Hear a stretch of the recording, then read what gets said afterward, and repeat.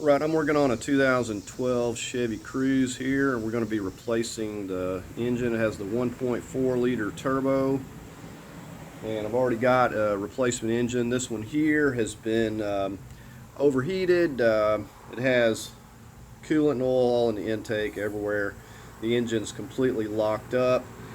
The starters completely locked up and messed up, probably from trying to crank it.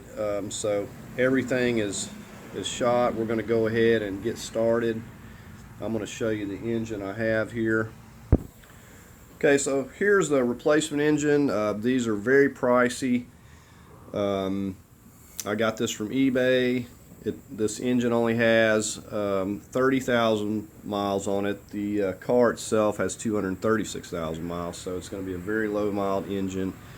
Hoping that the turbo is going to be good, but we'll find out once we get it running. We'll try to clean it up a bit and slap it on here and see what it's going to do. So when working on these cars, you're going to need to get you a kit of these e-torques. You get you a good kit. Usually you can't just find these anywhere. So this is a pretty much full set. You can see how they're shaped, but you'll need to get you some of these, get you a set, because every bolt on here just about is an e-torque. Okay, so here we are in the engine bay. Before we lift it up or do anything, we're going to go ahead and start disconnecting as much as we can up here. We'll start with the battery, and then we'll start removing this battery tray and everything. It has the computer on the side of it there. So we're going to go ahead and get as much as we can before we lift the car up and start draining fluids and stuff, just to make it a little bit easier without having to bend down as much to get to things. Okay, so we'll go ahead and get our negative disconnected, and we'll work on removing this battery. And this, you pop up. Already got that loose, and this should simply lift off of here. It kind of clips, pops down on there. So you have to kind of lift it up, slide this battery back. I don't know if this is the original, but this is the battery that was in here. So we'll go ahead and got the battery out. We'll set it aside. Okay, so we're going to be removing this tray. As you can see, we've got some 13s in here. We've already got these loose. So we've got a lot of clips running around here for this this wire and stuff, and then this wire hooks to it here. So we're going to have to start snapping. You can squeeze these together with some needle nose, and they'll usually just pop up, most of them. You could also unclip it here and just pop that wire off. And this has our computer, which just slides down into this, but this has to slide up and off of here basically. And I believe this bar here pushes over, and there's some clips, so we're going to have to pull that up and off there. We've got some other clips here, and looks like there's one here. Just got to push back out of there. This connector right here, there is a tab on the very bottom. You have to pull out that way. You push that tab that way on the very bottom down here, and then you're able to push that up. You can see that how it goes down in there and clips on that. You gotta push that over a little bit, or pull it, and it will pull up and off there. It's got this sensor connected to it right here, and you press that on the bottom, and you're able to pull that that off there, like so. So then that will be free of the box, but that clips into that right there. You actually push in, I believe, because that goes down and clips. You push that in. So I was telling you the wrong direction. You see how it goes down and clips under that. So with that off, you work on these connectors that are clipped into various spots, and we kind of pull them out of the way. And we're going to be disconnecting a lot of this stuff, so we're just going to kind of take it one thing at a time. Though we're going to get these connectors off. I'm going to unclip this wire from here, and any other connectors we'll get. We're going to pull this computer box. Actually, I think we'll just unclip it versus pulling the computer box up and off of there, because we can just set this whole box aside. So we're going to go ahead and mark these. They got safety locks. Just push those forward, and you'll have to push down to be able to pull. Once you got the safety lock, you got to push this down right here with the screwdriver, and you fold that way. So I'm going to go get a pick tool here. I'll show you. Okay, so we're going to push. I got a little screwdriver here. We're going to push that right there, and it should be able to unclip it. I'm pushing down pretty hard.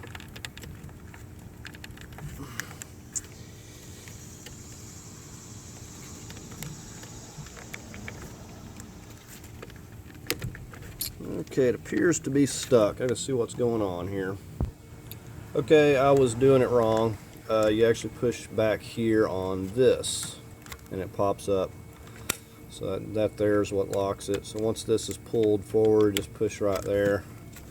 So I was doing it wrong, and once that is, we can carefully pull this all the way up, and it should just come off, but it may stick a little bit. So there is the first one. So we'll label these so there's no confusion as to which one's going where. Okay, so we got our computer wires out. We got those labeled. I've popped off a few more of these connectors. Don't be surprised if you don't break a few of them. You can always zip tie it back. Now I'm just getting ready to take these 13s out. We've got them loose. Got one more up here. And now we should be able, I think I've gotten everything. We should be able to start just working this out of here. Kind of work it underneath the wires and stuff.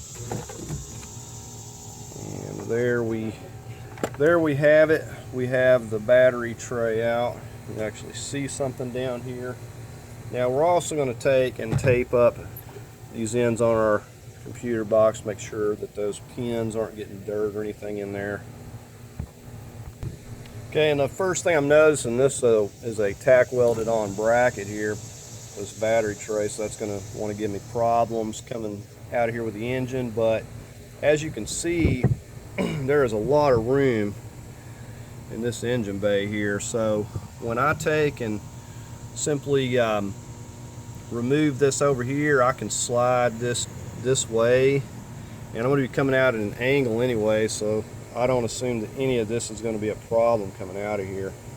I don't expect that I'm going to have to really remove much of anything. There's just so much room up here. So we've got that. We're going to have to work on getting a lot of these wires. You notice I put the bolts back where they go there. So we may go ahead and start disconnecting some of these wires that are going into various places here, and getting everything loose from the frame. And notice this is running to some grounds here, and it's running down to some junctions here, so we need to get those loose from this box basically. So I'm going to work on getting these loose. This here is simply connected to this firewall, so it's not going to be needing to be removed at all. However, we've got a wire, you can see, running into the bottom of this box here, and it's also running and connecting to one of these right here, so we need to get this unclipped and get this out of the way. Okay, these connectors right here, you push down on this tab right here, push there while you're pulling back, and that disconnects that from that. That's what I did right here. Just push down there and then pull that lever back. You can see that completely disconnects these two. We just have to wiggle it on apart. Now these are both, looks like, connected, but only one of them is I'm needing to actually get loose. They're both connected to the same box, but only one of them I have to get loose here. So I'm gonna have to figure out how these two separate here, because I need this wire to be loose from this. This I don't have to have. This is running off over here, but I have to have this loose. So I'm gonna have to figure out how this separates from the black piece here. Okay, these connect together. You can see this gray tab. What you do is you have to push over on that with a flat screwdriver. That slips into this one right here, and it just locks. So if this is pushed back down on here, that gray tab goes down below here and it locks down below this lip here. So see, I can slide it right back on here, and you can see how that locks. See how the gray tab locks right there. So you have to push that gray tab over with a flat screwdriver really hard right there, and you'll hear it click.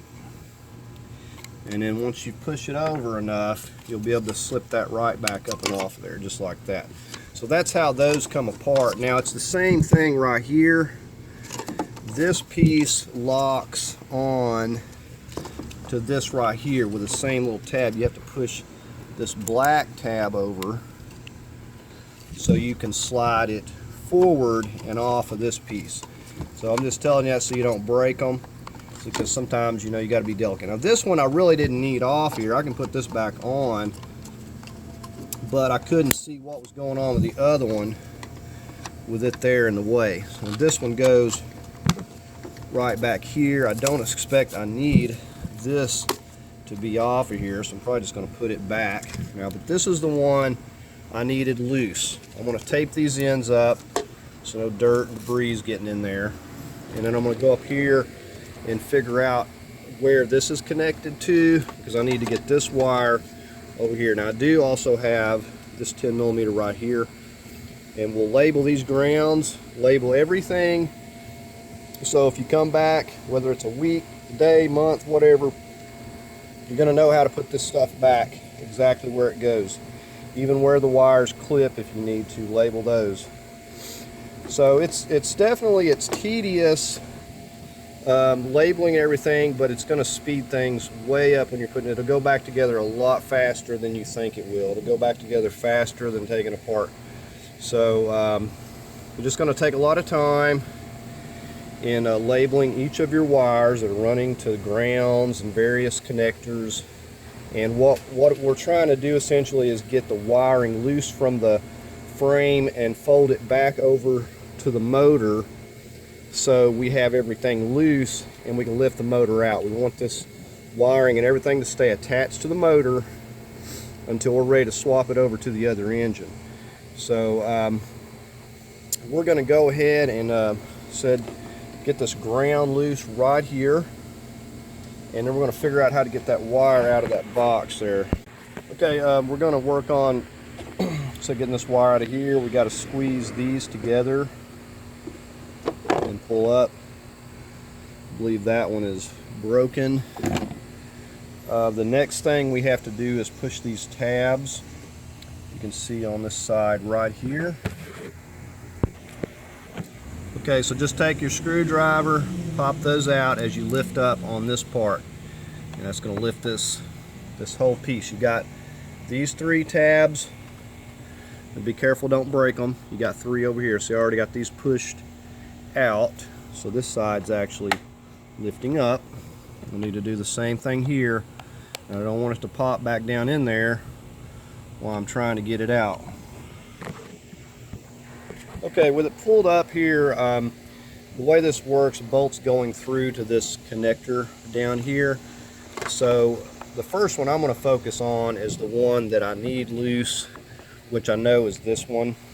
And I may have to go ahead and take the others loose to lift the whole thing off to have slack to get it out, but I'm going to go ahead and loosen this one off. As I loosen that bolt, this connector down here, you can see is going to come loose because it's being bolted to this box here. Okay, so we're just going to loosen this off as much as we can, and I can feel it coming loose there. So the key is to take as little loose as you can. It's just less stuff to have to put back. So we're going to keep loosening this until it's completely loose from the box. Let me see if we're still holding on here a little bit. Well, it appears that I've got it loose, but I don't know that I've got enough slack to wiggle it out. Let me see. Okay, there we go. So there we have it. You see the how the bolt just goes through that, bolts that to the bottom. So you know, we'll just want to be careful putting that back, make sure we got it lined up right. We don't want to be messing any of our pins up. But I've got that out. If I need to remove the others to put it back, see what I'm doing, I will do so, but I've got that out. Okay, this ground here has kind of got these little teeth. You can see they kind of like stick on to that a little bit, so you have to do, I had to hit it with a screwdriver and get it loose. Now don't go to prying on that part, you'll pop your bolt plumb out of there. But you can see we've got this all here loose. So we're going to label this ground here. We'll put the bolt or the nut back where it goes, so we're not losing that. We'll label that as to where it went. Okay, there is another bigger ground right below this one here. I just labeled it, took it loose. It runs down to the transmission harness here that runs up and around, so I've got that loose. So we this one here is also running in to that. However, we can simply unclip this and we should be able to get access to that in there. This just has some clips and it's on a hinge, so it unclips here, unclips there, and then we can get to this 13. So this is not going to be a problem here, but I do need to get this one here loose, and we're just going to stick it over here out of the way. So we're just taking loose what we need to. So go ahead and get this 13, and we'll have this wire and this stuff over here loose. Now we're going to go ahead and label everything just like we've been doing, so there's no confusion going back together. Okay, I think the next thing I'm going to do is get this intercooler hose out of the way. We've got a sensor right here. Just press down on that firmly, and it should come loose.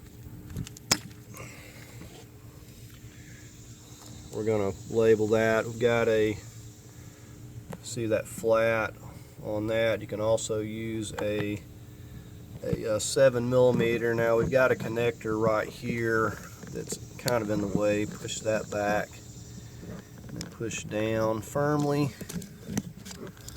Kind of get that out of the way. So label everything. We're going to get down here and get this band loosened up. Now I really need to get this intercooler pipe off out of the way, but I'm hoping I can just fold it back over here and it'll be fine. But if I think that it's going to get damaged, I'm going to take it completely loose, which we'll do that when we get the car up off the ground a little bit. Right now I'm just working with the car on the ground. So yeah, this is pretty stiff, so there's no way that I'm going to be able to get that out of the way without taking it loose completely. See all that coolant and oil leaking out of there, out of that throttle housing. So this was completely run into the ground, as you can see. So we got that loose. The next thing that's catching my eye is this cable. Now this will just pop up and off of here. This you have to push in on these two tabs like that. So I just squeeze those in and that just lifts up and off there. And actually this slid right off of here because there's no bushing on that, so I'm going to need to address that. I'm actually surprised if this was all shifting properly because that was just setting on there like that. So we'll have to get some kind of a grommet back in there and fix that. Not a big deal. The danger is that without having the proper one, which I'll probably have to order something, it'll pop off there. I've had it do that before on a different car. So anyways, we got that off of there, so the throttle or the shifter cable's disconnected and out of the way. We've got most all of our wires, as you can see here. It's getting down to where it's just a matter of hoses and stuff, looks like over here. So I think we're going to go ahead and just focus our attention on to this side. We've got connector here. Go ahead and pop that off. We're going to lift this whole entire box out of here. What we're going to do is just take it loose right here, this 7, and we'll go ahead and just completely pop this whole entire housing. Actually, I think this may be a, don't know what size this is, but it's not a 7 like the other one, or it's messed up one. Let me just get a flat. Okay, so here we go. We'll go ahead and loosen that off, lift this whole housing up and out of here. I'll be cautious of any clips. There is a vacuum tube under here, but you can't really see it until you lift it up.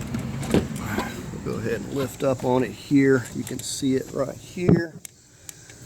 Just pull that out. And so I'm going to have my other hand. It's not going to come out that easily, but you see where it's at there. There it goes. So that is that. And you have this whole entire piece out of your way. Nothing to pulling that out. Frees up a lot of room. You can actually see something. So we're just going to continue on over here.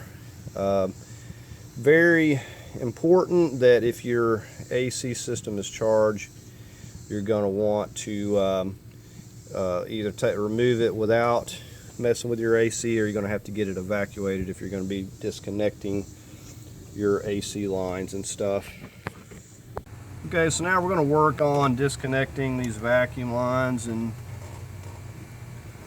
stuff that's going, and the fuel lines that are running back here. Just pull back on this connector on this red tab, pull that back on both sides. It's actually really close to this other one, so it's kind of tricky to pull it back here with the way that it is. I'm going to have to get a screwdriver. Just pushing on that back little leg there. See, now I've got it pulled back.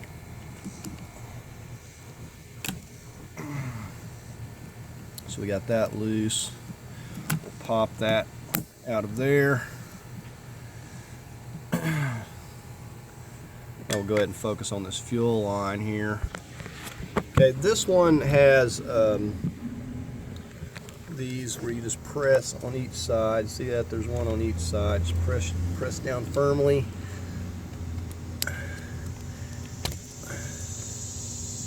See, there's one on both sides. Just press down firmly. And now we got that loose. There's really not a lot. There's like the fuel return. We got a vacuum hose there.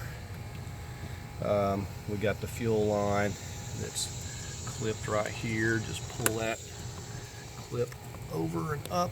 And it does. There's that one. Just clips down on there. And then we're going to go ahead and take this little safety. You see how that locks on there? That's a safety. Keep that from coming off. And it's usually got like a little lanyard on it, but it's broken. So that just slips on there and locks around. So we got that off, out of the way. We'll go ahead and get our fuel disconnect over here. This is my little plastic disconnect kit. We're going to be using this 3/8 one right here. Okay, so you can see how that splits right there. Just allow us to slip it on here. We're going to be going right around this. This hose is kind of blocking your view here. But anyways, we're going to spread that apart, slip that around there, and it's just a matter of pushing it up. Nothing to it. Now, because there'll be pressure, put you a rag around this. There's also a pressure relief over here. You can also relieve it's the fuel pressure tester port. You can relieve the pressure there. Now this one doesn't have any pressure, so I don't have to worry about that, but put you a rag around it if it does. So even though you've got this on here, it's still not just gonna fly off on you. It still grips. You have to work with it a second.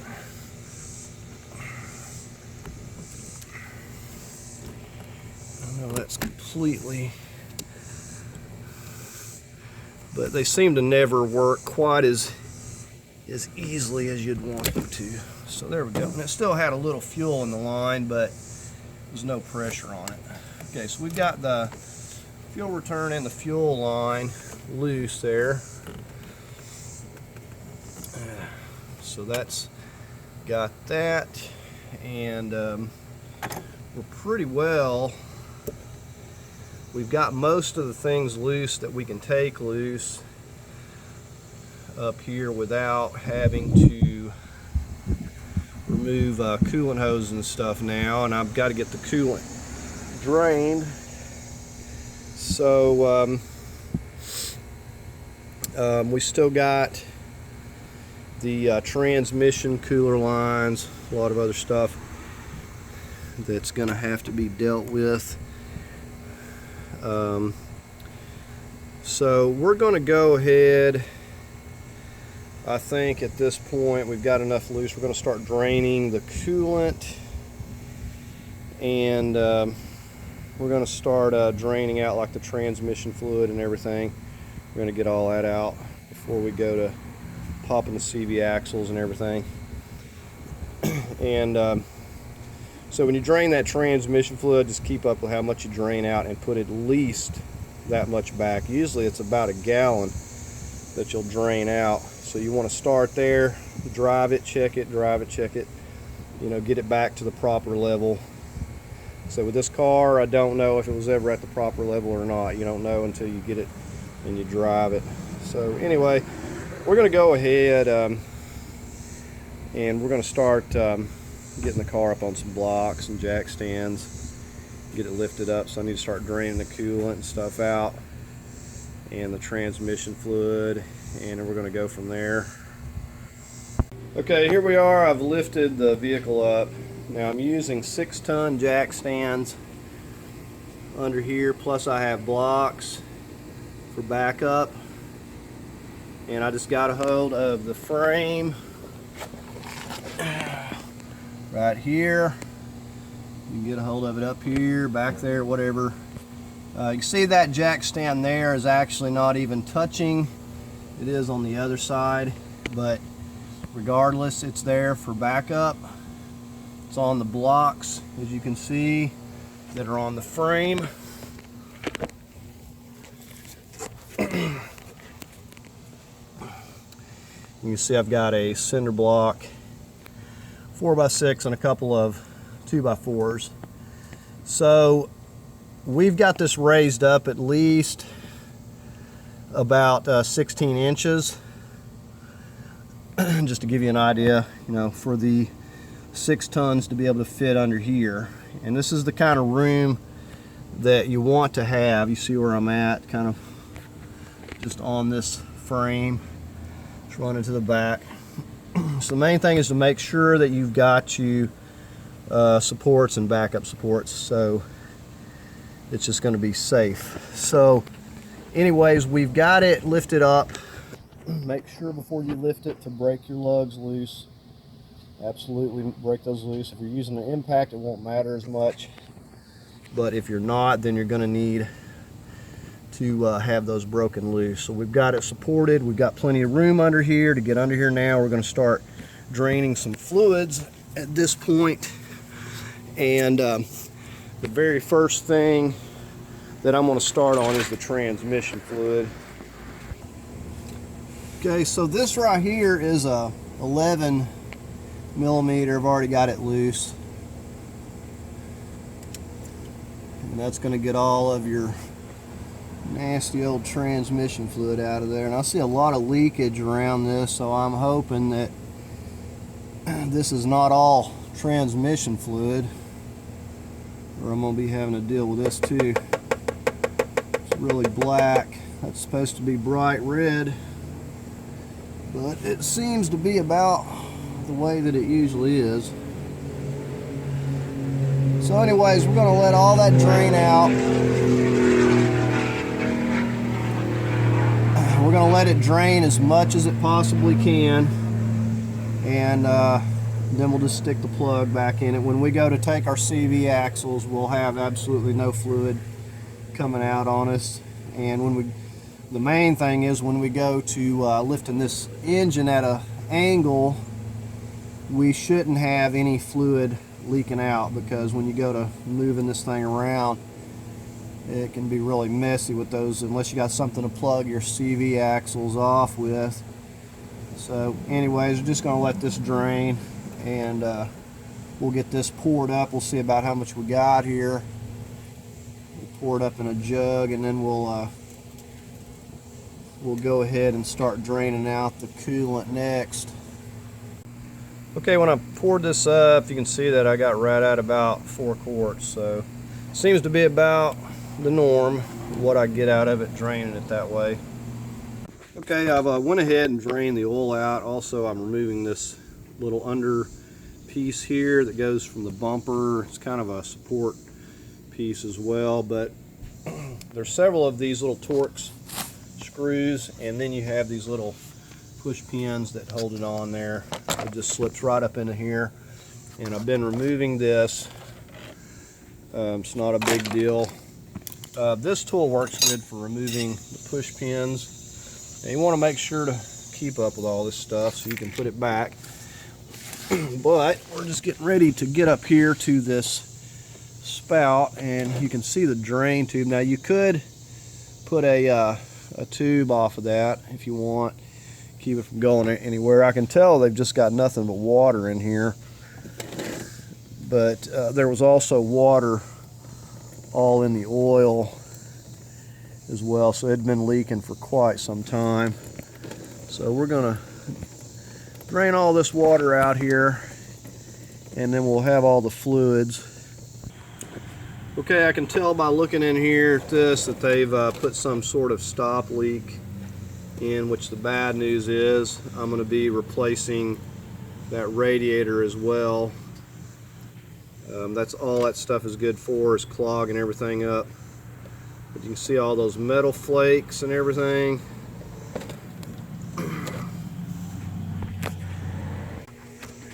Okay, this intercooler hose, it just has this wire clip. Very easy to pull this back with your fingers. Don't know how easy it's going to be to put back on, but it was pretty easy to pull this back. So I'm just pulling that completely. I'm just going to pull it completely off of there. You can see. Now the radiator looks really good, but I don't know that I could get all of that gunk flushed out of there, so I'm probably just going to have to replace it.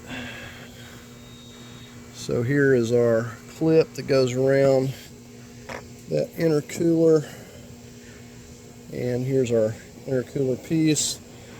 Got our condenser and then the radiator right here. So we should be able just to wiggle this off if there's no more bands, and gonna attempt to try to work it out of there, but everything seems to be really tight in here, and I don't know if that's gonna wiggle out or not, but I need it out of my way regardless. Okay, I was able to get it out of there. It just kind of angled back over this way, and it was able to slip it out of there. It's just a very tight fit. You see all that oil and stuff down in there as well. So we got that out of the way, which is good because the cooler lines were right directly above that, and I needed that out of the way. So we're going to be replacing these hoses. You never want to use, I mean, 236,000 miles, no way I'm taking a chance with these hoses. You get them together, next thing you know, you got a hose going on you. Now this one over here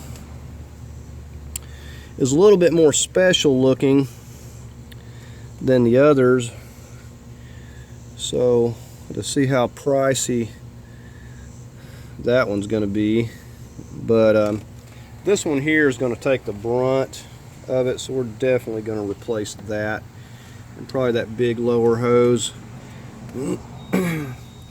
and just whatever we can. Probably get all new hoses and stuff, and so probably going to be getting another radiator. I just don't want to have all that debris and stuff circulating throughout the new motor. So anyway, we're going to start popping off coolant hoses. This one here, we're going to go ahead and take those loose from our overflow tank up there.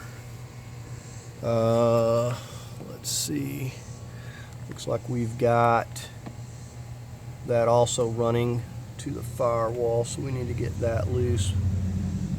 It's got one of those little special clips on it, if you can see it there.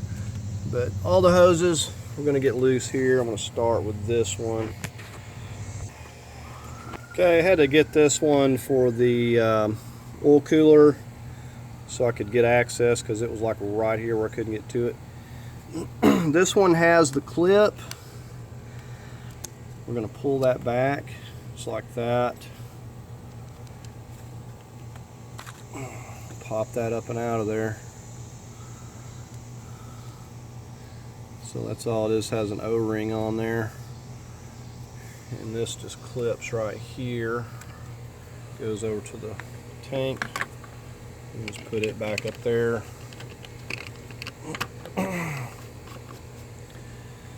And we'll go ahead and disconnect this right here next, and then we'll get back there on that clip. This is very easy to remove, and we'll just slip this little clip back on there so we're not losing it.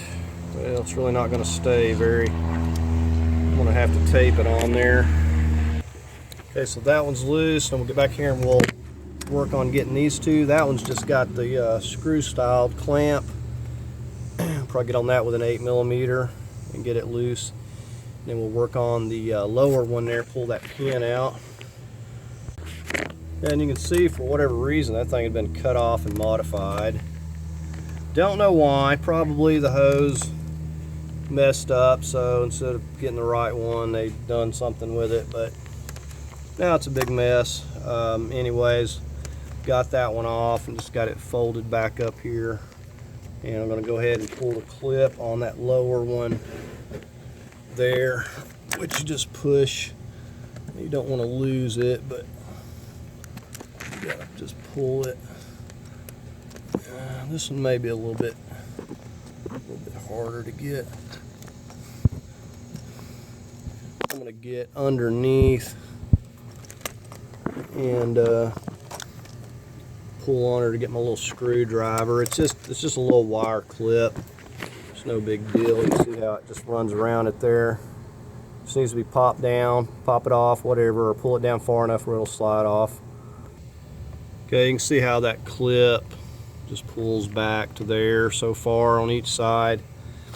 There's an O-ring in there. There was another piece on there that fell off. I'm gonna have to get down there and find that, see where it went. Okay, so I put that little plastic piece, there's like a beveled side that goes up against that. It like all come falling off, it was stuck on there. But there's also a little notch you see right there, and that just I guess assures that you got it straight on there, or it won't twist or whatever. But you see the notch there, there's a notch here that lines up on. You push it on there and it just clips down. It's pretty simple. So but I mean, I guess the hose is working up there as well, just as long as it ain't leaking is what counts. But this heater core is undoubtedly going to be clogged up with all of that stop leak as well. So it's not going to be good. You won't be able to get any heat through there. It's doubtful that it would circulate back through the system, but it's going to be definitely it's going to be clogged up. There's not going to be any heat. So anyway, it's unfortunate, but it happens a lot. First thing people want to do is start putting stop leak in it, thinking they're going to fix the problem, but all it does is just make more problems, clogs up more things. But anyways, we've got those coolant hoses loose. There's nothing to those. We've got our fuel lines, vacuum lines, most everything there loose.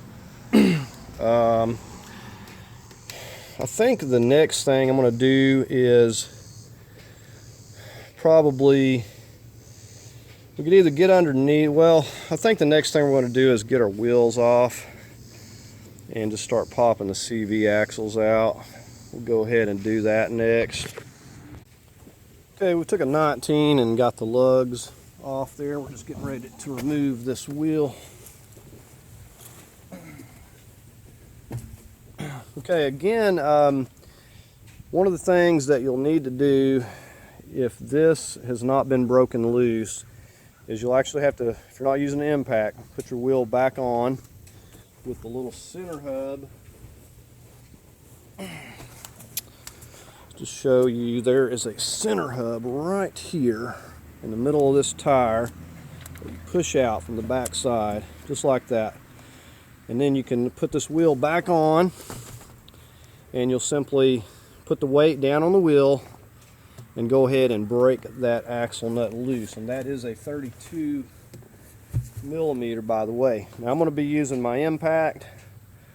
I'm going to just go ahead and spray it down with some spray lubricant here.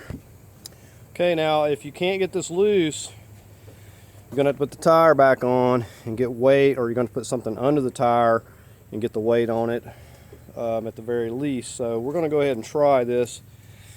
I've just kind of took and doused it down a little bit at a time.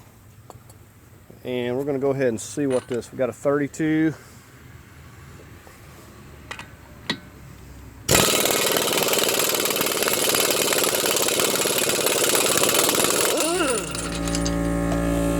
Okay, so there she is. Okay, another thing we want to do is we want to make sure that we can push this in a little bit, and it doesn't hurt to put a little dab of spray lubricant in there, but we want to take, and if it won't push in at all, then we know it's stuck. We can gently hit it with a rubber mallet. We can see that I can see that it's moving back there.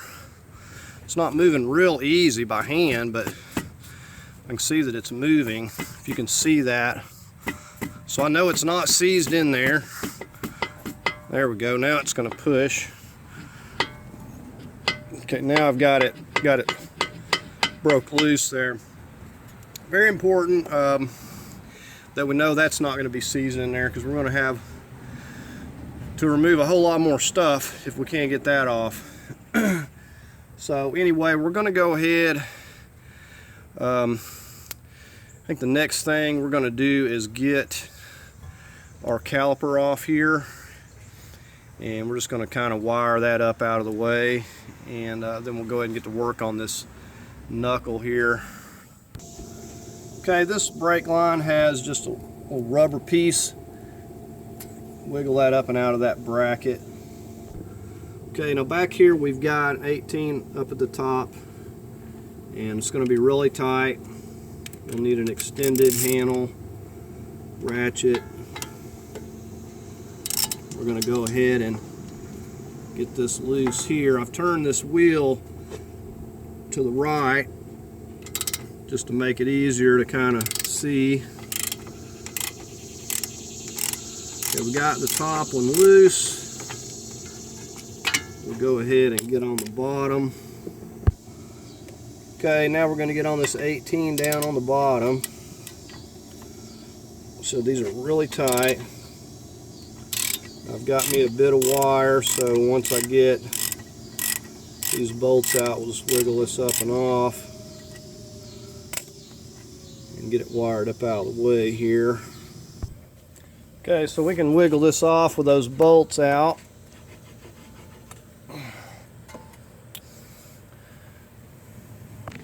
Okay, so there we got it wired up there out of the way. Main thing is get it high enough so it's going to be out of your way. So the next thing we're going to do is get to work on these right here. These are going to be 18s. However, this side is splined. You don't need to remove it. You remove this nut side. If you try to remove this, you're going to have a rough time. So we're going to turn the wheel back the other way and get a hold of this right here. Okay, so we're just going to get on these.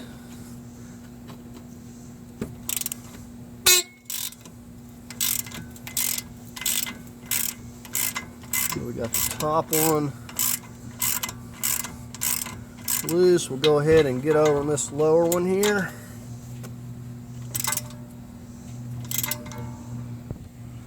Okay, so we got those nuts off there. You'll notice this bevel on this bolt. And we're just going to gently start tapping these. It's going to knock that spline in. Now, as long as you're hitting it on that bevel and not getting just crazy with it, you're not going to harm that bolt. Okay, so there's what that looks like. You can see that bevel, you see those splines, that's what bites in, keeps that from spinning.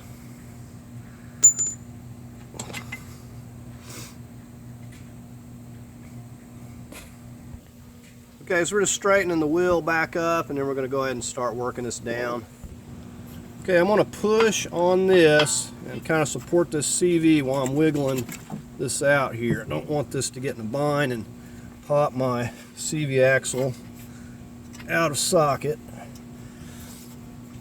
So it's kind of, there we go. So there we have it. You got to be gentle with these old CV axles. Just a little bit of weight on these will sometimes pop them out of socket, and unlike the older ones, a lot of these newer ones, they're like full of oil and everything, so have fun if you want to try to rebuild one. But anyways, we're going to go ahead and get up there and work on getting the rest of this out since we got it out of the knuckle here. Okay, so we're going to go onto the car here. I'll show you what we've got.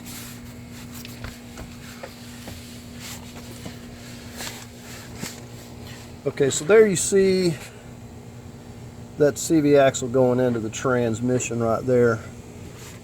And then here we have a connection at this part that mounts onto the bracket going to the engine here.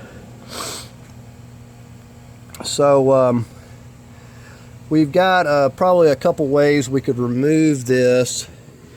We could remove these bolts, these 3 bolts going around here, and remove it this way. Or we could simply go ahead and remove that bolt and this bolt. So we've got 2 bolts here holding this, and we're going to have to remove this regardless to get it off of the engine. So really it makes no difference to me. It's probably just as easy to go ahead and remove these 2 15s that we have here. So we just got the 2. We got the 2 bolts right there. We're just going to go ahead and take those out. That'll get this bracket loose. Just be careful, don't hit no wires, break any wires up there. And we're going to pull this whole section out. So we could remove it here too, but there's really no point. It's just going to be extra work because this has to come off anyway. Now if we were just going to replace the CV, then we would be taking it loose here at this collar. Here's the 2 bolts holding that. The longer one goes on the bottom. You can see that we've got this loose. It is kind of hitting on some wires up here, so I'm going to have to carefully flip this back without damaging anything. I don't want to take the risk of. So hopefully it will pull itself on down here. So there we go. We just flipped it down, and now we can start sliding this out. You see it's coming out right there. Now I shouldn't have any fluid. It's not a bad idea to keep a pan handy, but we drained a lot, and so I'm just pushing it out, and then I'll get out here. Just be careful coming out with your CV axle seal so you don't damage that. I'm going to go ahead and get out here and get the rest of this and pull it on out. Okay, so here's your passenger CV axle. Put these bolts back in here, and just be careful with your splines and your thread stuff. We're just going to set this out of the way now. Well, and you can see how much room we had to bring it right through here as well. Just all kinds of room to slide it right out through there.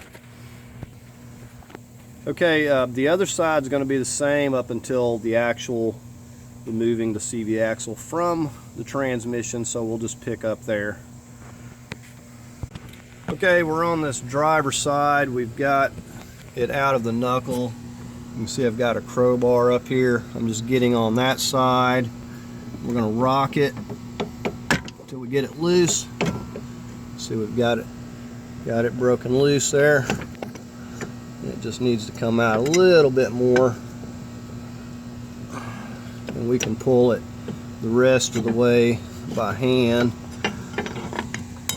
So we'll go ahead and get it the rest of the way out of there. Okay, so we should be able to just grab it. We shouldn't have any fluid coming out, like I said, because we already drained the transmission fluid. Okay, the next thing, we've got our CV axles out. The next thing I want to remove is this little inner flap. There's nothing to it.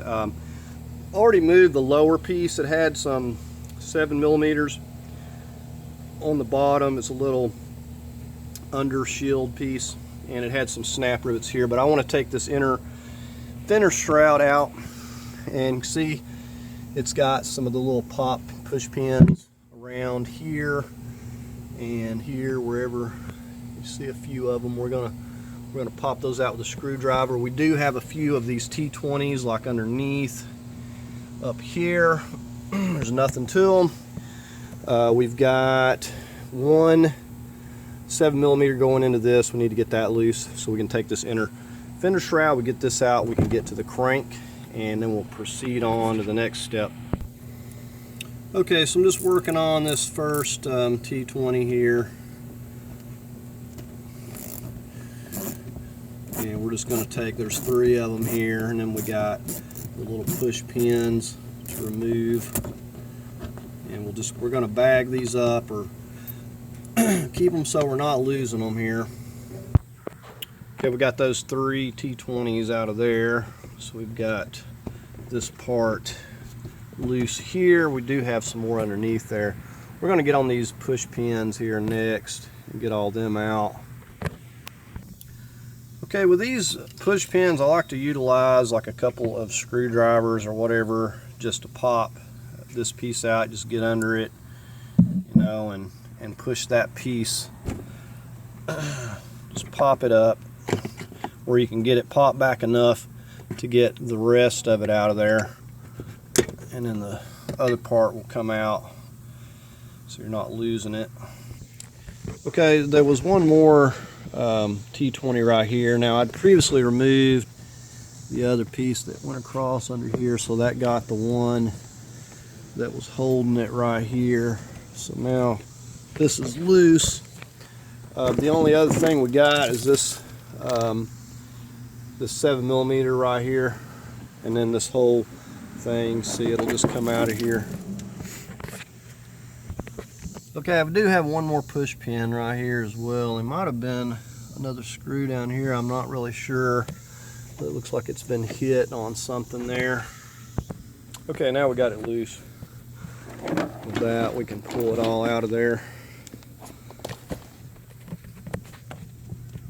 Now we can get down here and see this here. Can't remember the size. I think it's an E18, but I couldn't swear to it. So anyways, we're going to go ahead and well, we won't be able to rotate this to get to the flywheel bolts and stuff, so I was just thinking about that, the flex plate. So don't really need this, I guess, out of the way. But anyways, you can get a good look at it here on your tensioner and everything. As I said, you really do, you need these E-Torques. You will strip these things out trying to use something else. I have done it, and more especially on that tensioner. That thing is terribly tight, has a lot of tension on it. Okay, I want to back up a second. Now, if your engine, said, is not locked up like mine, you'll take an E18 and you'll turn this right here, and you'll go underneath here, and I'll show you where you would go about getting to these bolts. Okay, it looks like to me the starter is going to be the access point for these bolts or nuts for the flex plates. So you actually don't have an access panel down here unless the the oil pans off, so it's going to be the starter. So it would be easier just to wait until you had the engine and transmission out to do that. So this one's locked up. I'm going to have to pull it with the whole torque converter and then get it off from there. So I guess the next thing I'm going to work on is just going ahead and disconnecting the exhaust here. And these look terribly rusty, so we'll see what's going to happen with these. They're really bad. I can tell the nuts on those things are really bad, so I'm going to be lucky if they don't try to strip them. We got 3 of them here, but definitely I don't want to take more than I have to. Now we got an O2 sensor right here that we need to get disconnected, and it doesn't want to budge. So anyways, I'm gonna get that disconnected because that needs to come off as well. And we're gonna work on disconnecting this exhaust. We'll spray this down. And other than that, we really, we'll start on these motor mounts and stuff. We've got one here, and we've got one in the back. And of course, it's gonna twist and stuff when you go to doing that, but I wanna get those out of the way first. And then I'll rig up to it and we'll remove both the driver's and passenger side. But it looks to me like we've mainly got everything except for we've got the lower hose here that's still connected, and we got some power steering cooler lines that we'll need to get to, but there's not a lot. Okay, the first one is actually coming loose, believe it or not. It's a 13 millimeter. Either they will or they'll snap off, and if they snap off, I'll just drill it and put a bolt through it. But either way, I will want to find some new nuts to go on here at the very least. These are really rusty, and I'm just amazed that they're even coming off here, to tell you the truth. So we'll want to replace these with some nuts that are in a little bit better shape. These are probably self-locking type nuts, but they're just going to be a common metric size. And like I said, I keep a big bucket extra. A lot of times I'll take an old engine like this one, and anything good, take my impact and just go to removing nuts and bolts that are worth anything and just keep them in a bucket, because surprisingly they come in handy a lot. And if you run into a situation where you have a lot of bolts that need replaced, it can get kind of costly. And then you're running back and forth to the store trying to find the size you need.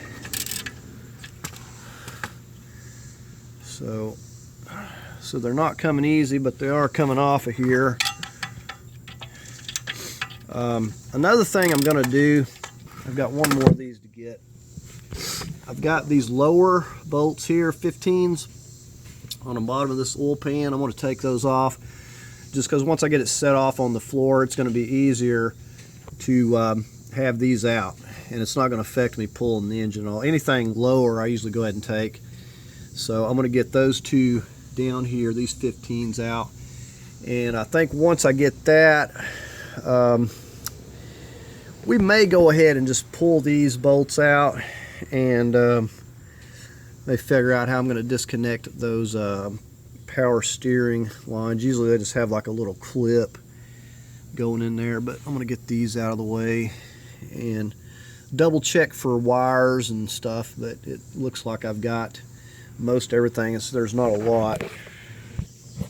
Okay, all of those are out, and we're going to see if we can't, may not have enough slack to wiggle it out of here.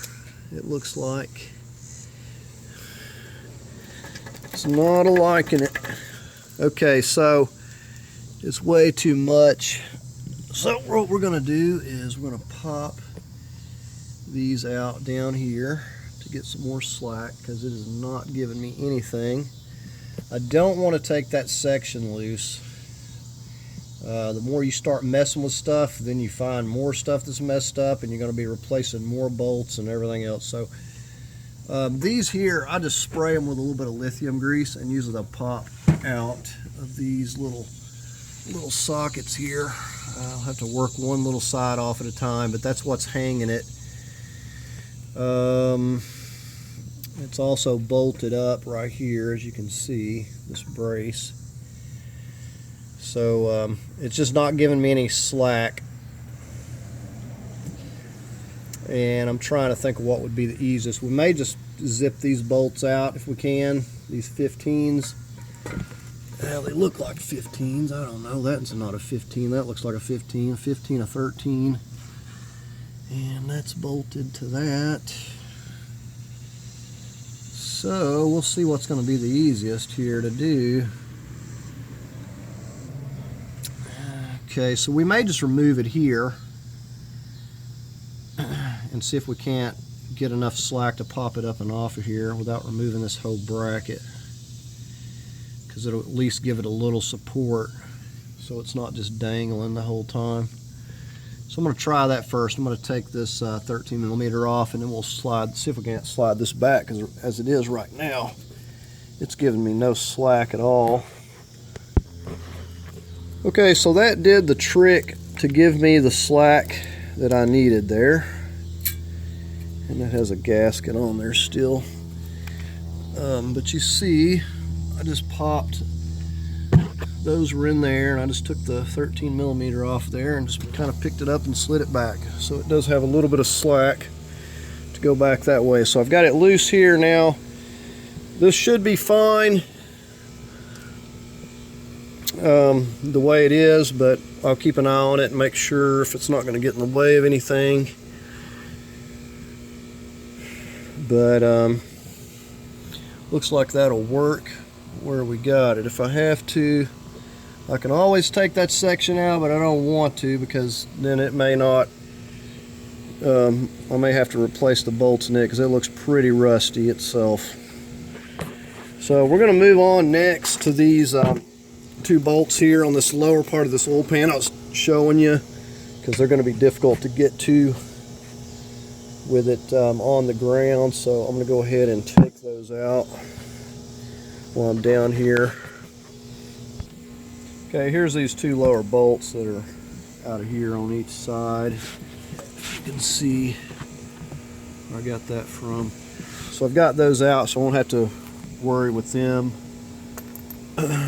And all these transmission bolts should be the same, but you can mark them as to where they came from. I think I'm going to get on those transmission cooler lines. I know there's going to be a wire that's running back here to this this power steering, this electric power steering here. There's a wire that runs, seems like off the engine of that I have to get. But we'll get a better look at it here directly. But we've mostly got everything. I want to get the transmission cooler lines. The AC I'm going to have to disconnect because I do have Freon in the system, I believe, and we don't want to disturb it. So we're going to have to get that loose and get this belt and stuff off of here so we can get this compressor off. But I'm going to double check it again. I believe that it did have pressure the last time I was looking at it. I'm going to go ahead and disconnect this coolant hose right here, because it's going to be easier, and then I'm going to see about that one over on that other side as well. Okay, so we pushed that off of the turbo, and then we got this loose from where it goes into the thermostat and everything here, and that you just lift up on it and pop it back. It's just that simple. Don't know how good all these O-rings are, but it may have to be addressed. So we've got these coolant lines all loose. I need to get on the transmission cooler I gotta find out where exactly they are attaching here, but usually they're not that difficult. Okay, here's a spot right here, looks like. So we're gonna have to pull these back basically, and you have to get a little pick tool.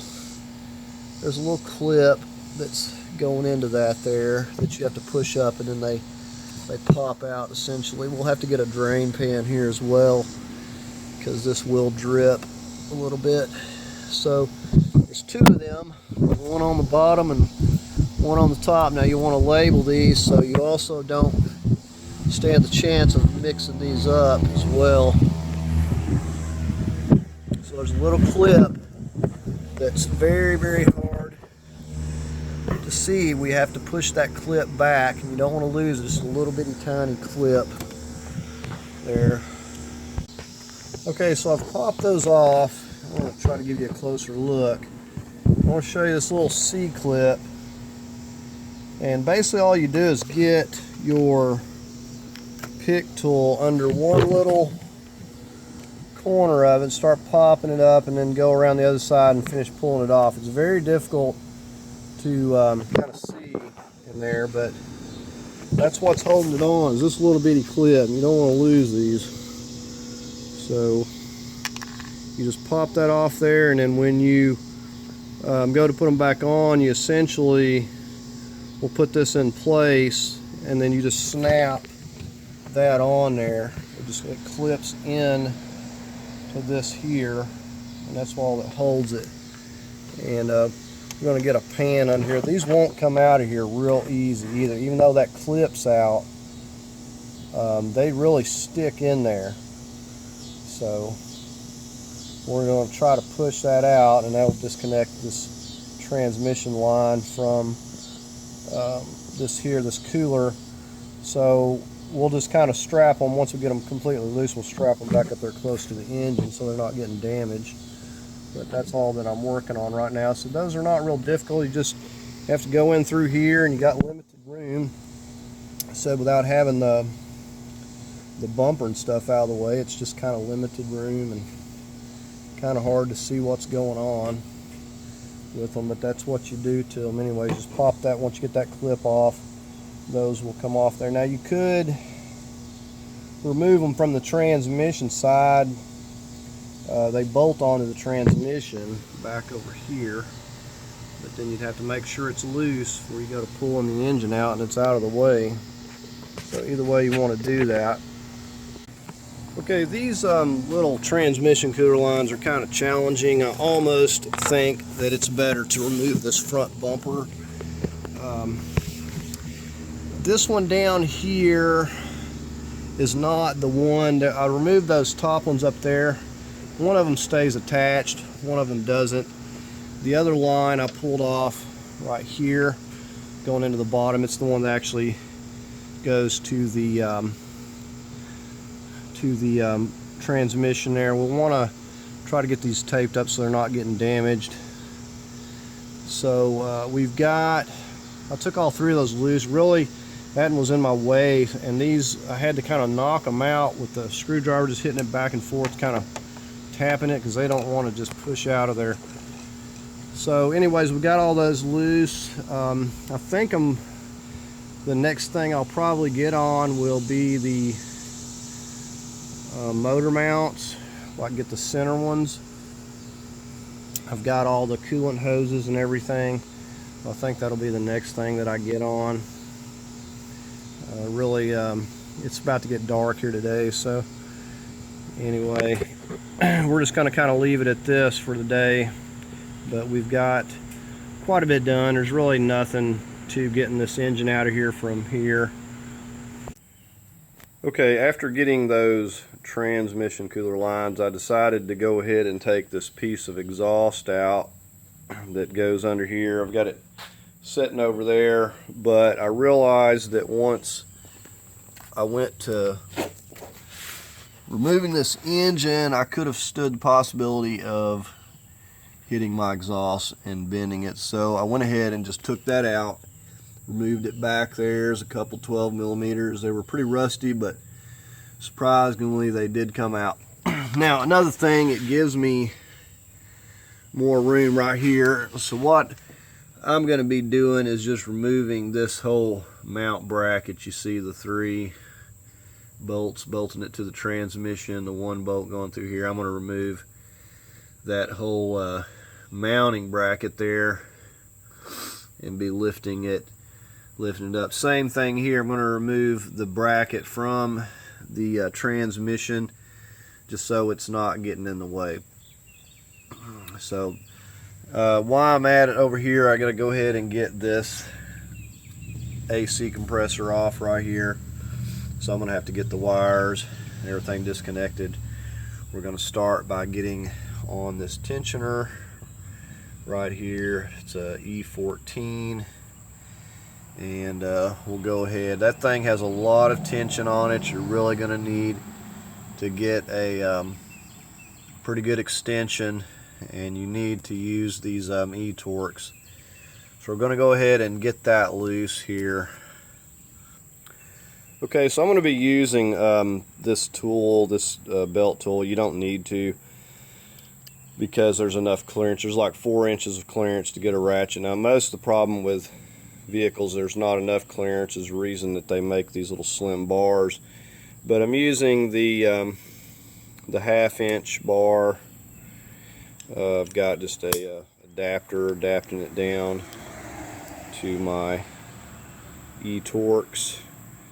It's an E14, and we're going to be using it in unison with this, and it gives me a lot of leverage. You see how it's got a little funky shape there. You can fit this pretty much anywhere, and you get a pretty good amount of leverage on this. You can see, you know, about how long this piece is, so I can get a good amount of leverage using these two together. Okay, so I went ahead and slipped that on just from up here onto the tensioner. We've got that like so. So now we'll just go ahead and take our big long bar, and I'm just going to slip that somewhere in right here, hopefully, if I can get it to line up. And with it there, we should be able to get enough leverage. It doesn't matter that it's not straight. You're going to get a lot of leverage. And we're going to go towards the front of the vehicle. And we'll go ahead and slip that belt off there. We'll just slip it off at the alternator there.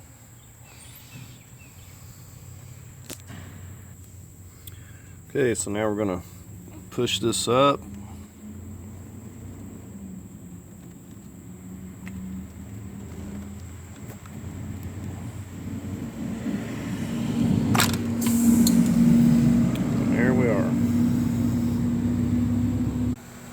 Okay, since I'm removing this AC compressor, I believe I'm going to go ahead and get this turbo off of here. Now I would have to remove this turbo regardless. However, it would be a little bit easier with the engine out, but it's going to wind up getting in my way. You see the AC compressor right down there below all of this. So we're going to go ahead and get this disconnected. There's not a lot to it. Coolant hose, we got the little turbo feed, and getting our bolts out of the exhaust. So we're just going to go ahead and get started removing this. Right, we're going to focus on this turbo feed. We've got our T45. We're going to go down here. We will be replacing this as well. These are notorious for leaking.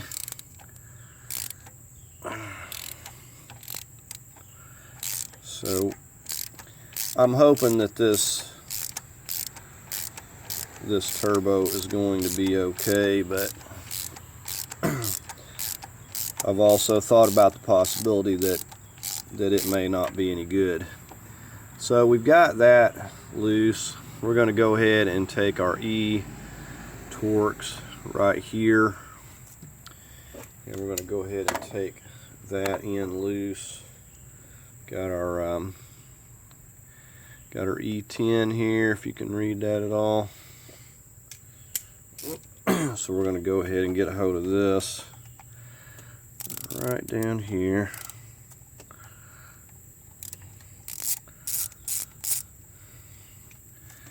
And be careful not to drop this. I spent a good amount of time hunting for this once.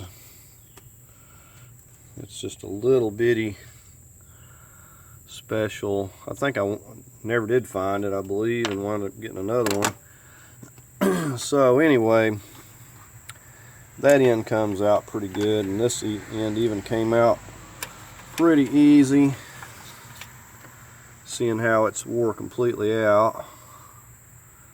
See that O-ring in there? I mean, it may still be sealing a little bit, but you don't want to start off with one of these things being bad. So we will be going ahead and replacing that. I think the next thing we're going to focus on is this band. This band here, we're going to put a mark on it, put a paint mark here somewhere on the body of this, the band, and also across from it here we want another mark. I'll probably mark it again once I get the band off, but I want to make sure this is marked, so this is going to go back together the way that it comes apart.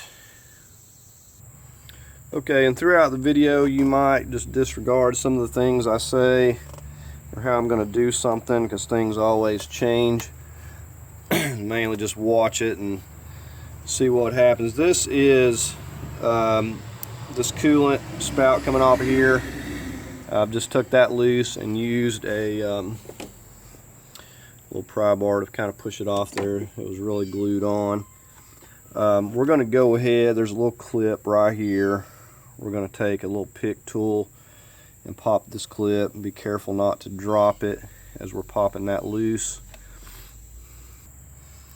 Okay, and here I am zoomed up on. The trickiest part is not losing these things, because as you're putting a lot of force to pry it off, it wants to go flying.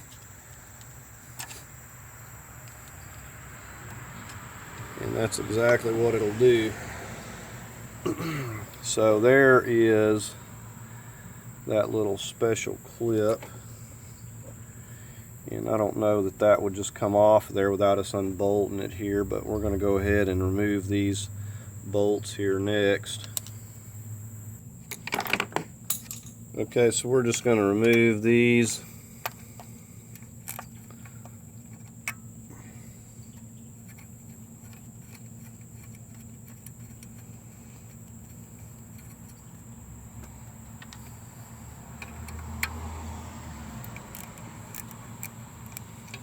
These come off very easily.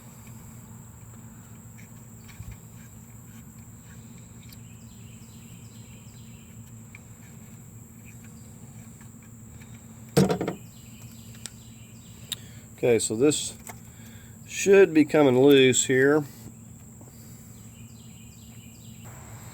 Okay, so all I've done is just pop this and wiggled this up and off of here. Now this is loose, but we need to get, we've got a little vacuum tube that's got a clip there. We need to squeeze that with some pliers and get this loose right here.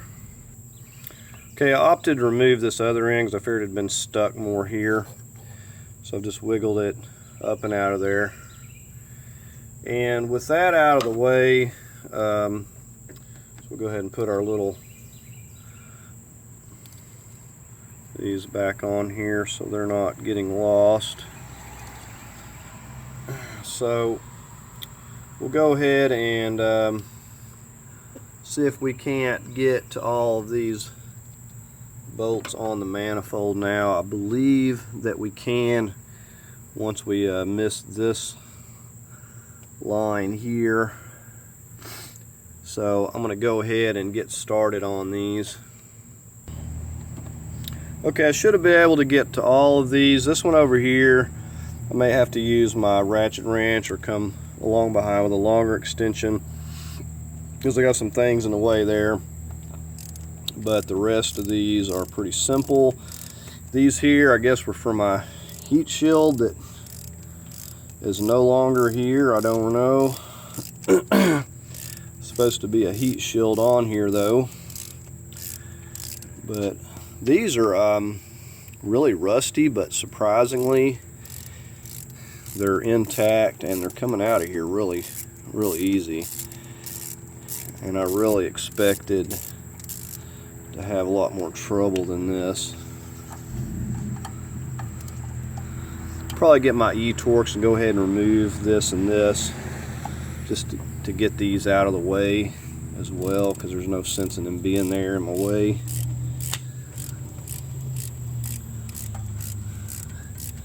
Maybe not, it just depends.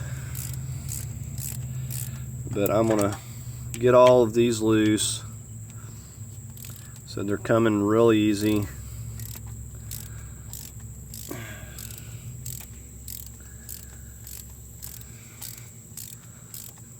And I've got almost all the top ones here loose. I'm gonna switch over and just get the bottom ones here in a second. And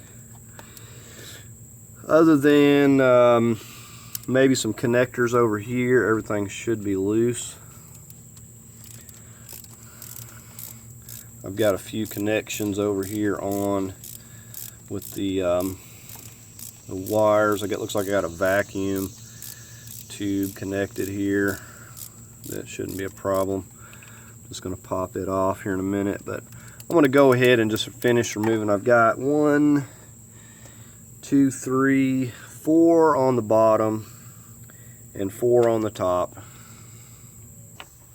Okay, so we've been removing these bolts. We got them all out. Some of these, the caps themselves will remove, and some of them the whole stud will pull out. It doesn't really matter. As long as you put them back in and torque them down, it'll work. The main thing is they don't snap off in there. Here's this gasket, and I've just kind of got it labeled. It goes over the top of it. It clamps down on there. Over here, we got a little vacuum hose down here that pushes off. Get that loose. This clips in right here. There's just a little collar piece right here that you twist, and that collar pushes back that way, and then this just pops off. This has an O-ring. It like plugs in there. Just pop that off. There's a little pin right here, down here on this connector. I'm getting ready to push that connector off. You can see that connector going into it there.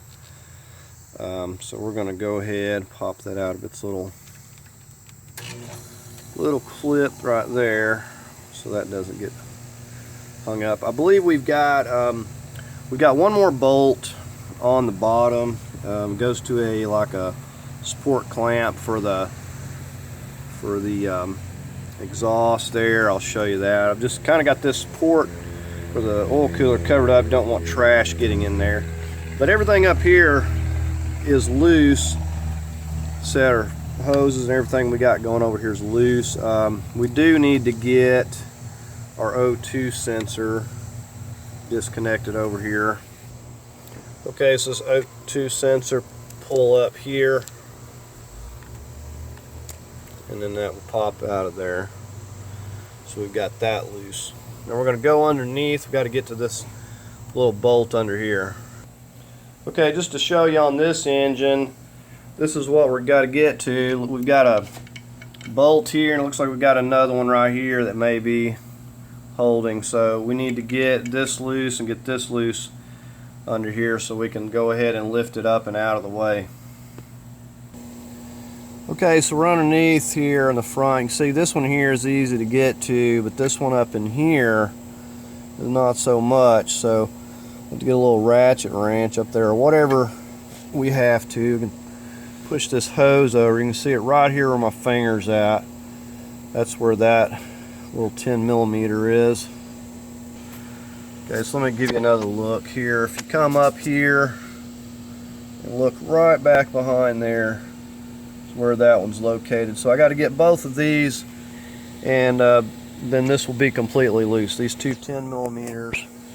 So here, in here, and then we'll have it loose. Okay, so I've got the got this one loose. I took the one up there completely out that was on that flange. Now you also got the turbo drain tube. You need to pull up on this clip right here, and you'll push that up and out of there. I just kind of pushed on it with a screwdriver. When you go to pulling this off of here, you want to have that pushed up. You see it, how it goes down into the oil pan there, and it just has that clip that clips around this bracket right here. You just push the clip back and just give it a push up with a screwdriver or whatever it should just push up. It's just plastic, so don't get real rough with it. So it's loose from the brackets down here. The manifold up top is loose, so we shouldn't have any problem getting this out of here. So I'm going to go up top and just carefully lift it back off of the manifold studs and just kind of lift it up, see if we can lift it up out of here. Okay, one of the other things I did forget on this line right here is a little E10 that's got this little coolant line connected to the engine or the oil cooler. Another thing, it's loose, but as I'm trying to take it out on this side here, this is hitting on the AC lines because there's not a lot of slack right now. Now I'm going to try to just work with it a minute, wiggling around. If that doesn't work, I'm going to come over because I have to start loosening things up anyways. I may go ahead and take this loose, take a few clamps loose, try to clear up a little bit of slack here any way that I can, because I need to get this out. And it's just wanting to kind of hang up a little bit here and there. So I think I can get it, but if I can, I'll take some more things loose here. But see, it's definitely coming out. There's not a lot holding it. The manifold bolts are real easy to get out. I noticed that like the newer ones were copper. On the other engine there was like a couple on there and they were copper, so they would come out really easy. But anyway, I'm going to go ahead and continue on and get this out of here, because I need to get the AC compressor out of my way, and this is going to just make things a little bit more difficult. And like I said, it needs to come off anyway, so regardless I was going to be removing this and swapping it to the other engine. So I'm going to go ahead and continue to wiggle with it and see if I can get it loose here. Okay, I've realized that I will not be putting this back in this way. The way this is designed, it's actually quite difficult to get to a lot of these coolant hoses and stuff. And for what I thought would be less trouble, removing this is anything but less trouble. It's a lot more trouble.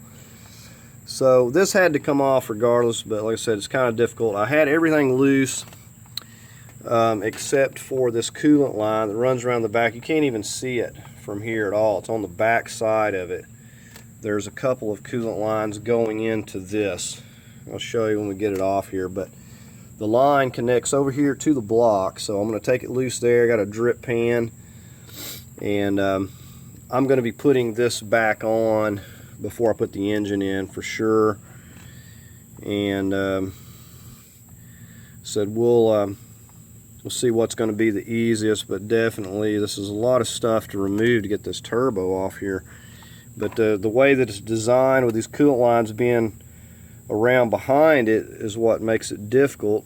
or it wouldn't be so bad. But anyway, there was also another connector right here, real simple connector that goes on just your oil sensor. Just pull up on that part and that just comes unclipped. So get that off of there as well before it gets hung up on something. But anyways, I'm going to go ahead and finish removing this. So you can see it down there. It's back in behind that hose, kinda. See if I can zoom in there. Very difficult to see. Pretty much can't see it from this angle. But there's a hose right there. There you go. Now you can see it. It's got the heated hose there, the heat shield on it rather. That is the 17 that I'm having to remove from the block. Now obviously the trouble's going to be putting that thing back on, which is kind of difficult. So I'm going to definitely put this turbo on while it's out, and I'll just have to work around that AC compressor as best I can. So that should be the last thing holding these coolant hoses, and this should come off of here. Okay, so now with that loose, we finally have it. So we got our oil drain tube down there loose as well. We're going to attempt to lift this up through here. Maybe I may have to go ahead and loosen the band and get that lower exhaust off. It may just not be enough room to fit it up through here. Looks like I got another wire clip right here. I need to pop that off while I'm at it. Okay, so I was able to pull it up and out of there, no problem. Just had to twist it a little bit in one direction. And see, we've got the coolant hose there. We got our drain tube for the oil, and this is just the whole thing out.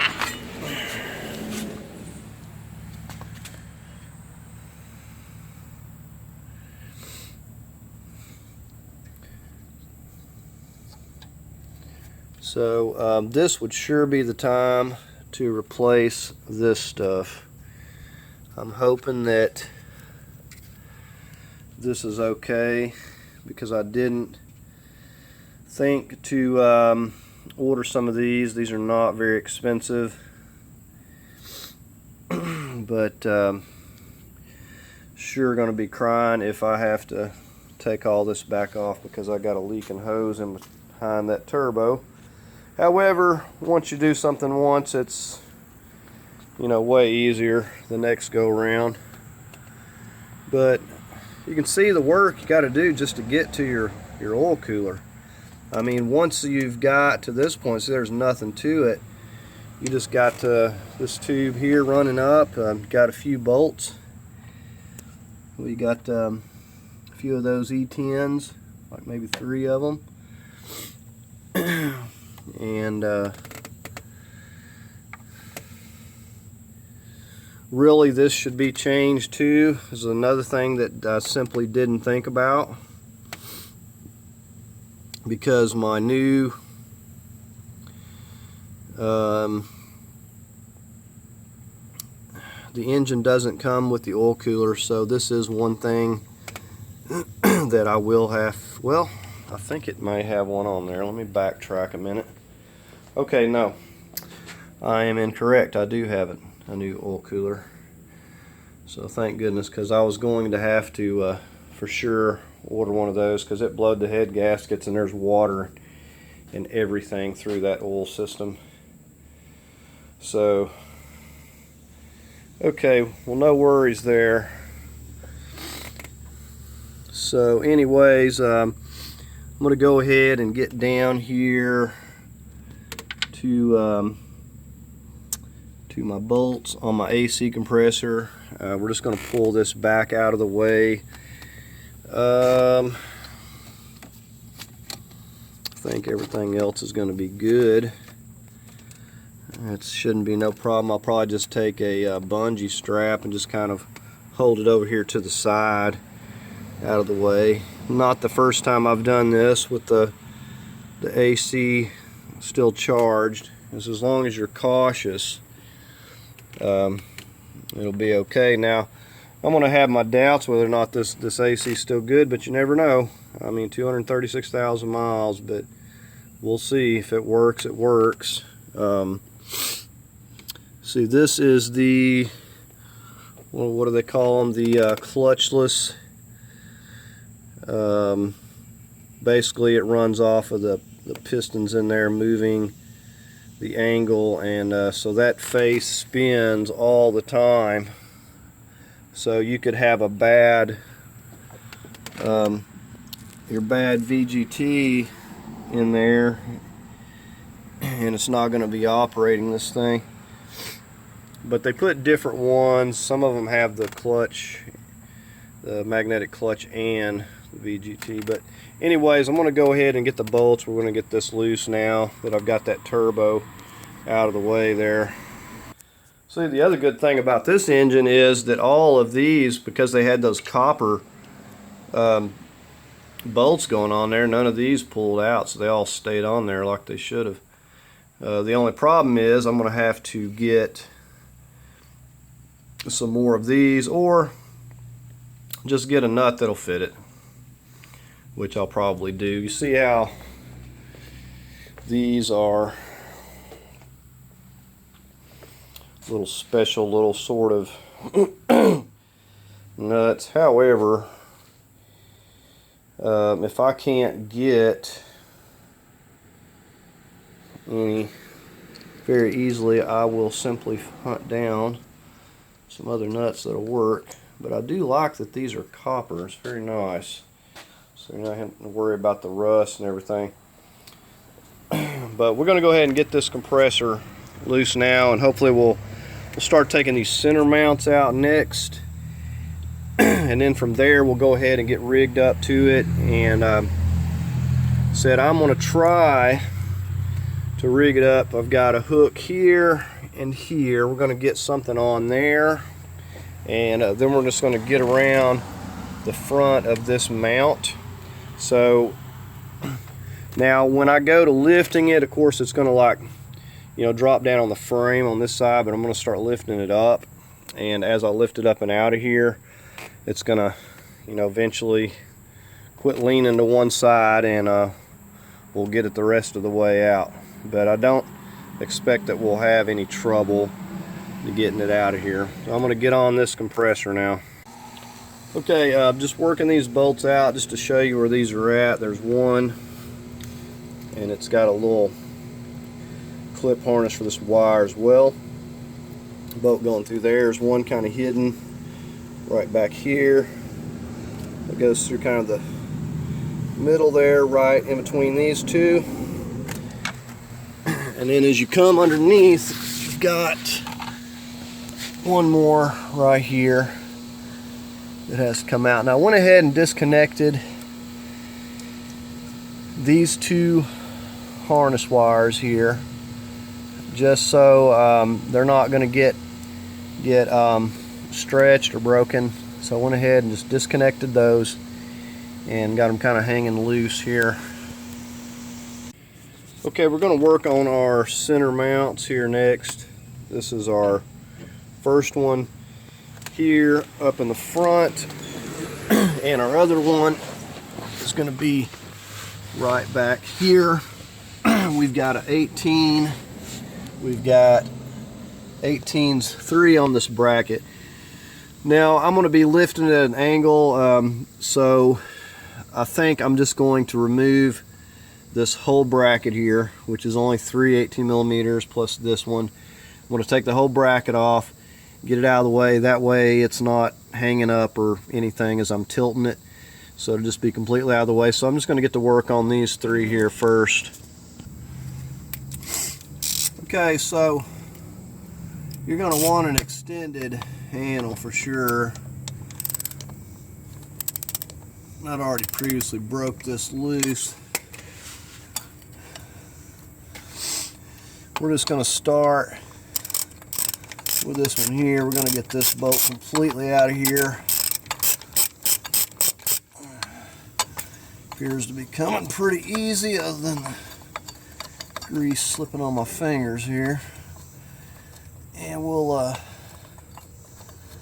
remember to put this little bracket piece you see here back on.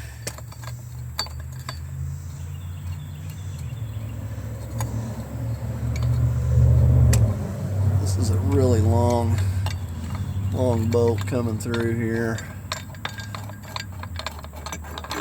Okay, so there's that.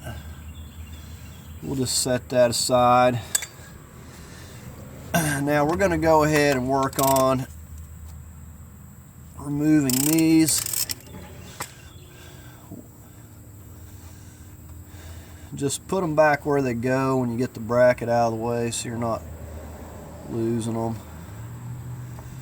Said usually, if you know, it's not that difficult to remove this bracket, and usually what happens, if I don't, it winds up hanging up and getting in the way, and then I'm coming back and removing it anyways. But anytime you're kind of coming at an angle like this. Okay, so I'm getting this one up top here now. Okay, as you can see where I'm at up here, I'm up on this top one.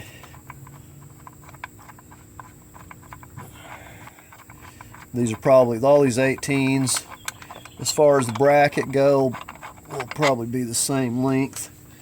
So there's the first two. Now we'll definitely, I've just got one more here, we'll make sure and Loctite these when we put them back.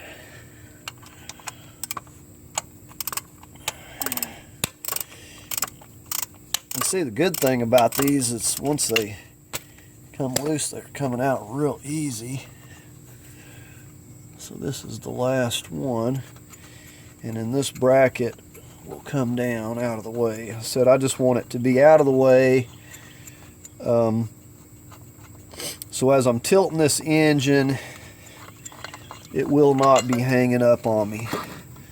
So now I can just pull that out. Just slip that right out. So I think I'll just stick the bolts actually in this bracket here, because if I put them up there, they might actually catch on something. I just don't need to take the risk of that. So I'm just going to put them in the bracket that they came out of, and that'll work. Set that aside. Alright, so we got that one. We'll go ahead and get up on the front one here. Okay, so now we're up here in the front, and this is also an 18. We're coming at it from the driver's side here though, and I'm gonna have to, alright, so we got it moved, and said you're gonna want an extended ratchet. These are all extremely tight to start with. So we're going to do the same thing. We're going to get this bolt here completely out, and then we're going to move up top. We've got a few 15 millimeters going into the transmission. We're going to remove those and just get this whole thing out of the way. So I'm going to continue on here. Okay, so we got that bolt. It's kind of hung up a little bit. I'm going to have to wiggle it out of there because the engine is kind of twisted, but that's okay. We're just going to leave it there for the moment. Okay, so we're up top. We're going to work on this bracket. We've got 15 there, 15 up here, and we've got one more hiding down in there. So we've got 3 all together. We're just going to use a little bit of an extension where we need it. We've got a 15 millimeter on here. So this is already, the bolt down there is loose. So we're just going to completely remove this so we don't have to worry about anything hanging up as we're coming out of here. Okay, and these are said these are going to be Loctited in there, so don't expect them to come out easily. And I'm just working on this lower, and then I'll get down there, or this is the upper, and then I'll get down there to those other, the one on the lowest one. But anyways, got 3 of them to get. They're gonna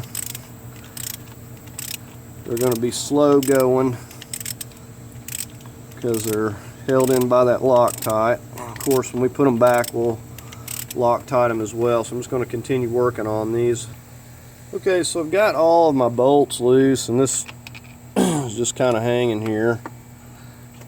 Just taken out.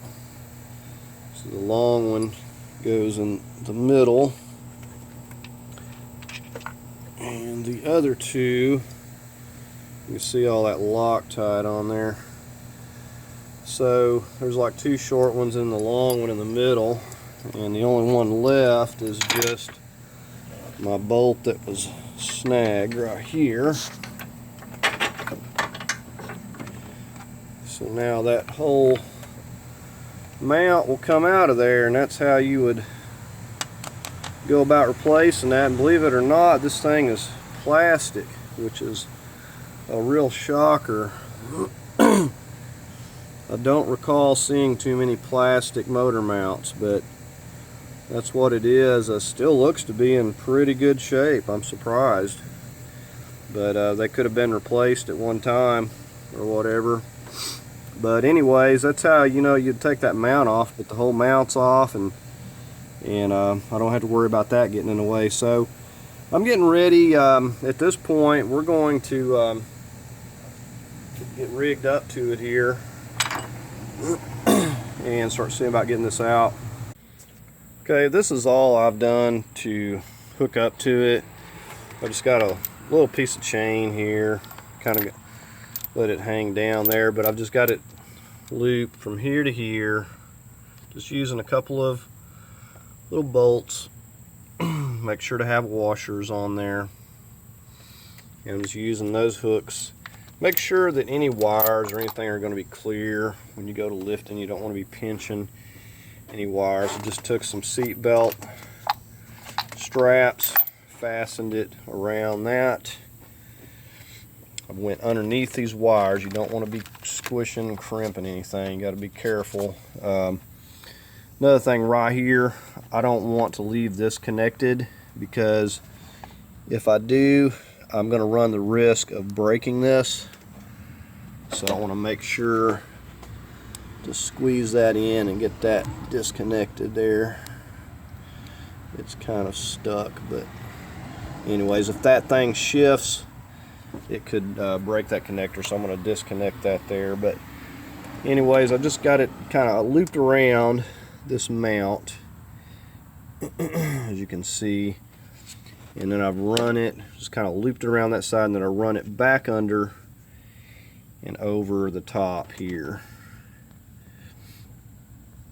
Essentially just going to use this mount. I'm going to take these 3 bolts loose, and that's going to drop down. Now what I'll also do is take these out and take this out of the way, because I'm going to be lifting it up. But kind of get the idea. I'm just hooking, going in behind this mount and using it as a good lift point. It'll be good and stable. It's gonna, you know, tilt this way as I lift it, because I'm just a hold of the motor and I got a lot of weight on the transmission. But that's all I've did to hook it up. You could, you know, do it in some other fashion, but pretty much any way you can get a hold of it. A lot of times, if I don't have these lift points, I'll go from, say, hook a strap up here on this side and maybe go diagonally across it. The main thing is you want to make sure whatever you're a hold of, you can't go to get over the mount, and make sure it's nice and solid and stable. So yeah, that's it. We're going to go ahead. I'm going to take this side over here loose first, and it'll drop down a little bit onto the frame, and then I'm going to go ahead. I'll get this side, start taking it loose. Of course, I'll get my lift up here into place. So that's all we're doing. We just got the two mounts, driver's, passenger over here, and this is ready to be lifted out. Just show you under here, I had a little bit of a gap. I stuck some cardboard in there so it's not slamming down on the frame. That's all I did. Folded up some cardboard and stuffed it in there. It's like a 1/2 inch or 5/8 inch. But I didn't have a piece of board handy, or I would have just stuck that in there. But it's not going to move much. It's going to, as you can see, it's going to drop down onto the subframe as I take it loose. I'm going to have the lift hooked up to it here in just a moment, but I said it's going to tilt this way because the weight's going to be on this side. But that's what I want, because I want to tilt it more this way so we can come up at an angle, and as we get up and out of here to clear everything, we'll also clear this right here. So it's going to be pretty much the same thing on both sides. As I get the lift on here, I'll take these loose, take this loose, take the mount out of the way. Of course, I'll do this one first, but the same thing here. We're going to take those out, and then we're going to also take all the bolts out of this mount here, and we're going to take this completely out of the way so we can lift this up without that getting in the way. Okay, here we are with the lift, and I'm using got an air chamber, just makes it go a little quicker. However, when I'm working the engine out, most of the time I'm just using the little crank handle there. Okay, so I've got tension on this already, so we're going to work on getting over here to this side and just taking this transmission side loose first. I'm just going to pull some of this stuff up out of the way so we can see here.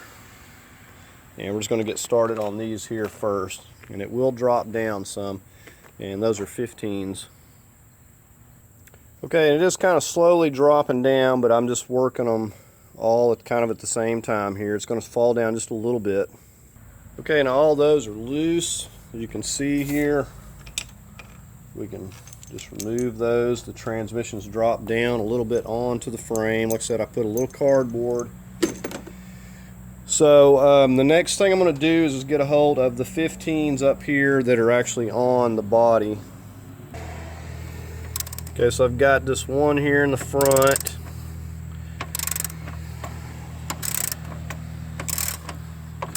And this whole entire mount will come up out of the way. I've got the nut right here. I'm using an extended handle ratchet, and then I've got one more in the back there that you can't really see from this angle, and it may be better. We're probably going to need like a swivel. I'm going to go ahead and get a swivel and get to that one, but I've got the front two loose. Probably go ahead and just get them completely out at this point. Okay, so we've got all these loose. The one in the back, I just used the swivel. So this whole mount, very easy to remove, by the way, compared to some. So we'll just get that out of the way. Okay, with that side loose, it's only being supported just by the frame. It's just sitting down there. So we're going to go ahead and focus our attention over here. Kind of the same deal. We're going to just drop these out, and then the weight's actually going to be on the lift. So we've got tension on it, so it's not going anywhere. And then once we get these three, we'll go ahead and pop these here out, these 15s. They're all 15s. And in the same way as the other side, we'll lift this whole complete mount up and out of the way. So we'll go ahead and get started on this. Okay, so here we go. We're just gonna carefully, you never know what the engine's gonna do. It's gonna be essentially loose, so we're gonna just carefully take them loose and see what kind of movement we have here. I can tell that it's moving some, but all I got to do is put a little more pressure, lift it up a little more if I need to.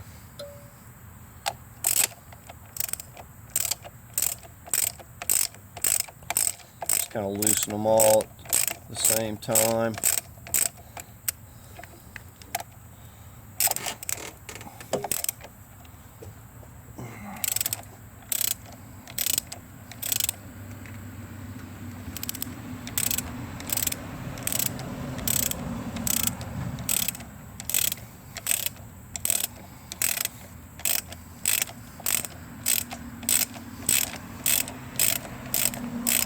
Okay, so I'm just going to continue on until I get these completely loose here.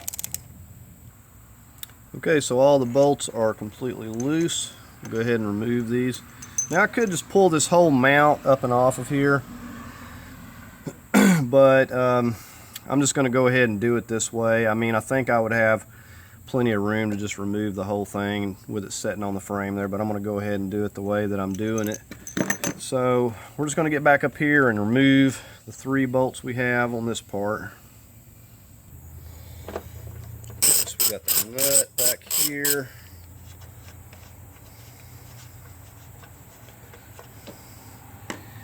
And then we've got these 2 bolts.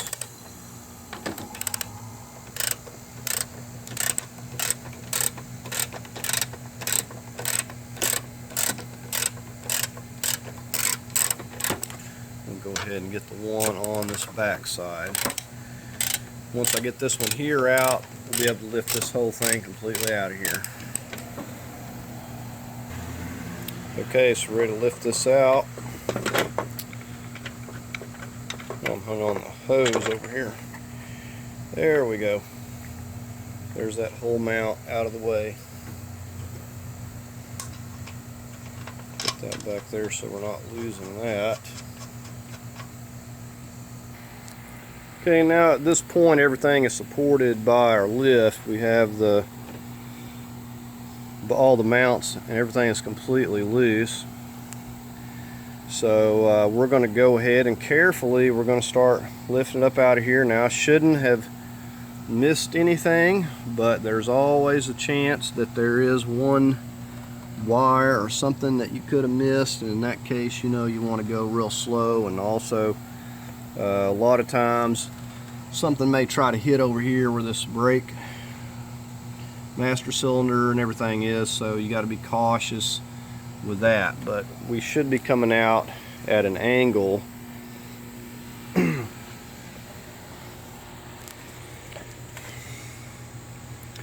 we've got plenty of room here. We're just going to say be cautious because anything can hang up.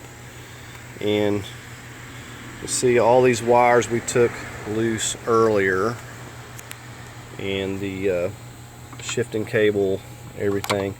So it all should be loose, but we're gonna move slowly. We're just gonna start working it up. Now I would expect at some point we're gonna have to put a piece of cardboard for the hood, and we may actually have to go higher, so we may have to remove the hood prop and prop it up by some other means. So we're going to play it by ear, but shouldn't give us a lot of trouble. We're just going to start, carefully lifting it up, and you'll note when I'm lifting this, you'll notice that it's wanting to, tilt this way, which is what I want. But we don't want to tear anything up. You can see we got some lines right here as well, and everything's getting close to this, so I want to make sure that I shift that over a little bit so it's not getting close to anything to damage anything. See, I got a lot of room over here. I can come this way a lot, but I don't have a lot of room on that side, so I'm thinking at this point we need to, oh, and right here I see a wire that I didn't see before. If you can see this, I got the everything loose, but that bolt was still in there because it's hitting right there. You can see that's hitting on this,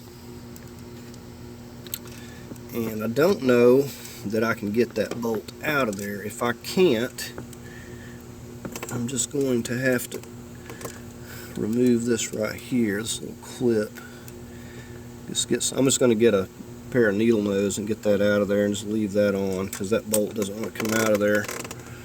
But yes, I did get these wires loose. These connectors are loose. Very easy. There's two connectors going to the AC compressor. So I need to get that wire off. That's the first thing. Okay, as I've lifted this, I've slid it more that way. You can see how it's sliding on the frame. I'm still on the frame a little bit, so I would expect that I'm going to have way more of a tilt, just due to the way that I'm rigged up here. It's going to be way more weight on this side, so it's going to come out at a pretty good angle. But I may have to go up a little bit high, but I shouldn't have a lot of trouble. Now I'm getting into some stuff over here. I'm going to have to be careful. Okay, so far we're coming out of here no problem. I do not see anything that is connected to anything, so it wasn't much, just a few vacuum lines. So we are coming on up.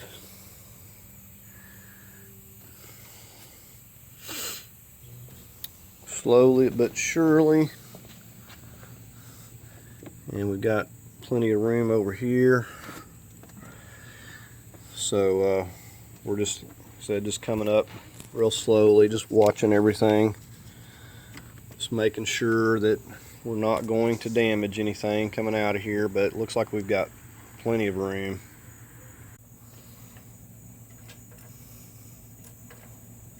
Okay, we're just going to continue to lift it up slowly here and just check as we go. Okay, so everything's looking good. We're just going to continue on. The angle that I'm at is a lot better than I expected it to be.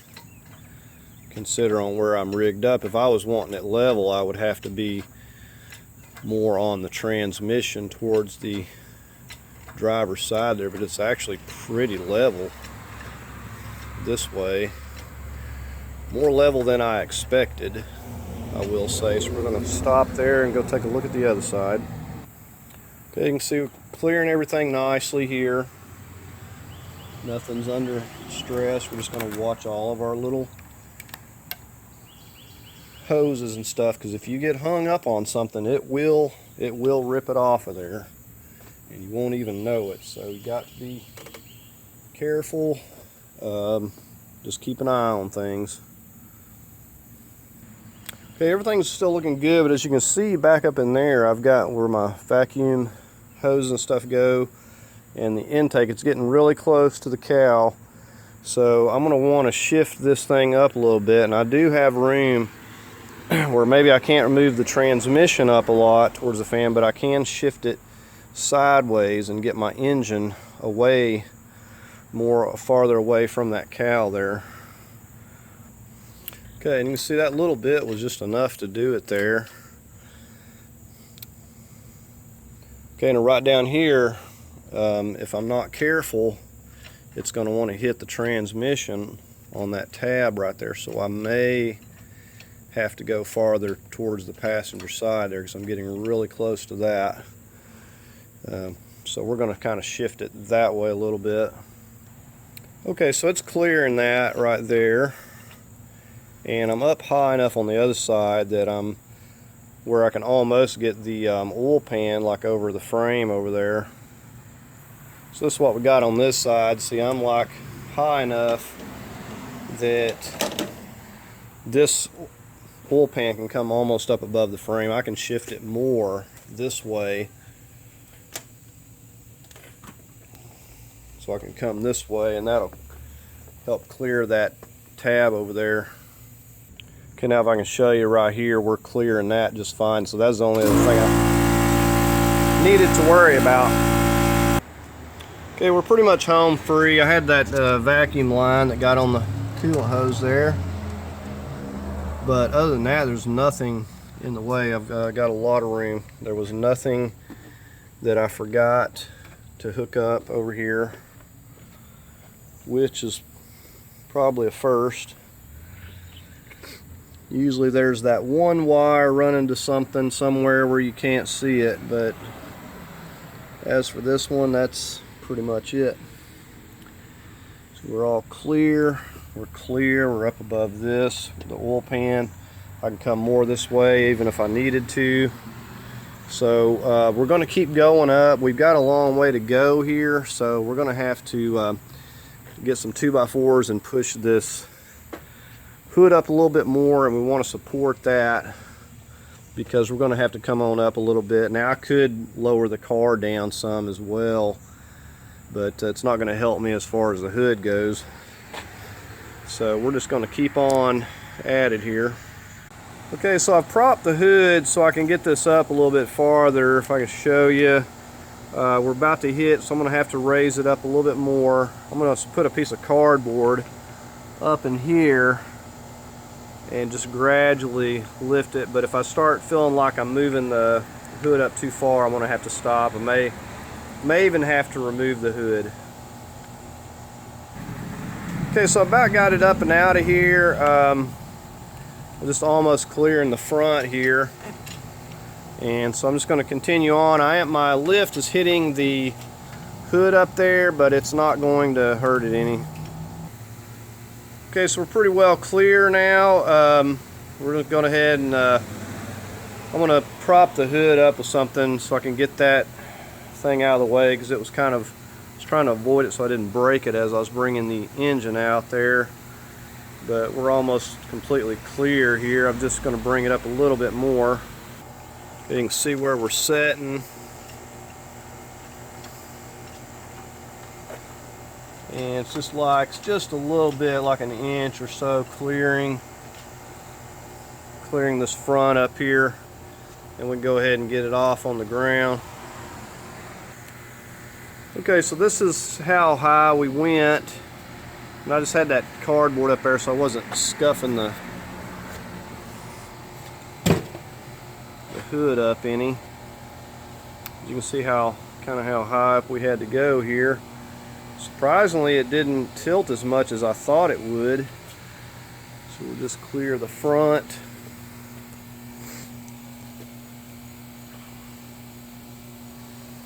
And there was nothing left to disconnect, so that all worked out good, and it came out of there pretty good. So we'll just have to try to go back in exactly the same way. I do believe I'm going to leave that turbo off. One reason I'm going to leave it off is because I don't have those special little brass nuts to bolt it down with, but I think it's going to be much easier doing it that way, and I'll just have to deal with it going back together. So the only tricky thing is this little water plug right here. You got to get the hose in. But anyways, that's it. It's loose. We're going to go ahead and get it over here. We can work on getting that transmission off. Like I said, it's locked up, so I'm just going to have to pull the whole torque converter out. It's probably due for another seal anyways in there, so we'll all but certain have to replace that.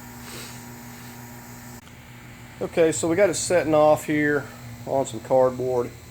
Anytime you go to messing with these, you're all but certain to make a mess, so the cardboard will help soak some of it up. So there's a good look at this thing out of there. Very easy to get to stuff now.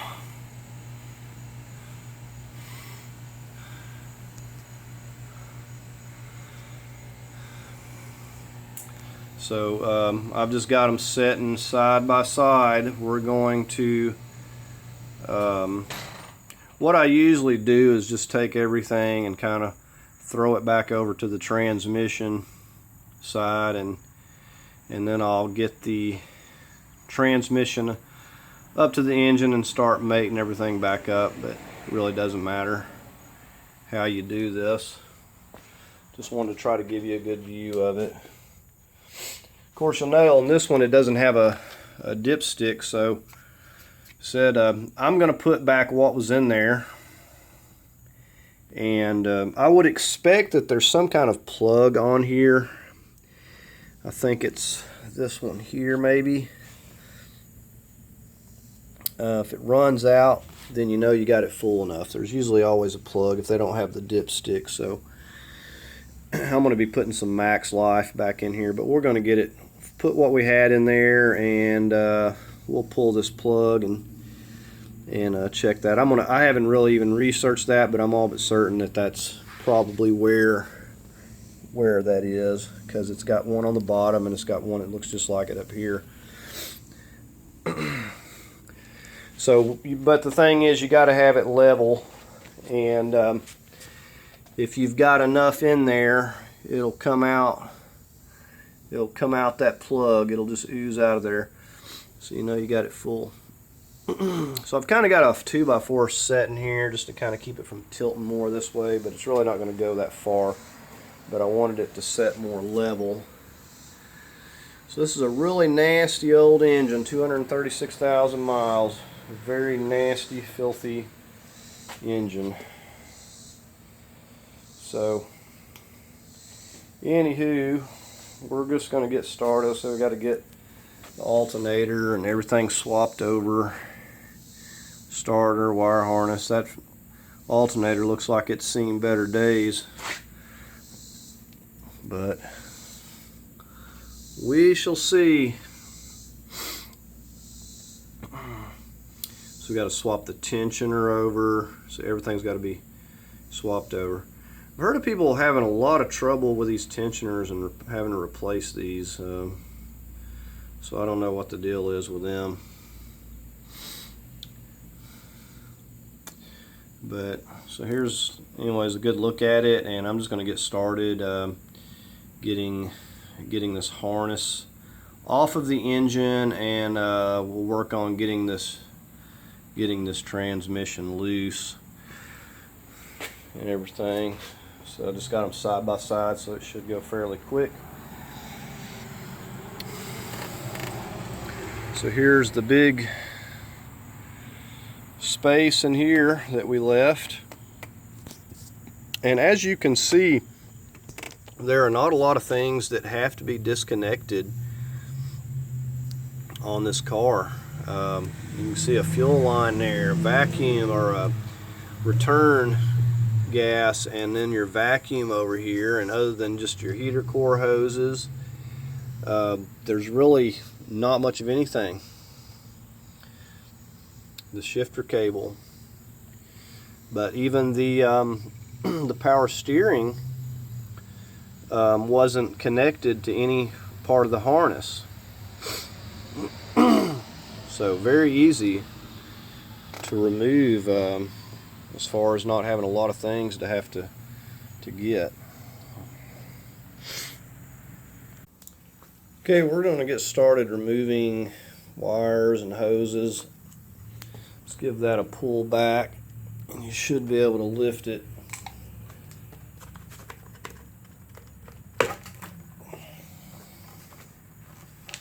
That just has an O-ring. We'll just pop it back down on that other one over there. The one, everything's always cut when you get another engine. Usually, if you're lucky, they will leave you some stuff, but usually they cut everything. So we're just going to be swapping that part over. We'll move over to the next piece. Okay, now we're going to start working this out of here. It just kind of clips down in here. Now don't break this. Push down on this to get it, this part to lift up, and you need to take a screwdriver and kind of wiggle it off there. It really sticks on there. It's a big connector, so don't mess around and break this. You just push that down, that unclips it, and that's all that it does, and just give it a push back. So we've got a these are connected into your injectors by these little clips. Let me give you a better look here. Okay, as you look down in here, these injectors have these little clips. You have to pop those off. This little metal, just pop that back on both sides.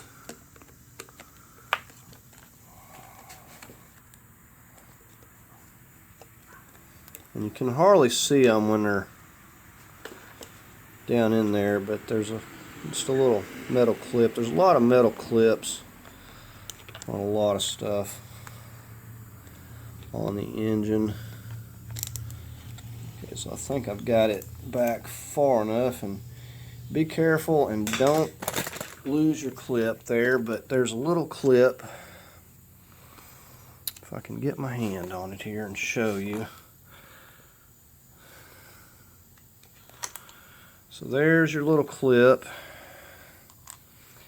and it just goes on there like so. You just basically have to pop it back far enough to lift it up off.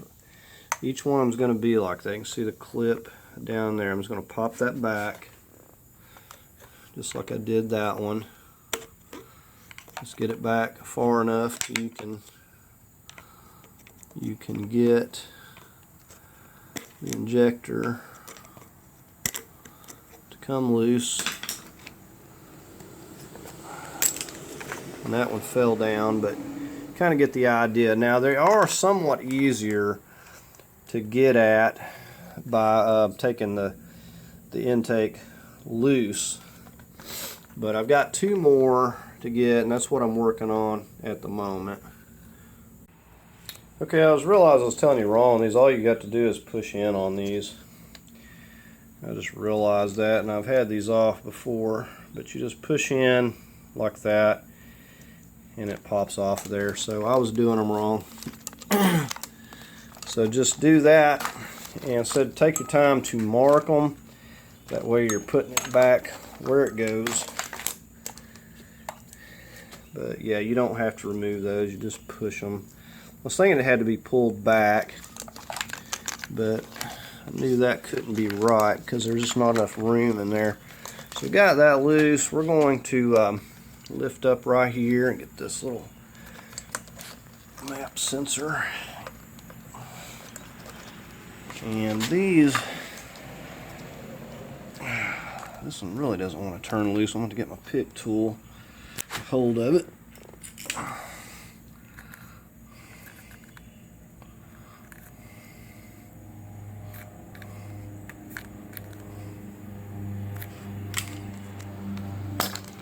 For whatever reason, it didn't want to come loose there. Alright, so I got one right here. Same way, just lift up on that. So, take the time to label these. Okay, so I switched over here. I swapped this bracket piece over that goes to the front mount because it was different on this engine for whatever reason. Also having to swap this tensioner over because it does not come with the tensioner, which I wish that it would, because it would be a newer tensioner. So basically with this, it's got a little place down here. You see this, that has to go on here. Now it's going to have tension on it, so we got to get it on here, and we'll get this little bolt in, and then we'll have to get a hold of it with this and push it back over here to get this big bolt in. So it's going to have tension on it when I put it on here. So Put a little bit of medium Loctite on this first. Okay, so you got all these lovely little E-Torques that you have to use. This is an E12. So I'm going to put the Loctite on there. I'm just going to snug it down. It's a small bolt. You don't want to get carried away with it, but you do want it to stay put.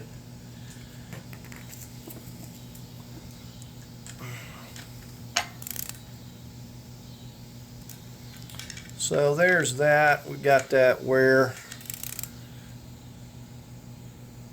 you need it. Feels good. Now we've got to take our,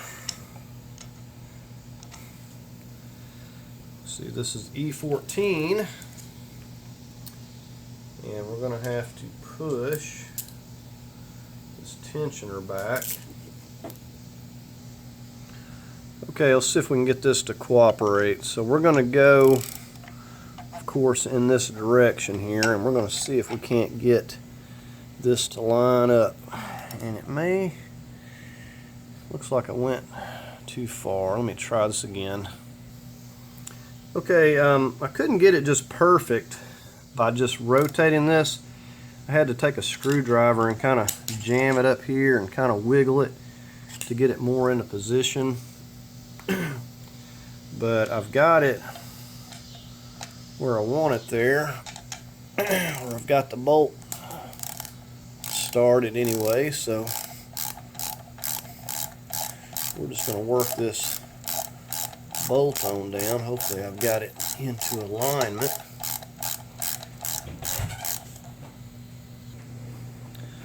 Alright, so I put a little extension on here. I'm just going to get it snug down. So I'm just snugging this down. I'm not torquing it. It's not a just terribly big bolt, but I probably wouldn't want to go more than 20-25 foot-pounds on it. But I did Loctite to both of these.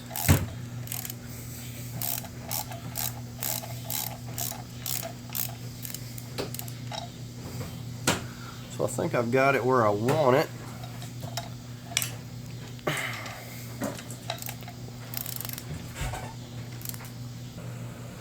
Okay, and just to show you this thing in action, you can see how it works. I've really never seen a tensioner quite like this, and I know it has a crazy amount of force that it takes to move it. But you see that little bitty strap, that's all that holds it. So once that gives, that's it. That's all she wrote for that tensioner. And it don't look too pleasant to replace with it in the vehicle. So I don't know, I wish the engine had come with a new one, but said we'll see how it does. Okay, we're going to continue on over here. This little connector down here, you got a little gray locking tab. You got to pull that back and then just press it. It'll pull off of there. Okay, so we got that out. We've got these connections going to our starter. We may as well just get these grounds and get these connectors off. We're going to need a 13. We'll go ahead and take that loose. Okay, so we're starting on this lower wire. Now this has a studded nut on it. Now also this is where we would get our flex plate nuts or bolts out, but we're not going to be able to do it because it's locked up. So we got that, so we're going to go ahead and remove this studded part here now.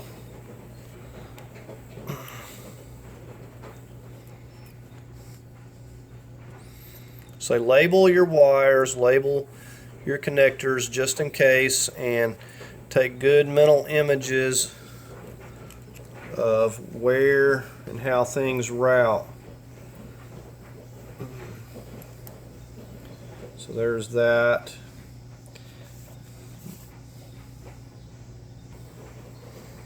Okay, so we got one of those starter bolts out. Now we've got a 10 up here. We got a 13 up here on the back of the starter. Okay, see if that's a little better view. So there's the 13, and then that slips that off. And so you'll want to put those back so you don't lose them. And then we got a 10 right here. We need to go ahead and get that 10 loose. Okay, so we got a 10.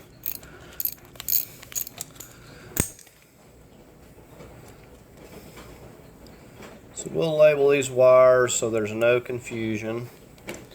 And then that gets that little wire. Okay, so we've got it loose from the starter. Now back here to this, we got some clips that need to pop out of the back of this intake. And then coming over here, we've got a 13 on the back of this alternator.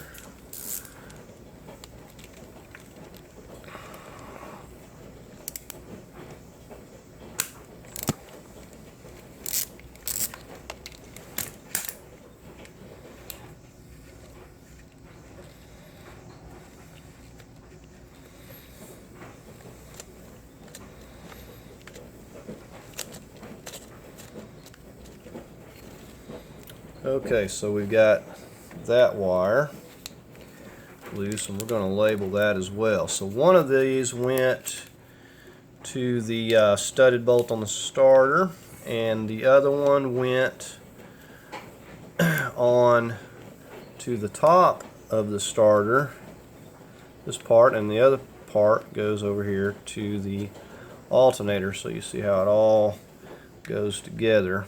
So we've got that disconnected. Now we've also got a wire down here at the bottom that we need to get loose. Let's give that a tug. You just squeeze right there. Now different makes and models, you may have different connectors, so you know, just be sure to make sure you know, to be careful so you're not breaking anything. Alright, so we've got this connector here that I've got to get loose. Okay, I've yet to figure out what's holding this on here, and I don't want to make it where it doesn't stay, so I just took the bracket off. It's got one E12 holding it up there, and it was easy enough, so I'm just going to take the whole thing and bolt it on to the other engine. Not a big deal. Okay, back up here we had a knock sensor. All you do is pull up on this and it takes it right loose from that knock sensor up there. Very easy to remove. So we have taken the clips out of this intake here, and so this wire, this is everything that's coming down here. So I'm going to take the time to label some stuff so I don't get confused later, and then we're going to go ahead and we're going to finish filling everything back over and off of this engine here. Okay, so I've got another alternator because this one's no good. So, but I'm going to go ahead and take this one out, so I will be needing the bolts that bolt it on, and plus it'll just get it out of the way. But for whatever reason, the engine got totally melted down, but the starter was bad as well. So I don't know what happened there, but we're just gonna put these here for a moment, and I'm gonna go ahead and probably work on getting this alternator out of the way here. Okay, so we got a couple of E14s here. Just going to go ahead and get these loose and get this alternator transferred over. I don't know if it's good or bad, so I'm just going to have to find out.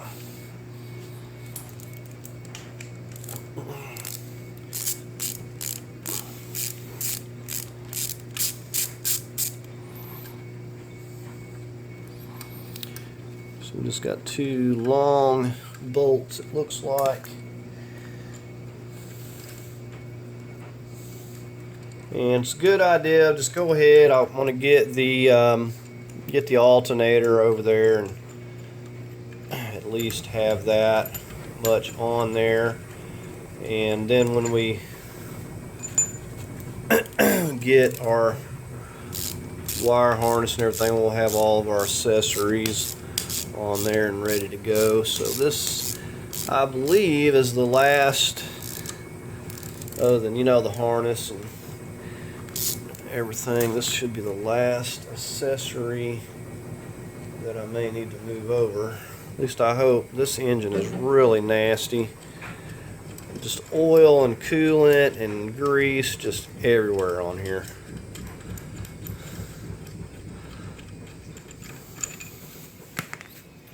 So I'm going to have to get a pry bar and get in here and just kind of give that a little nudge.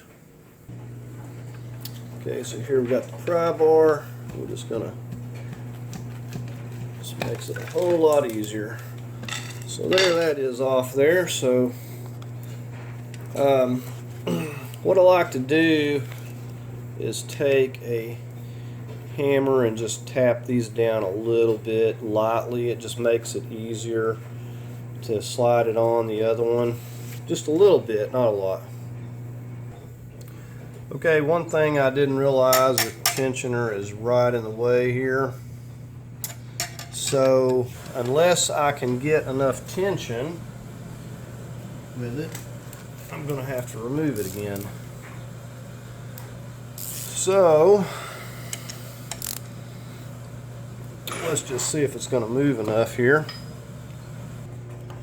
Okay, so no, that doesn't work. You can't get the bottom bolt in with the tensioner there, so you'll run into that a lot with vehicles. They're like a puzzle. You get one thing out of order, you're taking stuff back apart again. And that's just how it is. I could not, the spring is right directly where I need that bolt to line up. Even moving the tensioner was not enough to do it. But didn't think about it at the time. So we're going to go ahead and we're just going to take this thing back loose. So we got the bolt loose. We'll just take that completely off. And I did have to open these up a little bit to get them to line up. They were kind of tight. Now I'm also going to get some Loctite on these bolts. Get these snug down. A little bit of Loctite. Said a C-clamp also will work for pressing those little press-in sleeves on the alternator. They seize up and get rusty over time, so you almost have to kind of break them loose because they just don't want to move, and it just makes it hard. You know, you have to pry it off And then when you go to put it back on, if you're using the old one, those have to be pushed back out.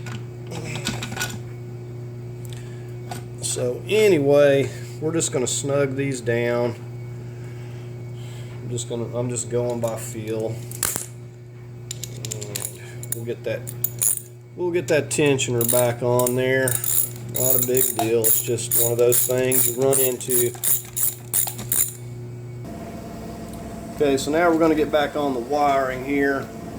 So we're just going to feed this up through here. So just be mindful of where things route. Pop this hose off of there too. It's going to be getting transferred.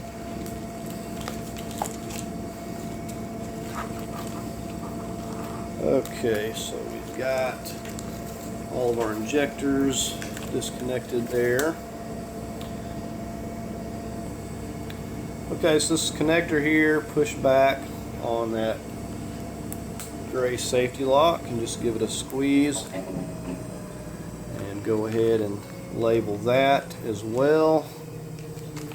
We've got another one right here. Looks like the lock has been broken, but I think we could get it maybe with the screwdriver.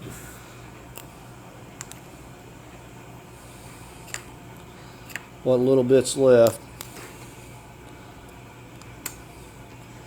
Okay, so that one came off without any trouble. So now we've got those two. I'm going to go ahead and label those, and we'll get over here on these other ones. So they're the same way, just pull back, just give it a squeeze, and same thing right here. We're going to just work our way around, unclipping this.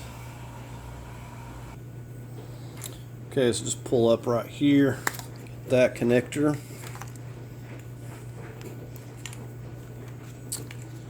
And I'm trying to get at this safety lock right there.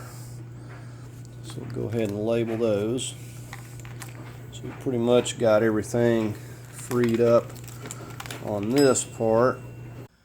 Okay, so I've took those few connectors off there, and we just kind of peeled the wire back over here out of the way for now.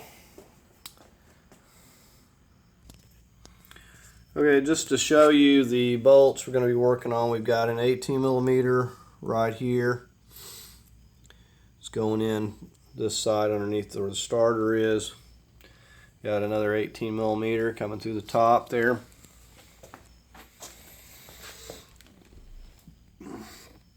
We got one right in behind this bracket for the shifter cable. There's two 13s. You need to take those out. Take those two 13s out. And if you have the bolt loose anyway, and I don't, you can get it out of your way. Okay, so there's those. Everything on here is filthy, by the way. Okay, so that bracket's making it where you couldn't get to this one. But now, with that out of the way, we can get to that 18. So, got the one there, and then we got one over there. You can use a swivel and get to that underneath this oil cooler. It's not a big deal. And then we got one right down here. And then on this side, we've got looks like a 15 coming into here. We're going to remove that as well. And I've already took the two lower 18s that were down in there. So we're just going to go ahead and work on taking all these bolts here around the perimeter, and then from there we'll have to work on actually prying this apart so it's locked up, so we're going to have to pull the torque converter and everything out. Now hopefully it's not going to be a great big mess, but I do have cardboard down, and I've got towels, and I'm just going to have to deal with it because that's the only way that we're going to get it out of here. I did drain a lot of fluid, but that torque converter really holds a lot of fluid itself. So anyways, I'm hoping that it's not going to be a big mess, but we're going to see. We're going to go ahead and just take these bolts that I was showing you out here. Okay, so I'm just going to work on this one right here first.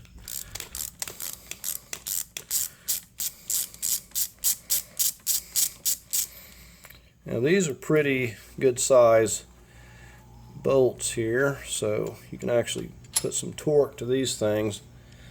See how big that is.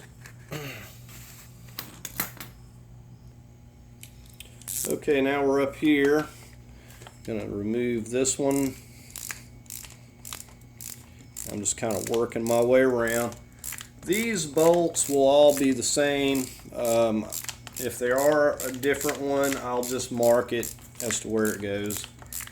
Or you can, if you want, you can mark and label. Sometimes I'll mark each one of them in relation to whatever hole it came out of, so I put them back in the same spot.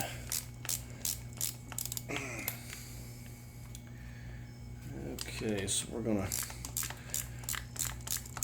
this is the second one up here. It's coming out by hand now. You can see that these are the same, these 18s. I really do like when they use the bigger bolts like that, because you can actually torque them. Usually they're using the smaller ones. Okay. Alright, so I'm getting this one up here. So once it's broke loose, it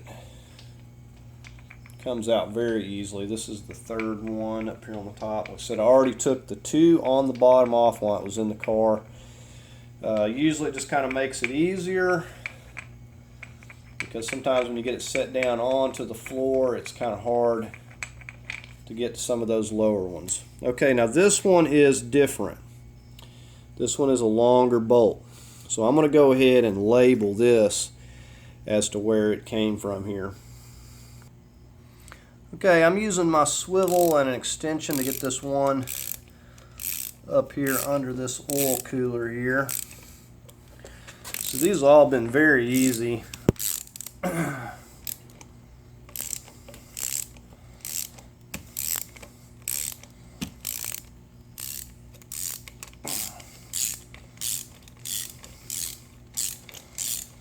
like we've got it pretty loose there. Probably can just get it the rest of the way by hand.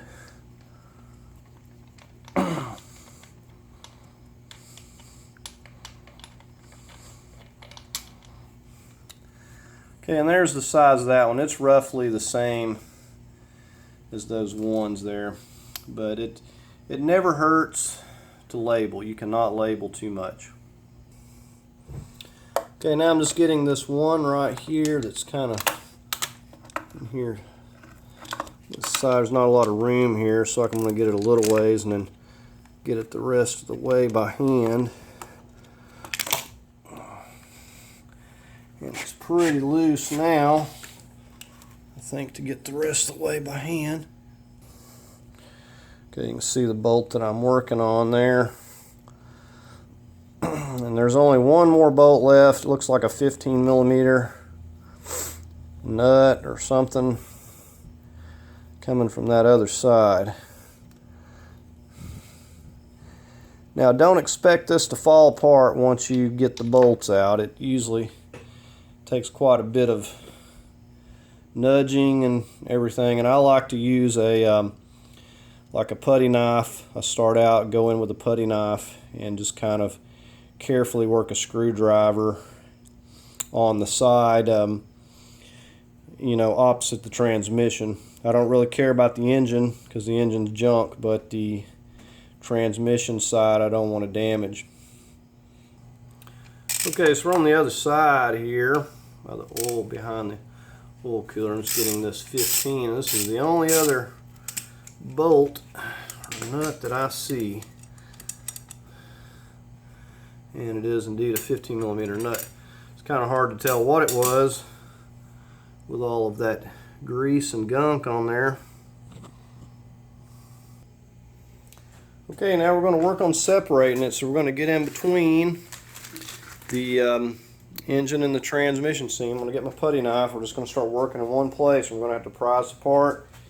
Got several towels. We got cardboard down. We've picked up all the tools. We're going to plan for the worst. So if it makes a big mess, then we're going to be ready for it. But there's, you just have to pull the torque converter out, because the only other option is you're going to tear the engine apart, and it's going to be just as big of a mess.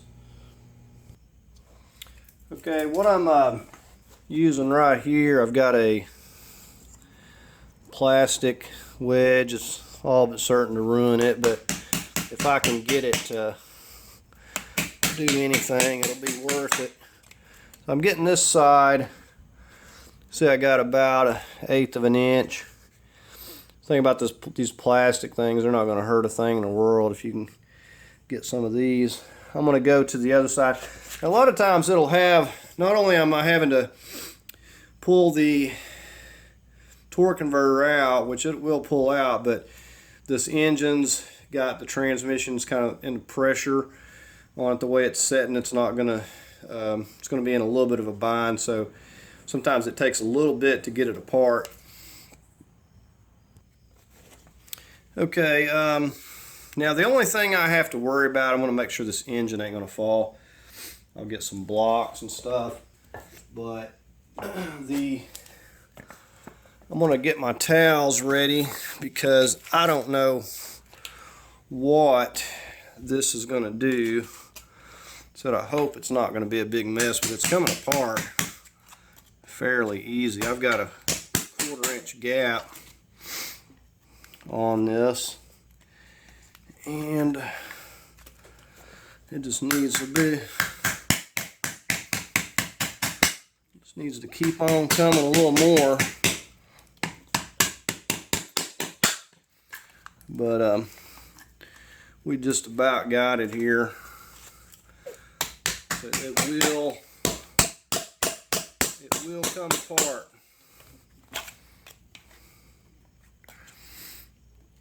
I've got the dowels completely back there. You can see the type of gap we got here.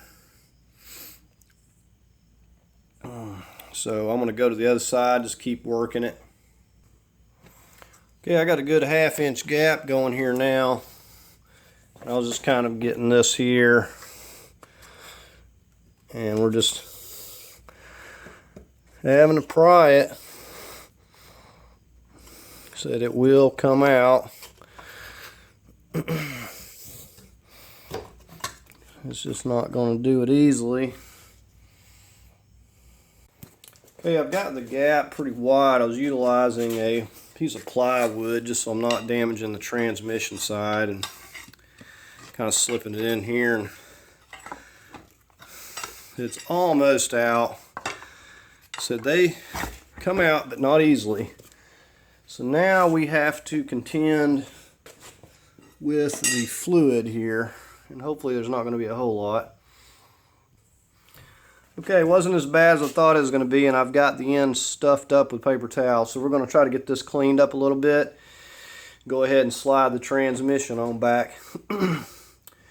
But you can see how it pulled the whole thing completely out of there.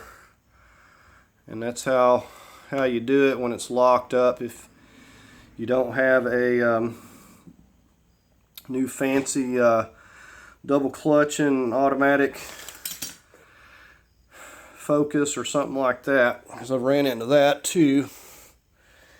So we're going to go ahead and just clean this up a bit, and now we can hopefully get these bolts out of here somehow, some way. We're going to try to figure it out, because I mean, we can't turn this at all. It's completely seized up, it's plumb full of water, the engine block. So we're going to have to do whatever we have to do to to get these off of here.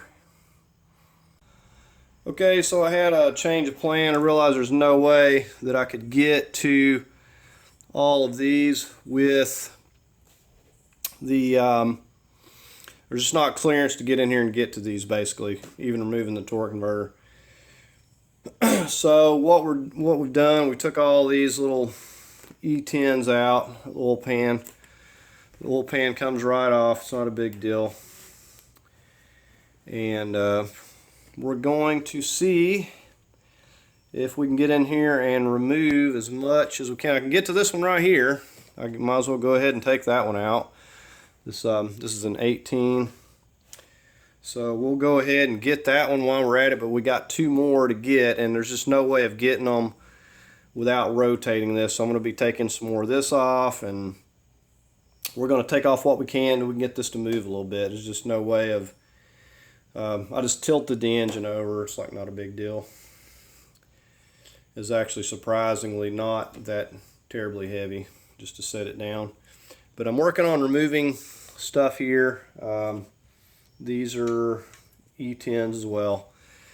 Just going to remove all this and get in here and see what I need to get in order to get this to rotate a little bit. Okay, hopefully yours won't be locked up. You won't have to contend with this, but I just removed this plate. And we're going to get in here and remove some more stuff. We're going to just keep removing. A lot of times I just remove these bearing caps and everything and knock the pistons around or whatever. Usually after I remove enough, it starts moving where I can actually do something. I am going to go ahead and get this one though, real quick.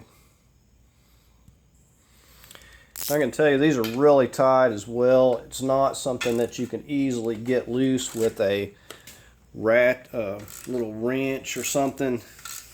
Even if you could try to fit a thin wrench in there, you're just going to round these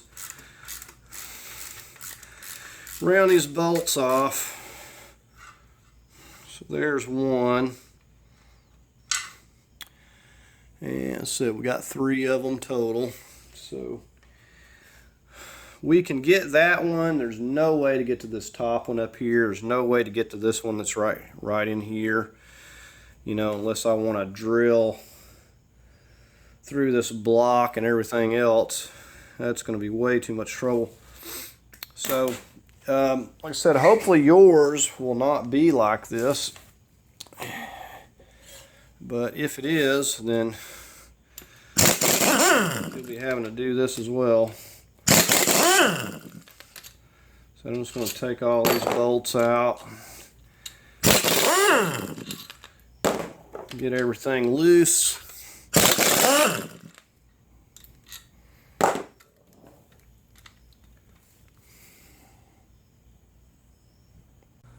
Okay, I know my light shut off, but I took all these little E8s out of the bottom around the perimeter of this bed plate, and I've just been prying it off with a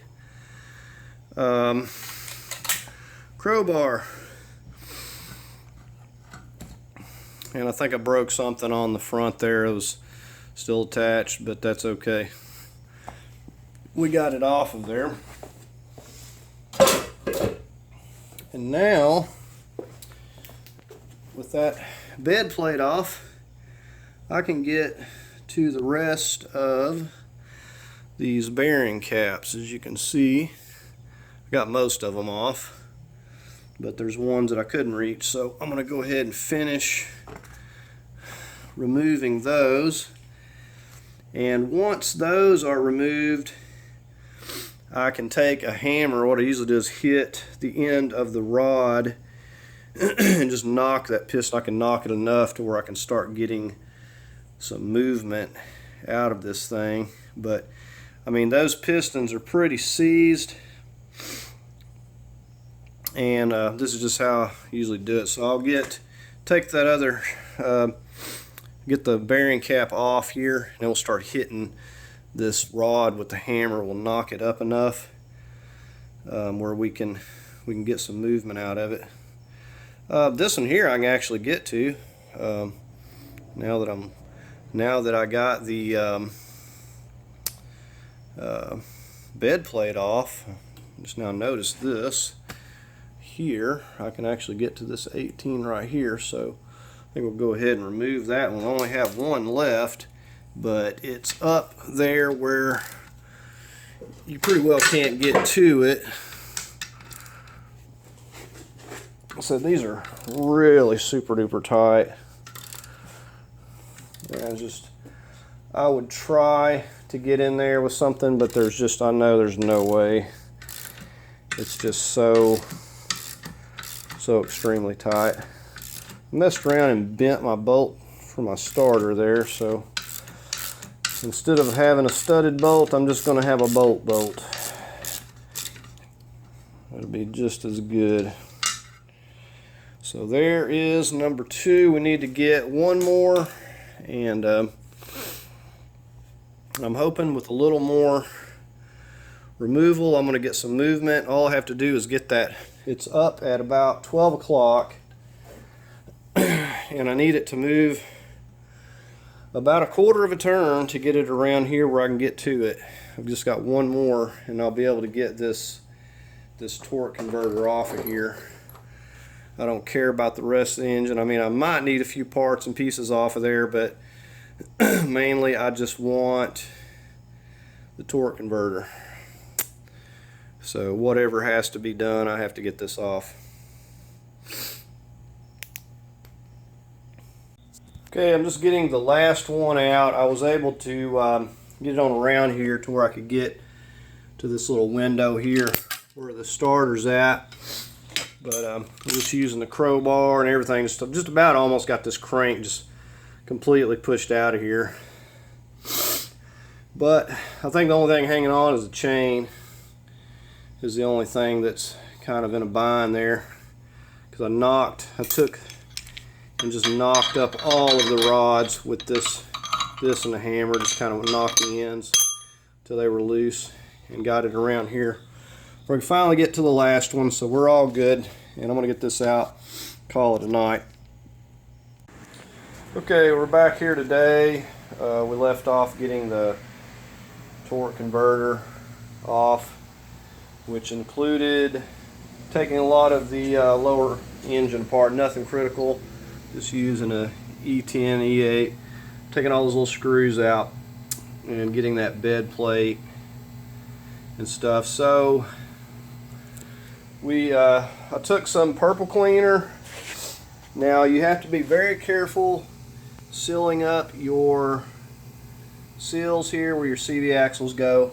Make sure that you tape those up or do whatever you need to do to make sure nothing can get in there. And I took purple cleaner and a lot of scrubbing and a lot of time, and got all the grease off of here. And then I took a soap solution and rinsed it off, because that stuff will just kind of keep eating if you leave it on there. And we're getting ready to replace this seal here, and it looks like we've got a if you can see that right there, it's a little C-clip, and we need to push that in with a little pick tool or something and get that out of there before we can get this seal out. And these seals usually don't want to just come out real easy, so a lot of times you have to get in there with a screw and yank it out or just whatever.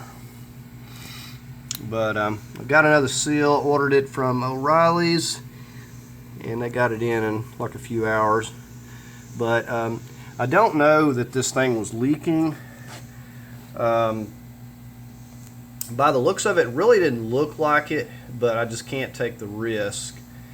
You know, this thing's got 200 and something thousand miles on it. I can't take the risk putting this back together and not replacing this seal. So if when in doubt, just go ahead and replace it. So that's what I'm going to be doing. You know, you may not need to do this on yours, but I'm going to go ahead and get that clip out of there, and we'll work on trying to get that that seal out in some manner without doing any damage to this here. Okay, if you can see, I'm just taking this pick tool and got under here, and it wasn't very difficult. And so there we have that off. Okay, if you can see, I've drilled a hole right almost on the edge, like here. Centered it up and drilled right there as close to that edge as possible. And I've got just an ordinary screw. Now you just want to get a drill smaller than your screw, and we're just going to turn this and it'll pull it right off there. Usually it's like no problem. So it goes in there and it just butts up against that, and it might make a little mark, but it won't hurt anything. And you can see where I got there, how close it's centered, pretty much on that line. And that'll go in there and push it right off without any effort whatsoever. So now I'm just going to wipe this out, and we're going to get ready to install the new seal. Now here's our new seal. Let me get it so you can see the number here. And said ordered that. Here's the seal. It looks just like the old one.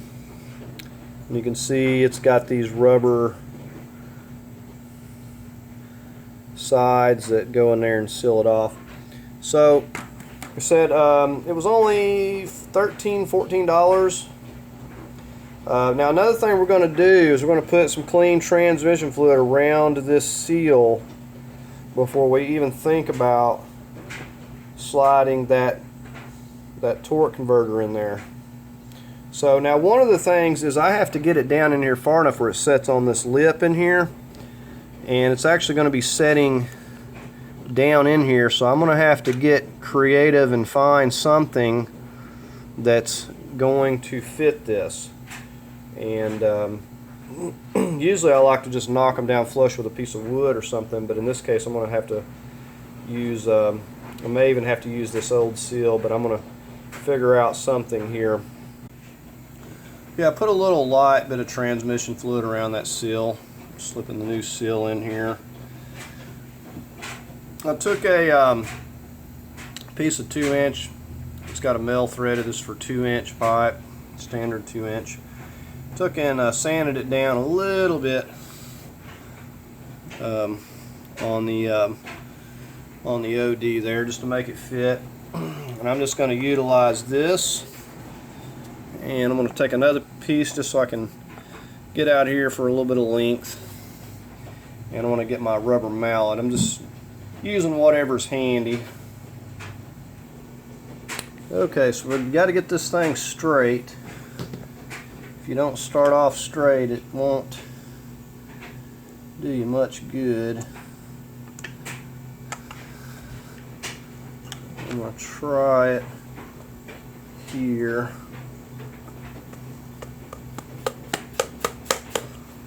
But it's just a little rubber seal, it doesn't take a lot to get it in here. You'll know it when it bottoms out.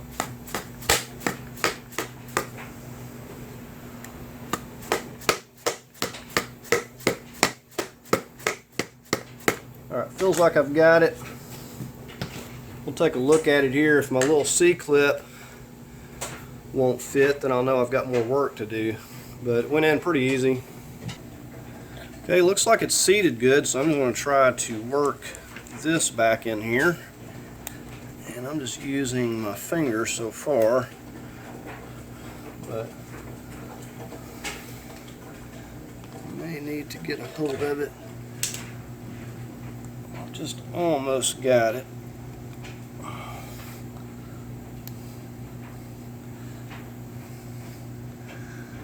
Got a little bit more right here. It needs to come up. There it goes. And I was able to push that in just with my fingernails, so I'm not saying try that, you can use a screwdriver or whatever. Now, like I said, the most critical thing, we want to make sure we get some clean transmission fluid in here on this seal, and we'll also put a little bit on our torque converter before we slide it back in there. Okay, we've made sure the shaft on our torque converter is clean, and we put a little clean transmission fluid. You might get a little bit of leakage here. I want to carefully, now we're going to spin this until it locks into place. Usually it's going to have to clunk down a couple of times at least. I like to just keep going until I know that it's fully seated. Which out here is not a big problem, because if it doesn't seat up, I can easily take it back apart. But if you don't get it seated all the way back in here and it doesn't clunk for you and set down in there, when you go to mount it up to your engine, it's going to fit too tight. You will not be able to turn that crank. So it's very important you make sure that this is fully seated. So that should be good. So we're going to go ahead and remove these, or flex plate, and we'll put a little light dab of grease here, in here where this dowel pins are going.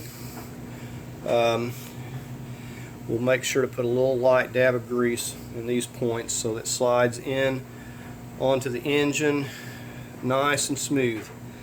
So the next thing I'm going to do is I'm just going to get this back over here up next to the engine, and we're going to start mating this up. Now you'll notice that I did take the remainder of the wires off because I was cleaning this engine and I needed those out of the way. But we got our new seal in, so we're ready to go ahead and get this mounted up to the engine next. Okay, we're getting ready to mate these up. I said I put a little bit of grease around the dowel, the little center peg, and I'm just going to be kind of manhandling these and moving them around. Usually I just shim it with some board and slide it around until I get it to line up. The main thing is you got to get these dowel pins up here to line up. Okay, so you got this has to line up with that.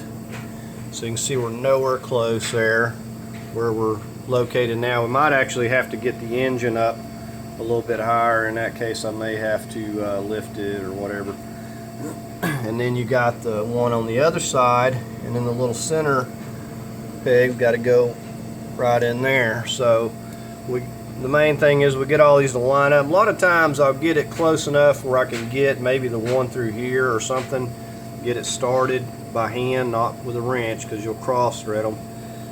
And once I get that, I'll go over to the other side and kind of tilt it and move it from there. So I'm just going to be working on this here. Okay, I did position my lift so I could lift this engine up and get a few blocks under here because I wasn't getting the right height. We're really close here. I said I've got some 2x4 just kind of shimming the transmission because it's not setting just level. We're getting real close here. I'm started this little stud in its hole right here. And these will, once I get this one lined up, I'm going to go ahead and get this bolt. We're going to put some medium Loctite. We're going to get that 18 though, and try to get it in that side loosely, and then we'll move over to the other side and get the other side started. Alright, so I've just kind of hand started this bolt. I've pushed it up here and I've got that bolt started. Of course this one's going into there. And now we're going to move over. We don't want this slipping back out, so we want to go down as far as we can by hand. We don't want to cross thread it. And then we're going to go over to the other side and just do the same thing. Okay, now we're just getting ready to shove this here together. And just push it, just shove it, just work it around. You can actually do quite a bit moving it by hand. We've got the bolt on the other side, so that side's not going to come out. We just have to worry about this side right here and getting this dowel right here to line up. Okay, so we've got this matched up. So you just got to do what you got to do to get it to go into place. You know, I said thread it by hand until you pretty much can't thread it anymore. And sometimes you got to watch the gap at the top and the bottom. If it gets too cocked from top to bottom, you're also going to have trouble. We're going to run this down a little ways here. And so I'm putting medium Loctite on these before I'm putting them in, and we're going to come back and torque them. So we're going to get our longest bolt up here, and we've got our bolts in where our dowels go, and I got one more to put down here. Okay, so I've got my long bolt here. I'm going to Loctite that.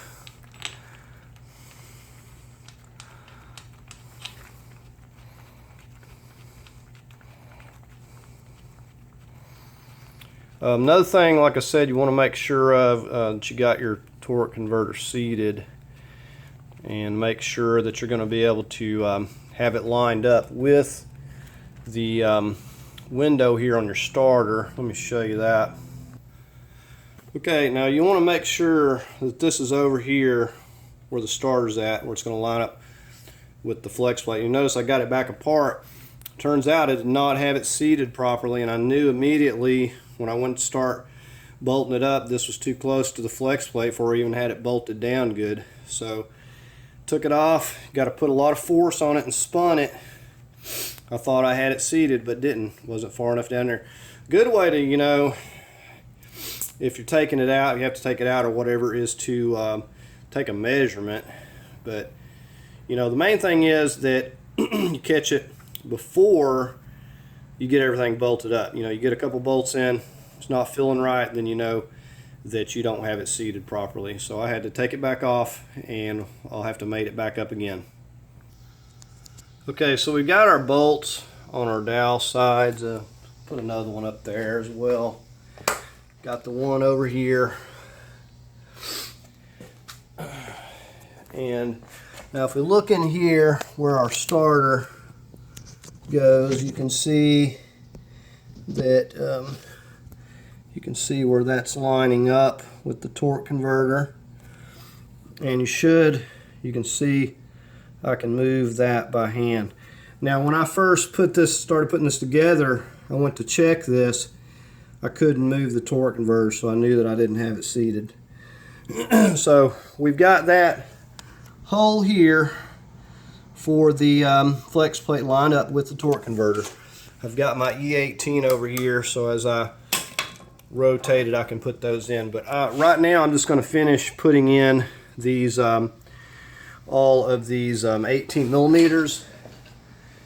So I'm just going to continue on with that. I've got one more here. I've got the 15 millimeter nut that goes on here, and that's about it. So we're going to continue on putting those in.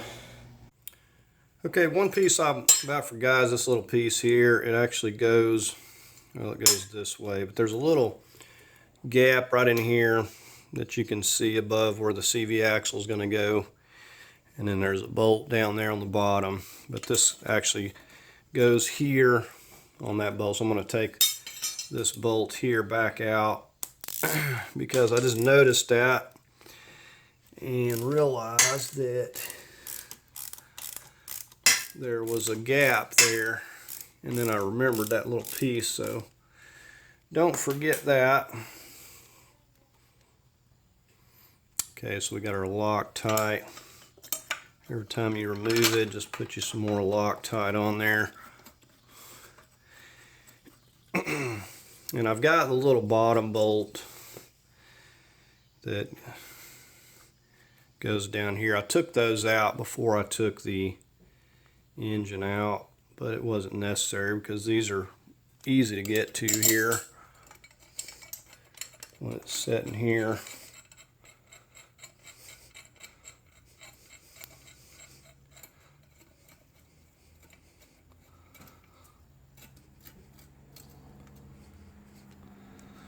So I've got one more I'm going to go over there and put on that other bottom side on the lower part, and then we'll have all these bolts. And I guess the next thing that we can get on is getting these torqued down. Okay, so I've got my torque wrench. We're set to 45 on these big ones. And I'm just going to go around and get each of these. So that one up there, I'll need to use a swivel.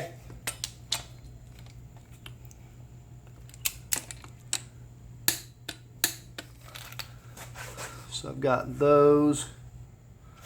All right, now we're going to get this one down here.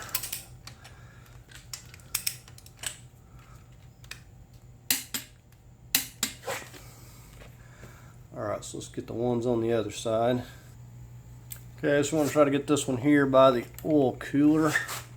We're just going to go in here with a swivel.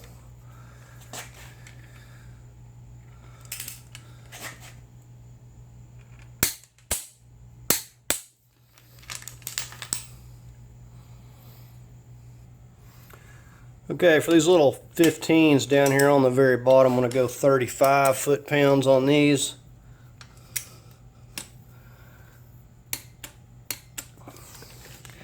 I'm going to do the same thing on the other side, and I'm going to go 35 on that nut. Okay, so here is the 15 millimeter nut. It's coming through on that little stud.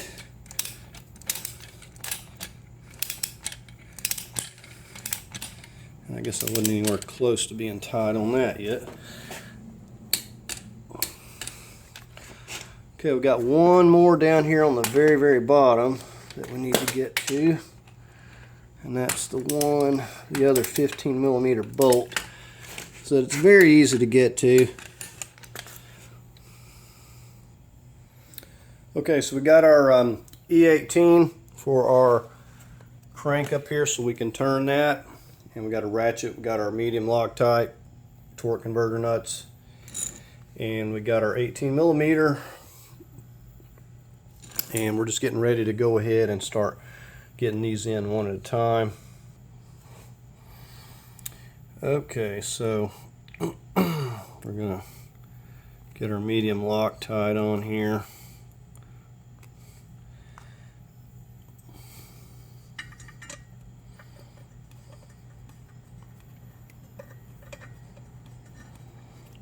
So I don't like to snug them down really much at all till I've got them all in, because then it seems like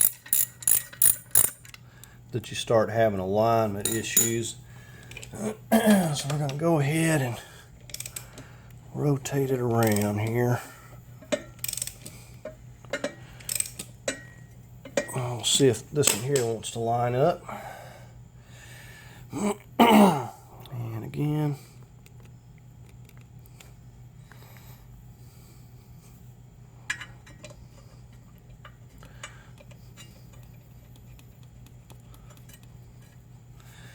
Okay, we'll go ahead and rotate it around and get that last one. We'll come back and snug them up.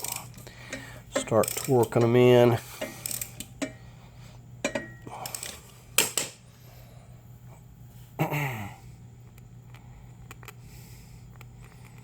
Very easy to do this with it out here. I don't imagine I'd want to do this in the vehicle. There's not a whole lot. I mean, I could do it, but it doesn't look like it'd be fun. Because not only it's in a hard to get to spot, but you're having to reach up. And it's at the back here, so probably easier just to take your intake off and go at it from the top. Just like getting the starter. Okay, so I've got that one snugged up. So now I'm going to rotate them back around here. Okay, now I should clarify, when I was saying snug these up, you want to make sure you're pulling that torque converter all the way up but just don't have it tight while you get them all lined up, because if you have it loose and then you go back around to tighten them, it's going to push your bolt out and it's going to get hung up, and it's a big mess. You got to take everything back apart and start over. And don't ask how I know this. We got our torque wrench set to 35 foot-pounds. We're going to see how much trouble this is going to give me. I'm going to have to hold this over here on the crank. So there's the first one. Right now we're getting on the second one here.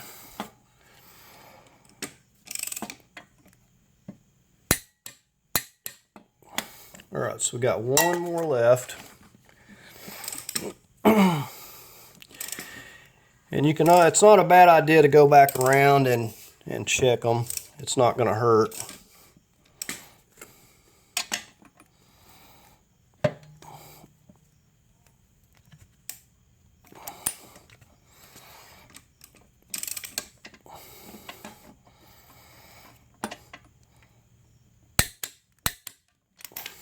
All right, so we'll just go back around and double check them now.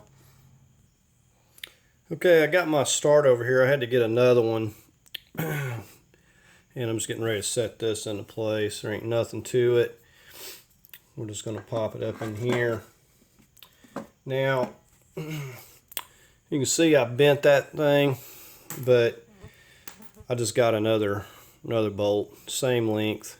Got a big washer on it too.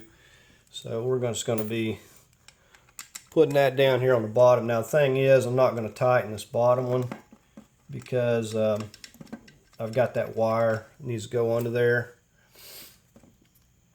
Hence the good thing about having a special studded little bolt that allows you to bolt up the starter, and then you can put the wire on at a later time while this is already bolted down. So got those bolted up, so we'll just leave this one kind of loose for now because we're going to be putting that wire on here. We start routing it around. Okay, I'm going ahead and snugging up this upper 13 millimeter here. Okay, so let's go ahead and get our wire harness back over here. Okay, I'm slipping this wire back in. You have to kind of go under these unless you want to remove these. I just kind of wiggled it and worked it up in here. There's a bolt that bolts this part right here. I believe it's a 15. And over here we've got a metal bracket that slips down on here. Basically there's a bolt that goes in it here to hold this wire. Okay, and then you got a bolt that comes through here and it goes through this hole here and it lines up with the welded nut on the other side. It just kind of holds this little bracket holds this in place. So we've got some 10 millimeters here to tighten up. I had just removed this earlier so I could clean the transmission up. Now the wire harness itself is still kind of dirty, but not near as bad. So we just need to snug the 15 over here and snug this down, and that just snaps back onto there. We'll snug those down and then we'll work our wires over to our starter and alternator over there. Okay, coming around over here we got a little nut or a bolt, 10 millimeter right here, that holds this in place. So we just need to get that into position.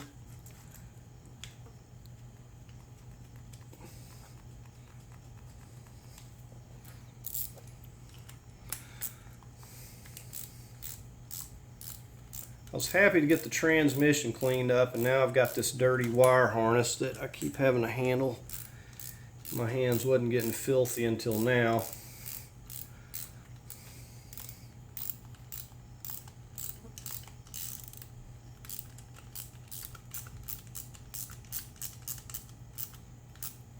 So we'll snug that up. Okay, so now we've got to go ahead and get this all reconnected over here. We got our pieces that go on the starter. We got our cable right here that's going to go right here with this bolt, which is not a problem. I know they always like to use studded bolts, but it really doesn't make a whole lot of difference.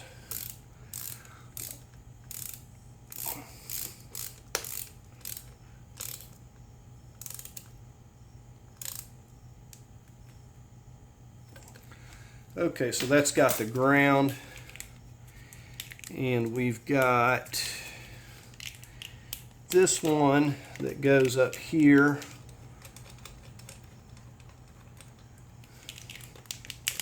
That slips up there on the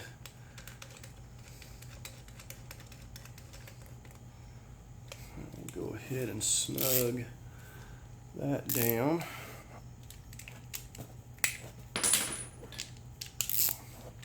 Again, a 13 millimeter.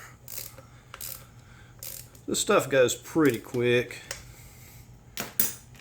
Just the main thing is just to keep track of where everything goes and all of your nuts and bolts and stuff. Make sure to keep up with them.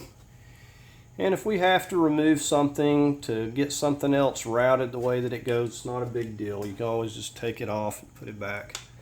We're just taking one thing at a time.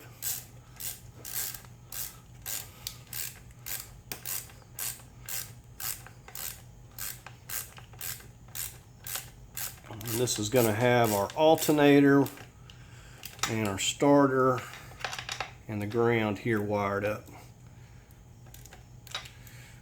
So we'll go ahead and work on getting that other harness hooked up now. Okay, here we are. I've just kind of laid our harness out here, and we're just going to work everything from the starting point where we know where everything goes. Okay, so I think we'll work on this right here first. We know that it clips right into these. I may have to get the one off of that other one because this one's not clipping down. But it'll be alright. And I've kind of got everything labeled here, so shouldn't have any trouble getting everything back where it goes, hopefully. So this one goes here, and there's an awful lot of oil. I'm going to have to clean those off. Alright, so let's go ahead and connect this in. So this engine had oil all over it. One of the worst ones I think I've ever seen. So it's like the oil just exploded on it. So we've got those.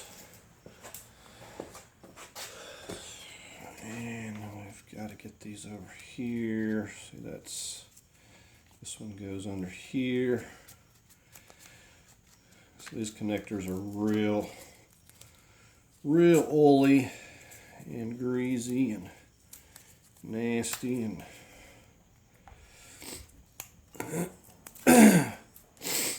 so it's always you can't go wrong with labeling, because regardless of how long it takes you to do this, you can go back and know where everything's going to go. Some of it's pretty self-explanatory, but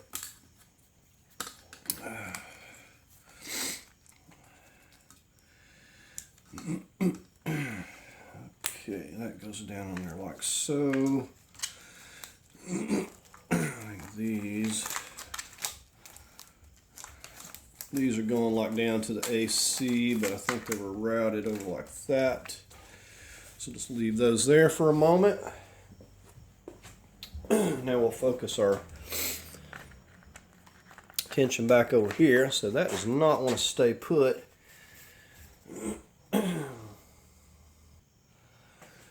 Okay, so now we're going to start working this part back where it goes. I've kind of got it twisted a little bit here. So we need to get it all reoriented. So that's good. Okay, so we're going to go ahead and we're going to take our injectors, go ahead and reconnect all of these.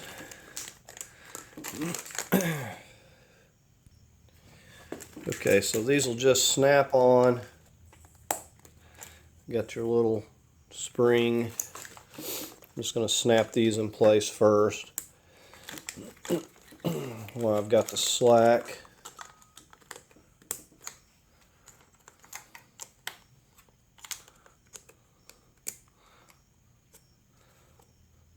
Okay. So now we've got to work. Everything's kind of hung up here. Okay, so we're going to push this down in here on these clips on this injector. This is like the trickiest one. It has to go back and down in there. And then that snaps in there like that. This should go. Okay. I've got something going right here. Here we go. So that snaps in there. And then that should be back in there. Like that. Okay. So now we're going to see what we need to reconnect here. This one goes right here. I'm gonna have to get my tape off of everything. This connects to this map. And this, give me a moment. Okay, now we can go ahead and reconnect to this. I'm gonna work on the lower stuff. Okay, coming on down here, we got this connector. It just pushes right here below by this little wire. Just give that a push back on there. I may have it backwards here. It's not snapping on for me. Okay, I wasn't pushing hard enough. Okay, now this just goes right back in here. Now this place right here, we can snap that. And then we've got another place right down here where this wire is going to snap on. Now the only problem with those is when you need to take that intake off, they're a real pain to have to remove. Okay, so we're going to get this little bracket back on, and we got our little 10mm going back on to our starter, and then we've got this knock sensor here. It's going back up in here. I'm going to go ahead and get that on.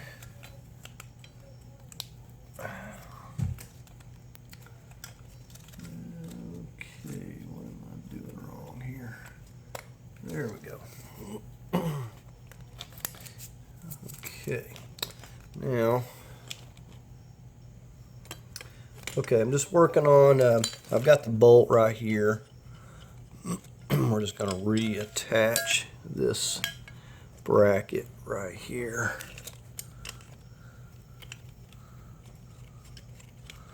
And I'll snug that up in a moment. But that just holds this wire clip down here. All right. And we're going to go ahead and we're going to take care of this little 10mm wire that is going on to the starter here. It's kind of hard to see. This wire is blocking your view, but that's what I'm putting on right there. Okay, I reclipped it right here, this wire on this bracket. It's going to this lower sensor. And just don't forget your little safety locks. Push those back if they have them. Okay, this wire is simple enough, just goes right to the bottom of the alternator. Okay, so we're just going to go ahead and reconnect the coil pack. And we've got a ground. It's going right under here. Got a little 10mm. I'm going to get that reconnected.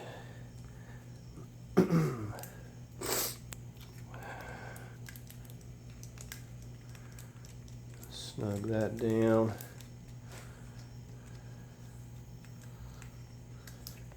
Got this little sensor going down here. This coolant housing. Reconnect that. This one's going to go over here to the throttle. Well, actually no, that's not that one. Okay, I got the right one here now. Just gonna relock that one in. Just trying to get everything back into position. And most of this other stuff, this is all gonna get reconnected, so we're just gonna kind of stick it up on the engine. We've got everything. This is our this is for our O2. This I had labeled as number 8. Not sure what that is right at the moment. It's something that'll come in here later though. But we've got the majority. Okay, and the rest of these wires will get connected in later with the AC and stuff. So we've got everything pretty well hashed out. It's our little vacuum tube that runs around under that intake there.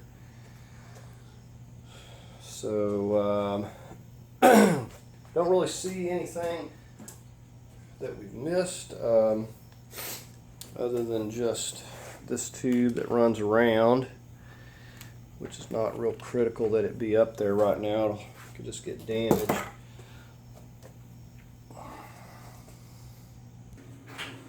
Okay, that's going to do it for today. We got the wire harness on there, so there's really not much to it. I mean, if you label everything, it's going to go together really quick.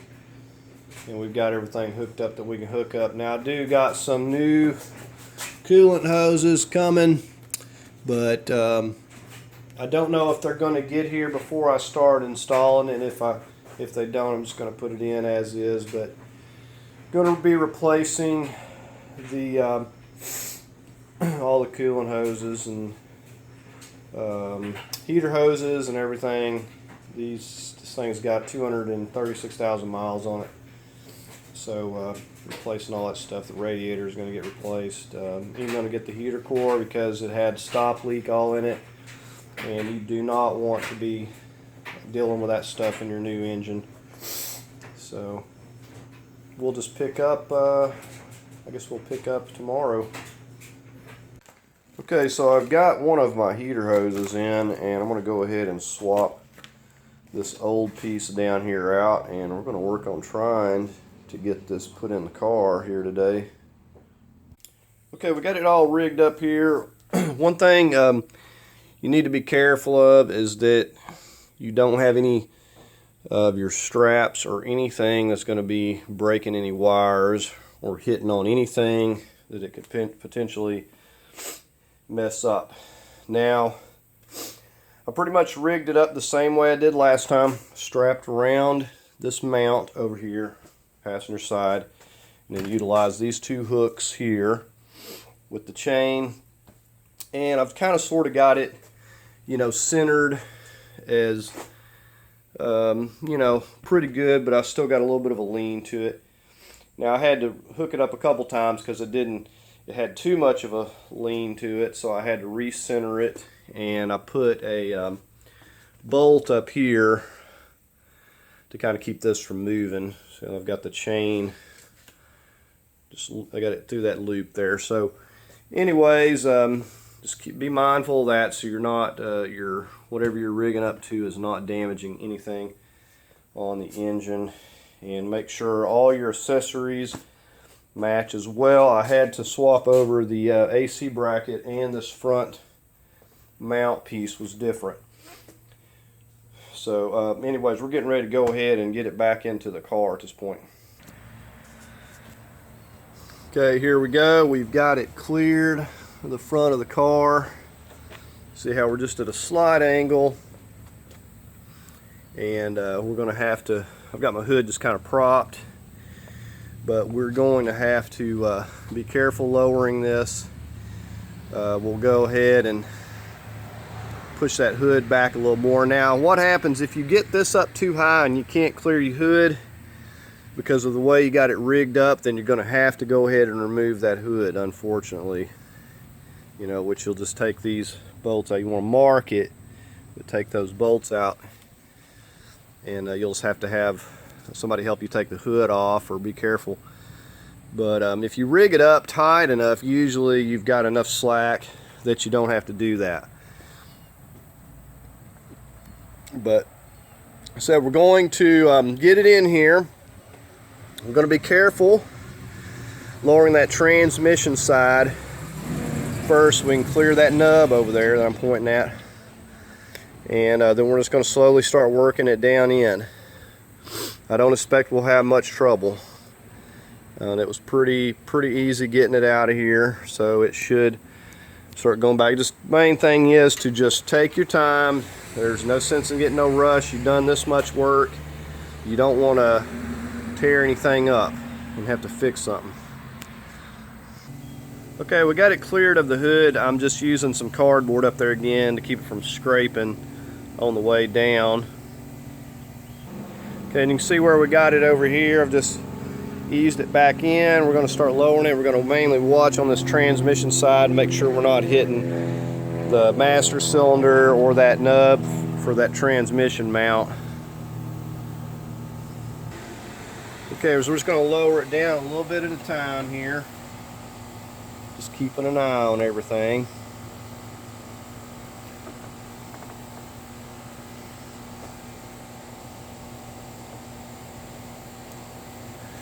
And as we have to, we'll move the engine whichever way we need to here. Okay, you can see we're clear on this side. We don't have anything in the way right now. I know bringing it out, we had the intake getting real close to the cowl, so we'll have to watch when we get down there. Okay, we're going to lower it down a little more here.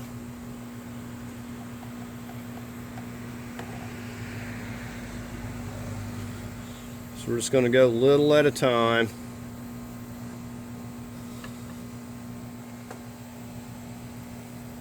Looks like we're really close to our master cylinder lines, but we are clearing at this point.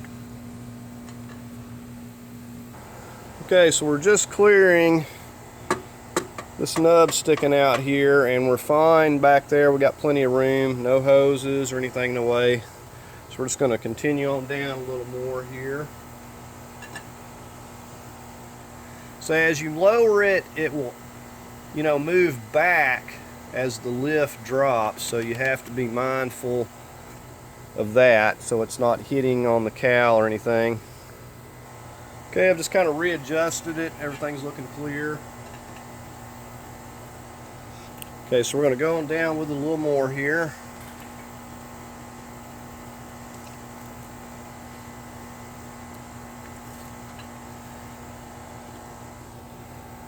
So my intake, watching the cowl Make sure that that's clear.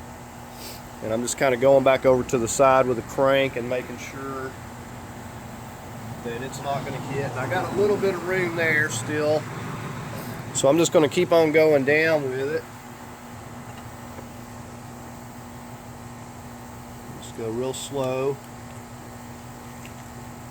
And I'm probably going to put a piece of cardboard on the frame like I had before and just let the transmission rest right on this subframe until I can get it all, until I can at least get my passenger side mount bolted up.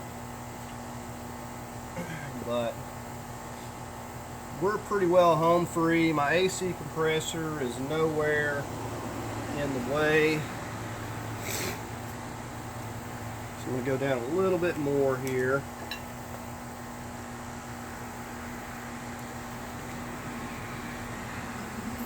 And I'm going to stop about right there for now and get my piece of cardboard under there. Okay, you can see where we got it. I mean, we're almost just down where we need to be, but I'm going to let the, like I said, the transmission rest on the frame again while I get this side over here lowered and get this mount on. And then we'll lift it back up slightly, do what we need to do to get the transmission side on. Once we got those, then we're pretty well home free. It's just a matter of twisting the engine where we need it to get our center mounts in. Okay, I'm going ahead and putting this transmission mount into place so I can halfway line this engine up. So I'm just going to kind of get some medium Loctite on these bolts and swing it around here so I've got it into alignment, because it's way off. And so I may actually go ahead and just bolt this passenger side up first. Okay, so I just kind of loosely got these two bolts in. We're going to go ahead and just kind of work this transmission around into alignment. Okay, now we're going to need to push this transmission around and attempt to line our bolts up. We may have to shift my lift over a little bit. Still pretty far off. Okay, because of the angle of the engine, I won't be able to get my bolts to thread in. So I am going to have to set it down and get it onto the passenger side mount before I can get these to line up, but I've kind of got it into position a little bit better anyways. Okay, I'm getting ready to put these in. I don't have it that way far enough, and I'm going to try to wiggle it that way. We're going to get some Loctite. I'm going to get these three in first, and then I'll work on, once I get it over, I'll work this part into place. Okay, I'm just getting these kind of run down by hand. Not real snug for now. And see, this is going to have to go over this stud here, so I'm going to have to shift it that way. Okay, I went ahead and tightened these down, and I just went like 40 foot-pounds on those, and I'm lined up on my stud. I've pushed it with both hands, just pushing it, and so I can go ahead and set this part down. Okay, so with these tight, I'm getting these long ones in here, some Loctite. You can just kind of look down in there and shift this engine around a little bit. It's pretty easy to move. We got the 15mm nut back on here. We're just going to go ahead and snug these down. We'll come back and we'll torque these. I'm going to go about 40 foot-pounds on these. But once we have this here locked down, we can easily get that other side, because we have this into alignment. All we need to do on the other side is just shift it forward back a little bit, and we'll have it, no problem. So I'll come back with a torque wrench and torque these to 40 foot-pounds, and I do have Loctite on these as well. Okay, now all I've done is brought my lift back up a little bit, put more tension on it, brought this transmission side up, and I've already got one of them in there. We're going to go ahead and get these other two into place. And if you don't have enough slack, just take and loosen your passenger side mount off if it's not giving you enough slack over here for this side, and then just shift it whatever you need to. But these are centered up fine.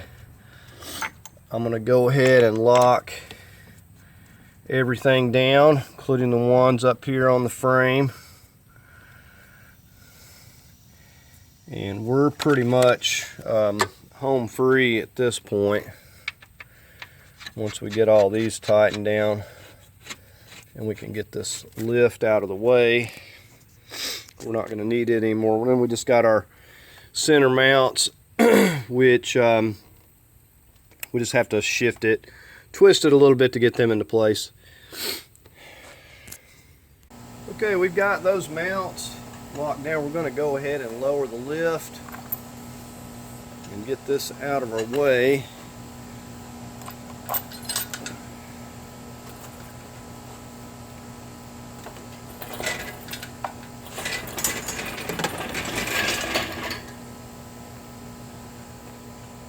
Okay, now I'm just going to get my chains and stuff out of the way. We don't need these anymore.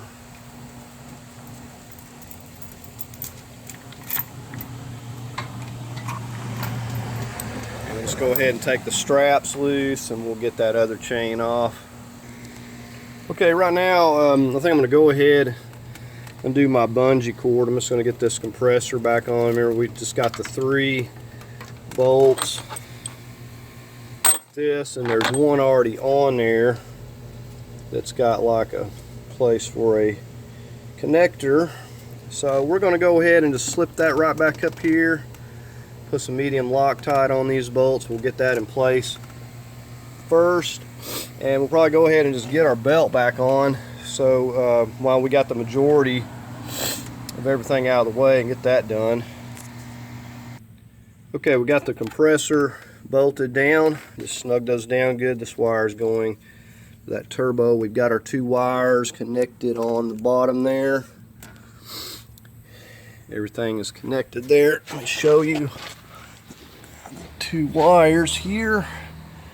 So here, and then the one right there. So those are connected. Connected a few things here that were handy. We got this vacuum, just clips it right back there. This other gas recirculation, push it on there, push that tab. This here we've just locked down. We're going to put our little safety lanyard back on that. We got a another tube that comes around here. We're going to wait on that at the moment. Okay, because I had the AC compressor off, the belt wasn't on. You'll notice the jack I have positioned under here, under the oil pan. What I had to do is lift it up just a little bit, put some tension on it, took these 3 here out, and I just slipped the belt right underneath this. I had to get it between this and this, basically. Slipped it on, and then I just worked it around this by turning that idler there, worked that part in, and then just basically wrapped it around. You see how it's routed down around the AC compressor, up over the water pump, around the alternator, tensioner, and the crank. That's got the tension on it. So that's all I did. Lifted it up not even a 1/4 of an inch, or lowered it a 1/4 of an inch, slipped the belt in, put these bolts back in. No big deal. See, a few other things. Yeah, put some hoses on over here. Got a hose coming from here, the hose that was going around for the heater core. Attached it here. Snapped the shifter cable down in here. Now it's missing this shifter bushing. I'm gonna have to get another one, but I've got this rubber piece here that this is going to keep it from just popping off for now, but I need to get another shifter bushing.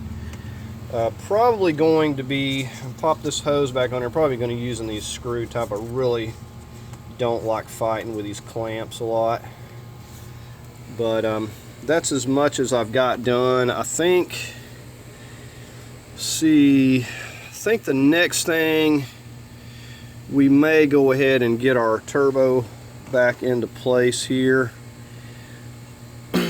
Yeah, I think we're going to work on that.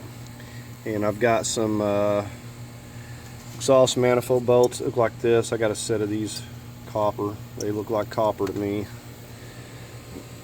So we're going to try to get this back on. I've already got a gasket on here that's in good shape, so I'm going to be using that. So I'm going to go ahead and get that turbo on next, and then we'll kind of go from there. There's really not much to hook up.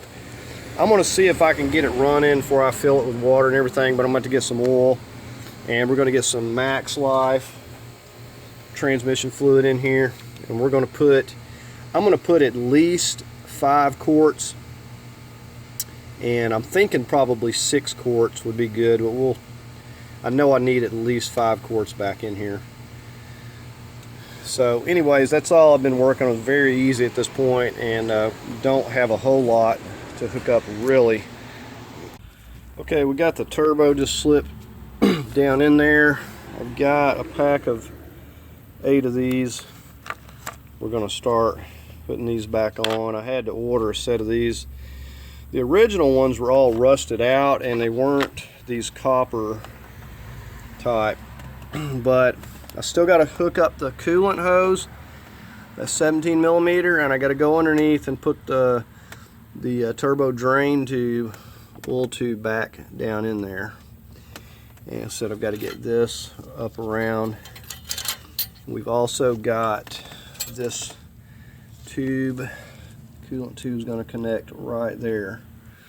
So that's what I'm working on at the moment. Alright, I've reconnected this coolant hose here.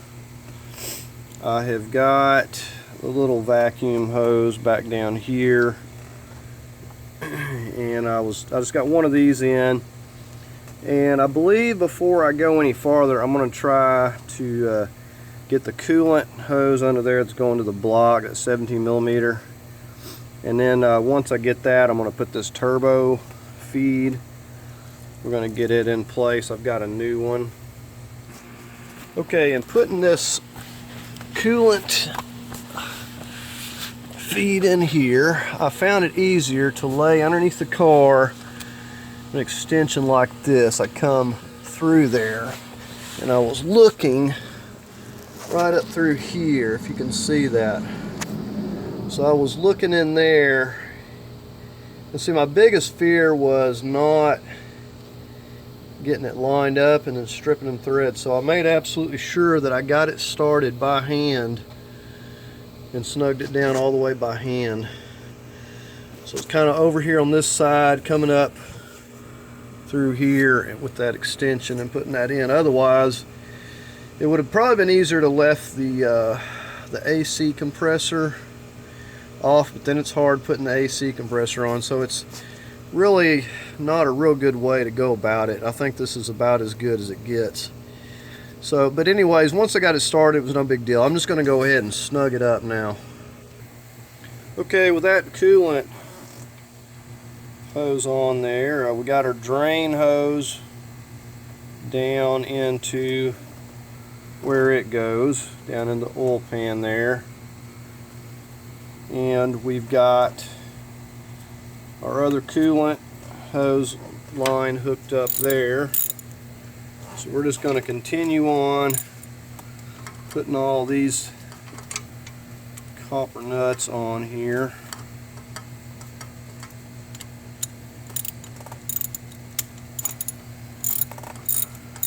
So the turbo, you just don't have a whole lot of room to get to anything the way that they're set up. It makes it real difficult removing and putting them on, unless you want to do a lot of disassembly.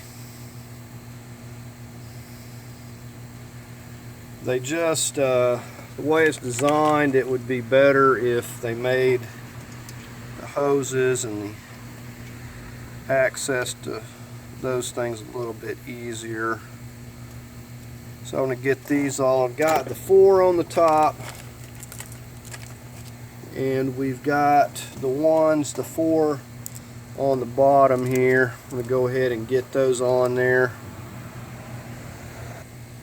Okay, I'm going to be going 15 foot-pounds or 180 inch-pounds, which I've got my inch-pounds here. We're going to start in the middle.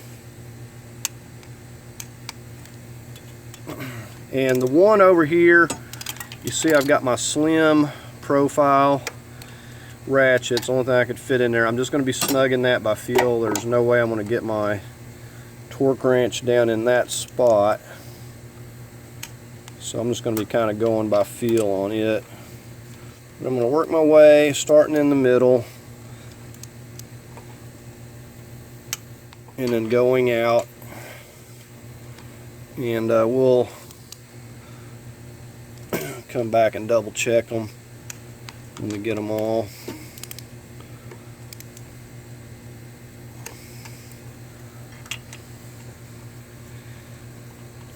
So we're getting there. We got to get our turbo feed. We got to get that little vacuum chamber back on. But I think we'll get the turbo feed on first. I'm just going to double check these. I'm not going to be able to get to that one out there.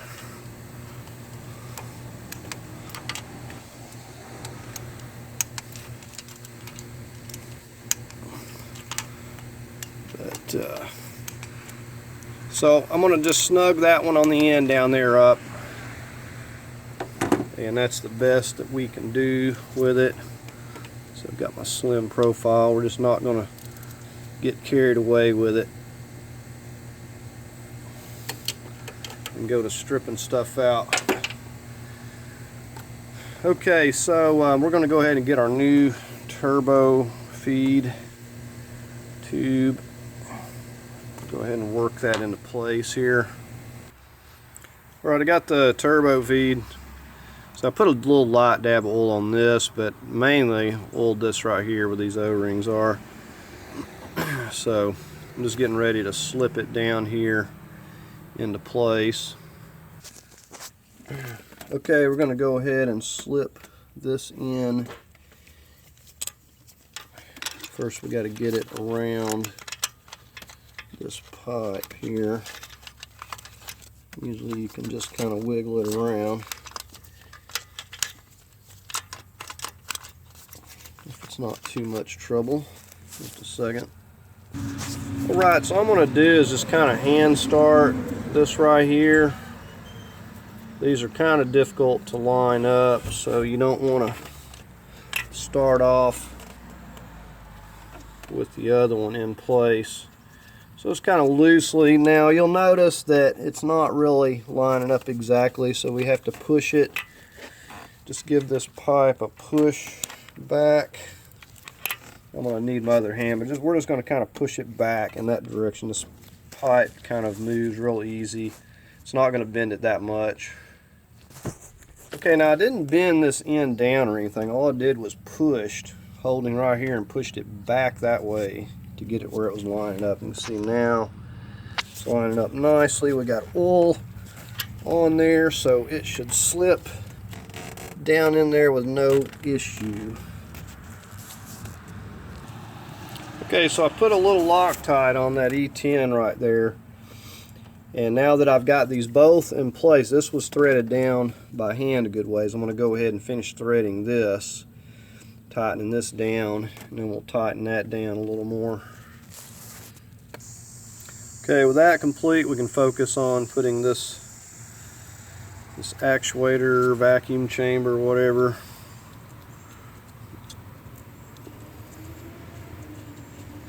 So we just got the tube that's going to go right here, right underneath where that is.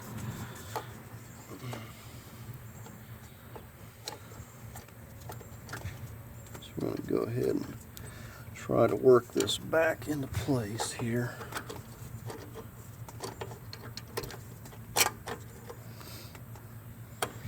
I'm going to flip that back. Make sure that that's going to go on where we need it to. And there we are. Now we got a little clip that goes on this right here. And that was a pretty tight fit there. But I was able to pull it over there. I'll snug these tins down.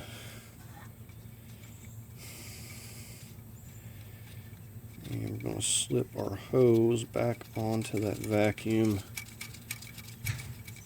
tube right over there. It just goes right back onto there, and then we'll put that little clip on it. Okay, I was working on putting this bracket right here back in. There's a couple of these Torx. Now, if this won't move out of your way, you can loosen the band on this exhaust. And you can see how I'm moving it. So I got that out of the way. Definitely put some anti-seize on these, but I'm getting ready to just slide this right over here. Now, another thing about this bracket, also holds this turbo drain tube for the oil. Keeps that from popping out of there. So definitely get that on there. That's what I'm working on. I want to tighten up these tins now back onto this exhaust, so this is nice and solid here. Okay, I was just working on reconnecting some wires over here. If you remember how we took the 10mm out to get the connector and putting that back in there. Just kind of lifted this up. We got some grounds I put back here. There's 4 and there's 5 wire. This is going to go later. These are going to go to the computer box, and this is going to connect on later. The negative, as well as this, goes down to here. And let's see, we got our transmission cooler lines. They need to be put back into place. It's pretty easy putting them back. They're just a lot of work to remove. This sensor, the oil cooler is connected. The intercooler hose is connected. We've got this tube back on. It snaps in up here. And so we got our fuel lines, our vacuum lines up there. The only thing we don't have is those heater core, which I'm going to be replacing that. You can see that pipe there is all mangled up. And also it's got stop leak all in it, so we're not going to be using that. But very little to connect up here. So we're going to probably snap these transmission cooler hoses back in, and we'll probably go ahead and get this on up here. We need to get our center mounts, but other than that, we really don't have much at all to hook up here. Okay, so just re-snapping these transmission cooler. Make sure you snap those in good, and then place your little clip on there. Make sure it snaps so you know it popped in. So the one goes up there, it comes off the transmission on top, and one goes right down here. Okay, I'm going to work on this front center mount. So we got the 3 bolts that go bolted to the engine or the transmission, and we got the big bolt that goes to here. So we're just getting ready to lay under here, get this repositioned, and we'll put a little bit of Loctite on this welt as well. And the only thing we have to do is just twist this engine around after we get, so it goes like right here. We're going to have to twist it around. If you can't move it by hand, you can just get the jack and twist it. But I'm going to go ahead and bolt it up to the transmission first, and then we'll get this one in. Okay, when I went to put these center mounts in, one of the things I had to do is get my jack back over here and get a hold of it right here to kind of twist this up. There was no moving that. Another thing I did was I just slightly loosened off these bolts over here. Just slightly loosened them so I had a little wiggle room because it was a little bit off. Same thing over here. I'm going to retighten those because it seemed to be shifted more over here to the passenger side. And if need be, you know, you could slightly loosen these too and get a little bit more slack, but it seemed to be off a little bit. So anyways, I'm just getting the bolt into this one down here, as you can see. I'm just kind of got it loose for now, and then I'm going to go ahead and hop on this back mount back here. Okay, I'm just getting these onto the transmission first. You see this is slightly off, but we should be able to move this around enough to get it to line up once we got all these snugged down. So I spent a lot more time, I think, cleaning on this nasty old transmission and all these parts than anything else. So we've got these in. We just got to get our long bolt and get it to line up here. So if I have to, I can get my jack back over here if I can't get it to move by hand here. Okay, so it's actually I would just push the transmission there a little bit, and it's starting on its own. But I did put the ones on the transmission first. So once I get this, I'm going to lock everything back down. Probably should have done these while I was working on the other mounts, because I didn't really think, I haven't run into a problem where the center mounts didn't want to line up before, so I didn't really think it was going to be an issue. But anyways, I would put these on while you were doing the passenger driver's mount. Okay, with our mounts fastened down, we're going to work on getting these CV axles back in. There's nothing to it. You've seen how I took them out.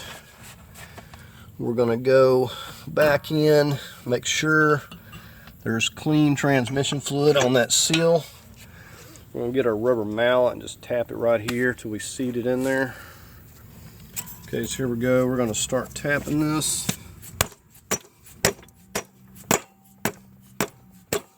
That's it right there. And we can also look around there and verify it. We can tell it went all the way down.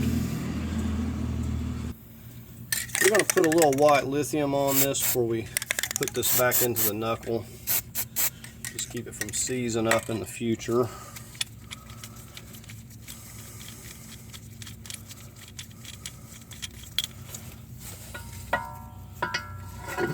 So all we got to do is work the back up into the knuckle here now.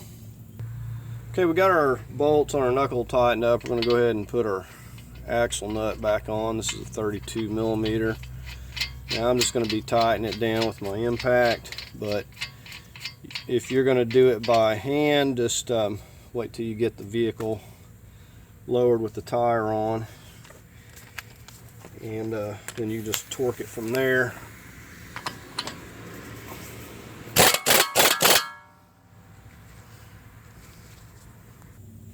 Okay, I'm just working this brake caliper back on, getting ready to put these bolts in.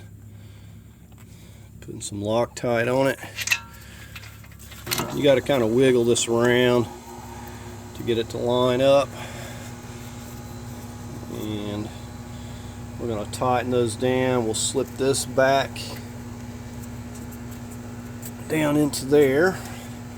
Other than that, the only thing we got to do over here is get the wheel on. I'm just going to go ahead and tighten this brake caliper up. Okay, we got our passenger side mount, or CV axle. We're going to go ahead and get this into place. We've got the two bolts that go to the engine block. Go through there. We're just going to go ahead and slip it in. Again, we want to make sure our seal has some good clean transmission fluid on it, so it's not going in dry. Okay, and here we are just going through here. I'm going to climb underneath and put it into the transmission there. Okay, now because I didn't slide this stub joint shaft in before and attach this before I put the engine in, I had to remove the starter cable right here and this little connector that goes on the bottom of the alternator rather, before I can attach this. Now I can swing that up into place. Got Loctite on these, and if it's not lining up, then I need to adjust it to where I get it to line up there. Okay, so I had to move the shaft out the ever so slightest to be able to get these to line up. And then we know we got it in the right position here. So I'm going to go ahead and tighten these down good, and then we'll get out there and we'll just start pretty much putting everything together on that side just like we did the other side. Okay, I'm getting ready to just put this exhaust back in place. I did get the alternator wires reconnected under there as well. And so I'm just getting ready to put this up here. I've got some new nuts and stuff to put in here, but this is, now we do have a connector right here for that O2, and we're gonna have to get this flipped around, looks like. Okay, so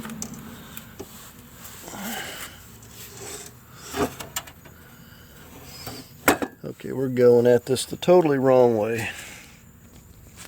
Okay, so that looks a little better. We're going to try to get these at the same time just so I make sure it's going to bolt up. Now another thing I'm going to do is get me some anti-seize and put on each one of these studded, and the same back there. We're going to douse it down with some anti-seize, and I'm going to have to hunt down some more of these for the rear, the two there. So they were pretty rusty, and once I get these fastened into place, then I'll work on bolting down those rubber grommets there. Okay, so I'm just getting ready to douse these down. Now this stuff does get pretty messy, but it gets the job done, that's for sure. Okay, so hopefully these don't rust up quite so bad, but it's down here where it's getting all the water and everything seemed to be pretty bad off. But at least we're starting back with some good bolts and nuts, so we won't have the trouble the next time. Yeah, just finished up tightening up this exhaust. Just slip those back into there for this these rubber pieces, and we got these up here snugged up, so we're all done with the exhaust. CV axles, everything's in. We'll probably go back up top and we'll see if we can't go ahead and get that battery tray back in. Okay, we're just going to slip this back down into place. We've got the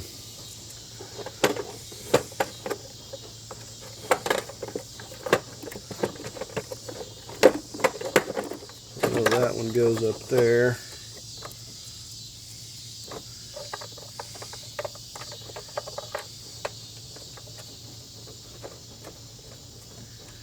We got to get this. We got a sensor right here. It's plugged in.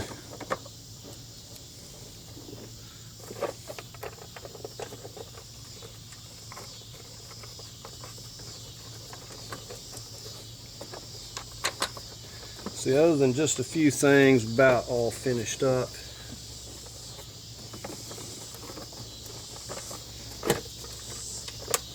Okay. Go ahead and get our connectors for our computer. So this is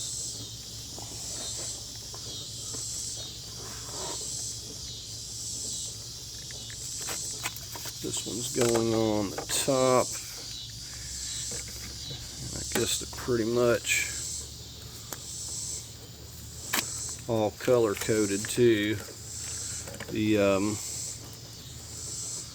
inside here is color coded to where it goes. It probably wouldn't fasten to the wrong one anyway. But we're going to just pull that back and lock that. Doesn't get much easier than that. So there we got our computer hooked up. Just on the off chance I have to take this loose again, I'm not going to completely snap every little connector in place just yet. We're going to hold off on that. Okay, this one wire goes back into this. You open this up and it goes right where that other nut is right here. We're going to remove that, and it's going to come through the side like so. I'm going to fasten that right back in there. If we could ever get this tape off. Alright, now we can put her back in there. Get our 13 millimeter.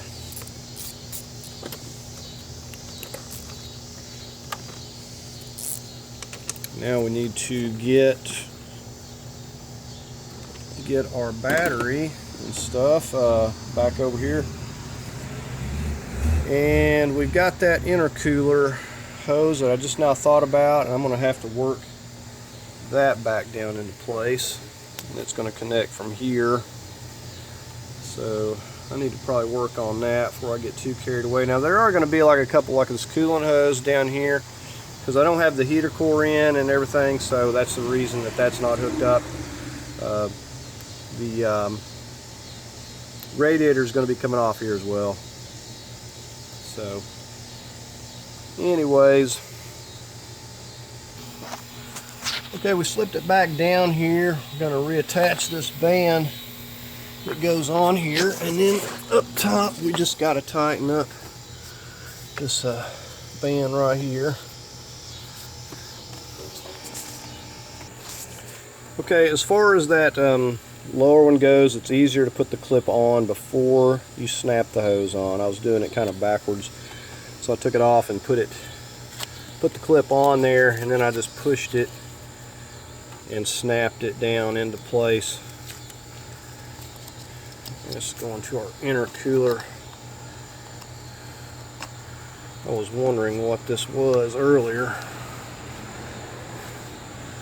Okay, so we've got about everything hooked up that I can think of. We need to get our intake back on here. I think we'll go ahead and work on that. Okay, and don't forget to slip your little hose back in there when you get this down into place. So this should slip right under there and then lock in to where those rubber grommets are there, and right over here. Lock that down. Okay, this one doesn't want to do what it's supposed to do over here.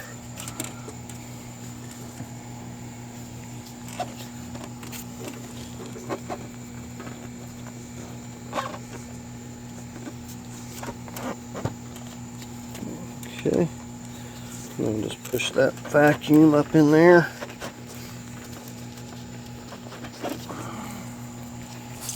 Alright, so now we just got a connector right here. Like I said, I don't think that we have missed anything, but we will we'll check it out in the morning and see what we got going on, but I think everything looks pretty good to me. I got to get the battery in, but that's, I think, the last thing I've got over here. Okay, today I've just finished putting oil in here, 5W30. I went with some synthetic. I'm getting ready to add the transmission fluid. I'm using this Max Life. This is full synthetic, and we're going to be adding this whole entire jug, and then I'm going to do another quart. Now, it probably would have been easier to add some of this prior, but I've got most everything together. Now I got to reach down here and get this lid, and sometimes these are kind of tough to remove, but you can see where we're going. Get you a clean funnel that'll reach down there. We're just going to slowly start adding this. Now, we've got everything else hooked up. Our transmission cooler lines, everything's hooked up to the radio, everything's hooked up, and we're just going to go ahead and add this, and hopefully we'll be able to get this cranked up and see how it's going to do. I'm just going to fire it up before I add water briefly to see if we got any issues. So you make absolutely sure that you got your plug in and everything before you start adding any transmission fluid. Of course, we're going to check once we start adding this to make sure we don't have any leaks anywhere. We're just going to slowly add this.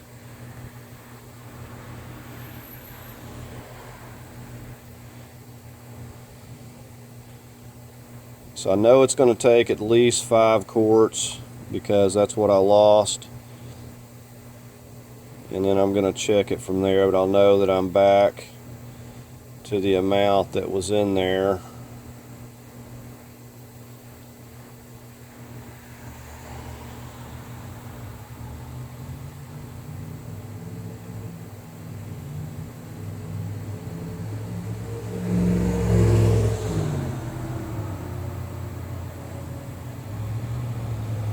So we're just going to keep going with this till we get this whole entire jug in it here.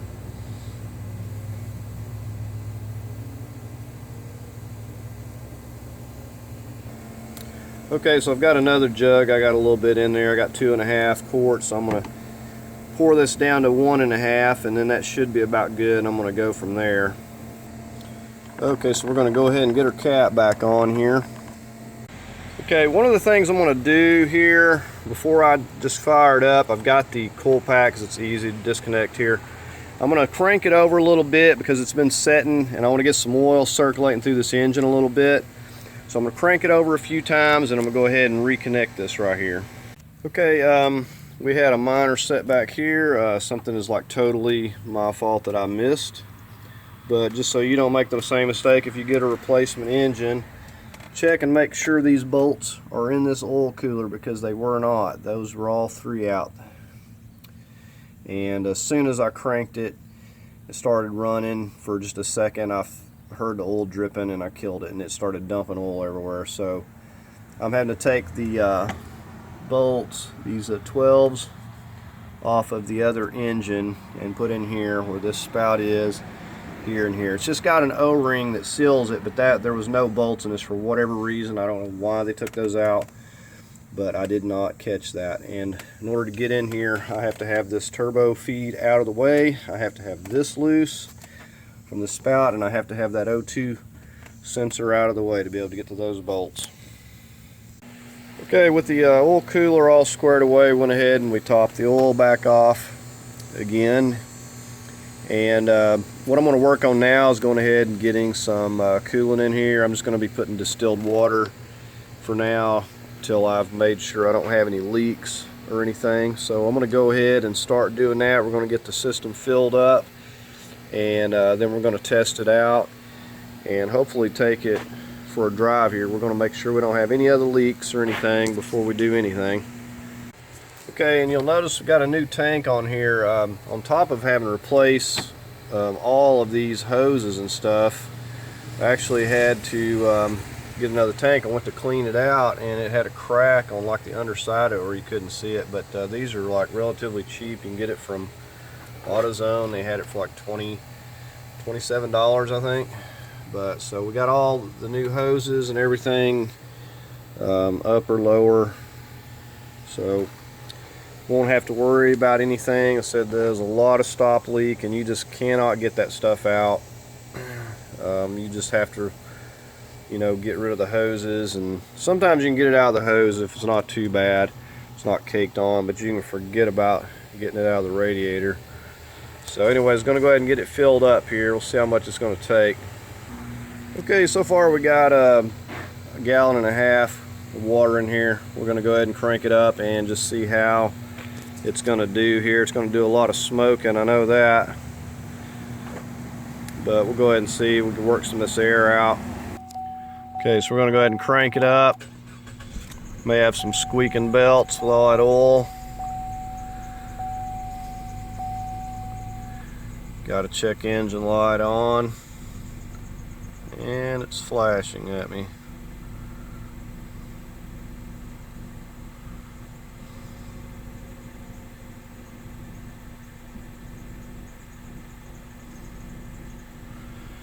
Okay, so let's go take a look. Okay, well, I'm not seeing any drips or leaks, so that's good so far. We're going to continue to warm it up. We'll burn all this oil and stuff off here. And we'll keep an eye on it. We'll throw a code reader on it in a minute. Just kind of want to run it a little bit and see how it's going to do. I was hoping that I'd be able to take it down the road. So I don't see anything dripping as of yet.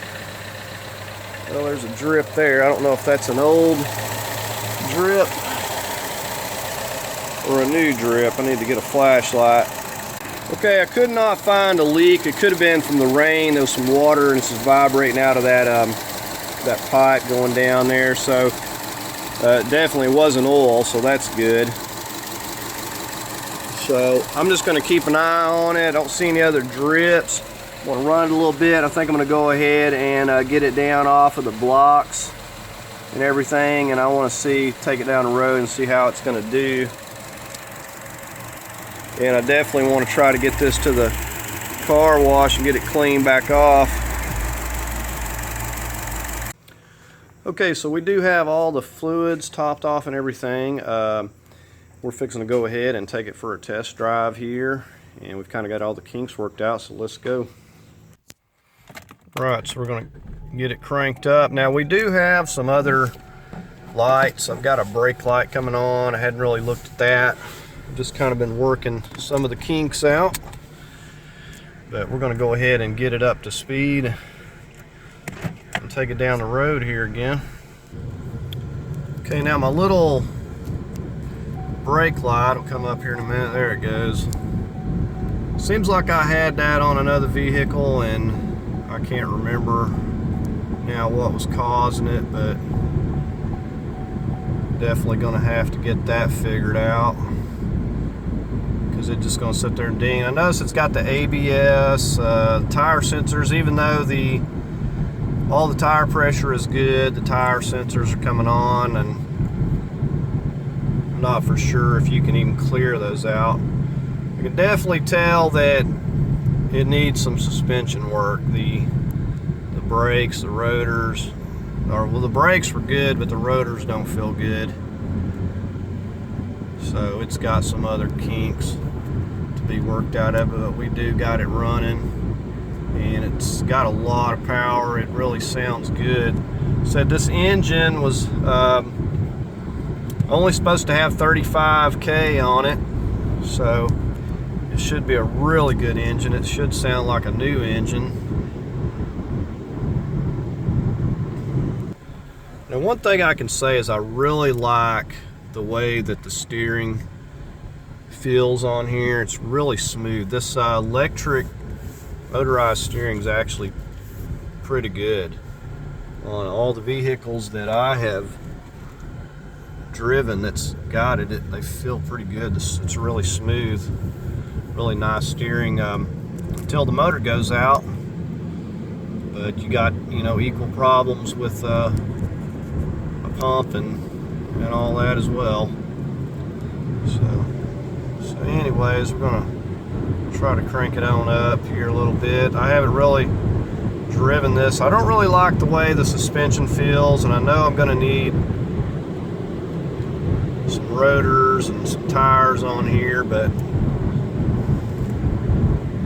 I mean, it's getting up, but the power is definitely there. It's actually got, I've driven several, and this one seems to have more power than them, probably just due to the low mild engine that's on it.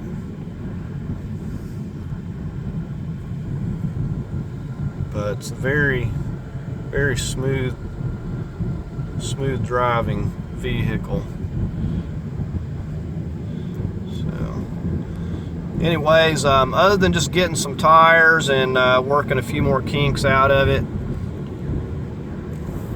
it's running real good. I'm happy with it, and it's been a pretty good project. I've spent a lot of downtime waiting on parts and stuff, a lot of extra stuff that I didn't plan on with this car, but as far as just the engine swap itself, it wasn't that bad.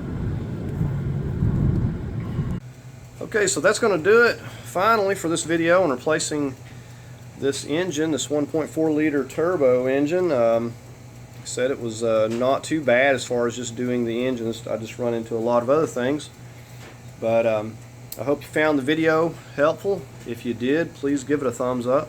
As always, I invite you to subscribe, and thanks for watching.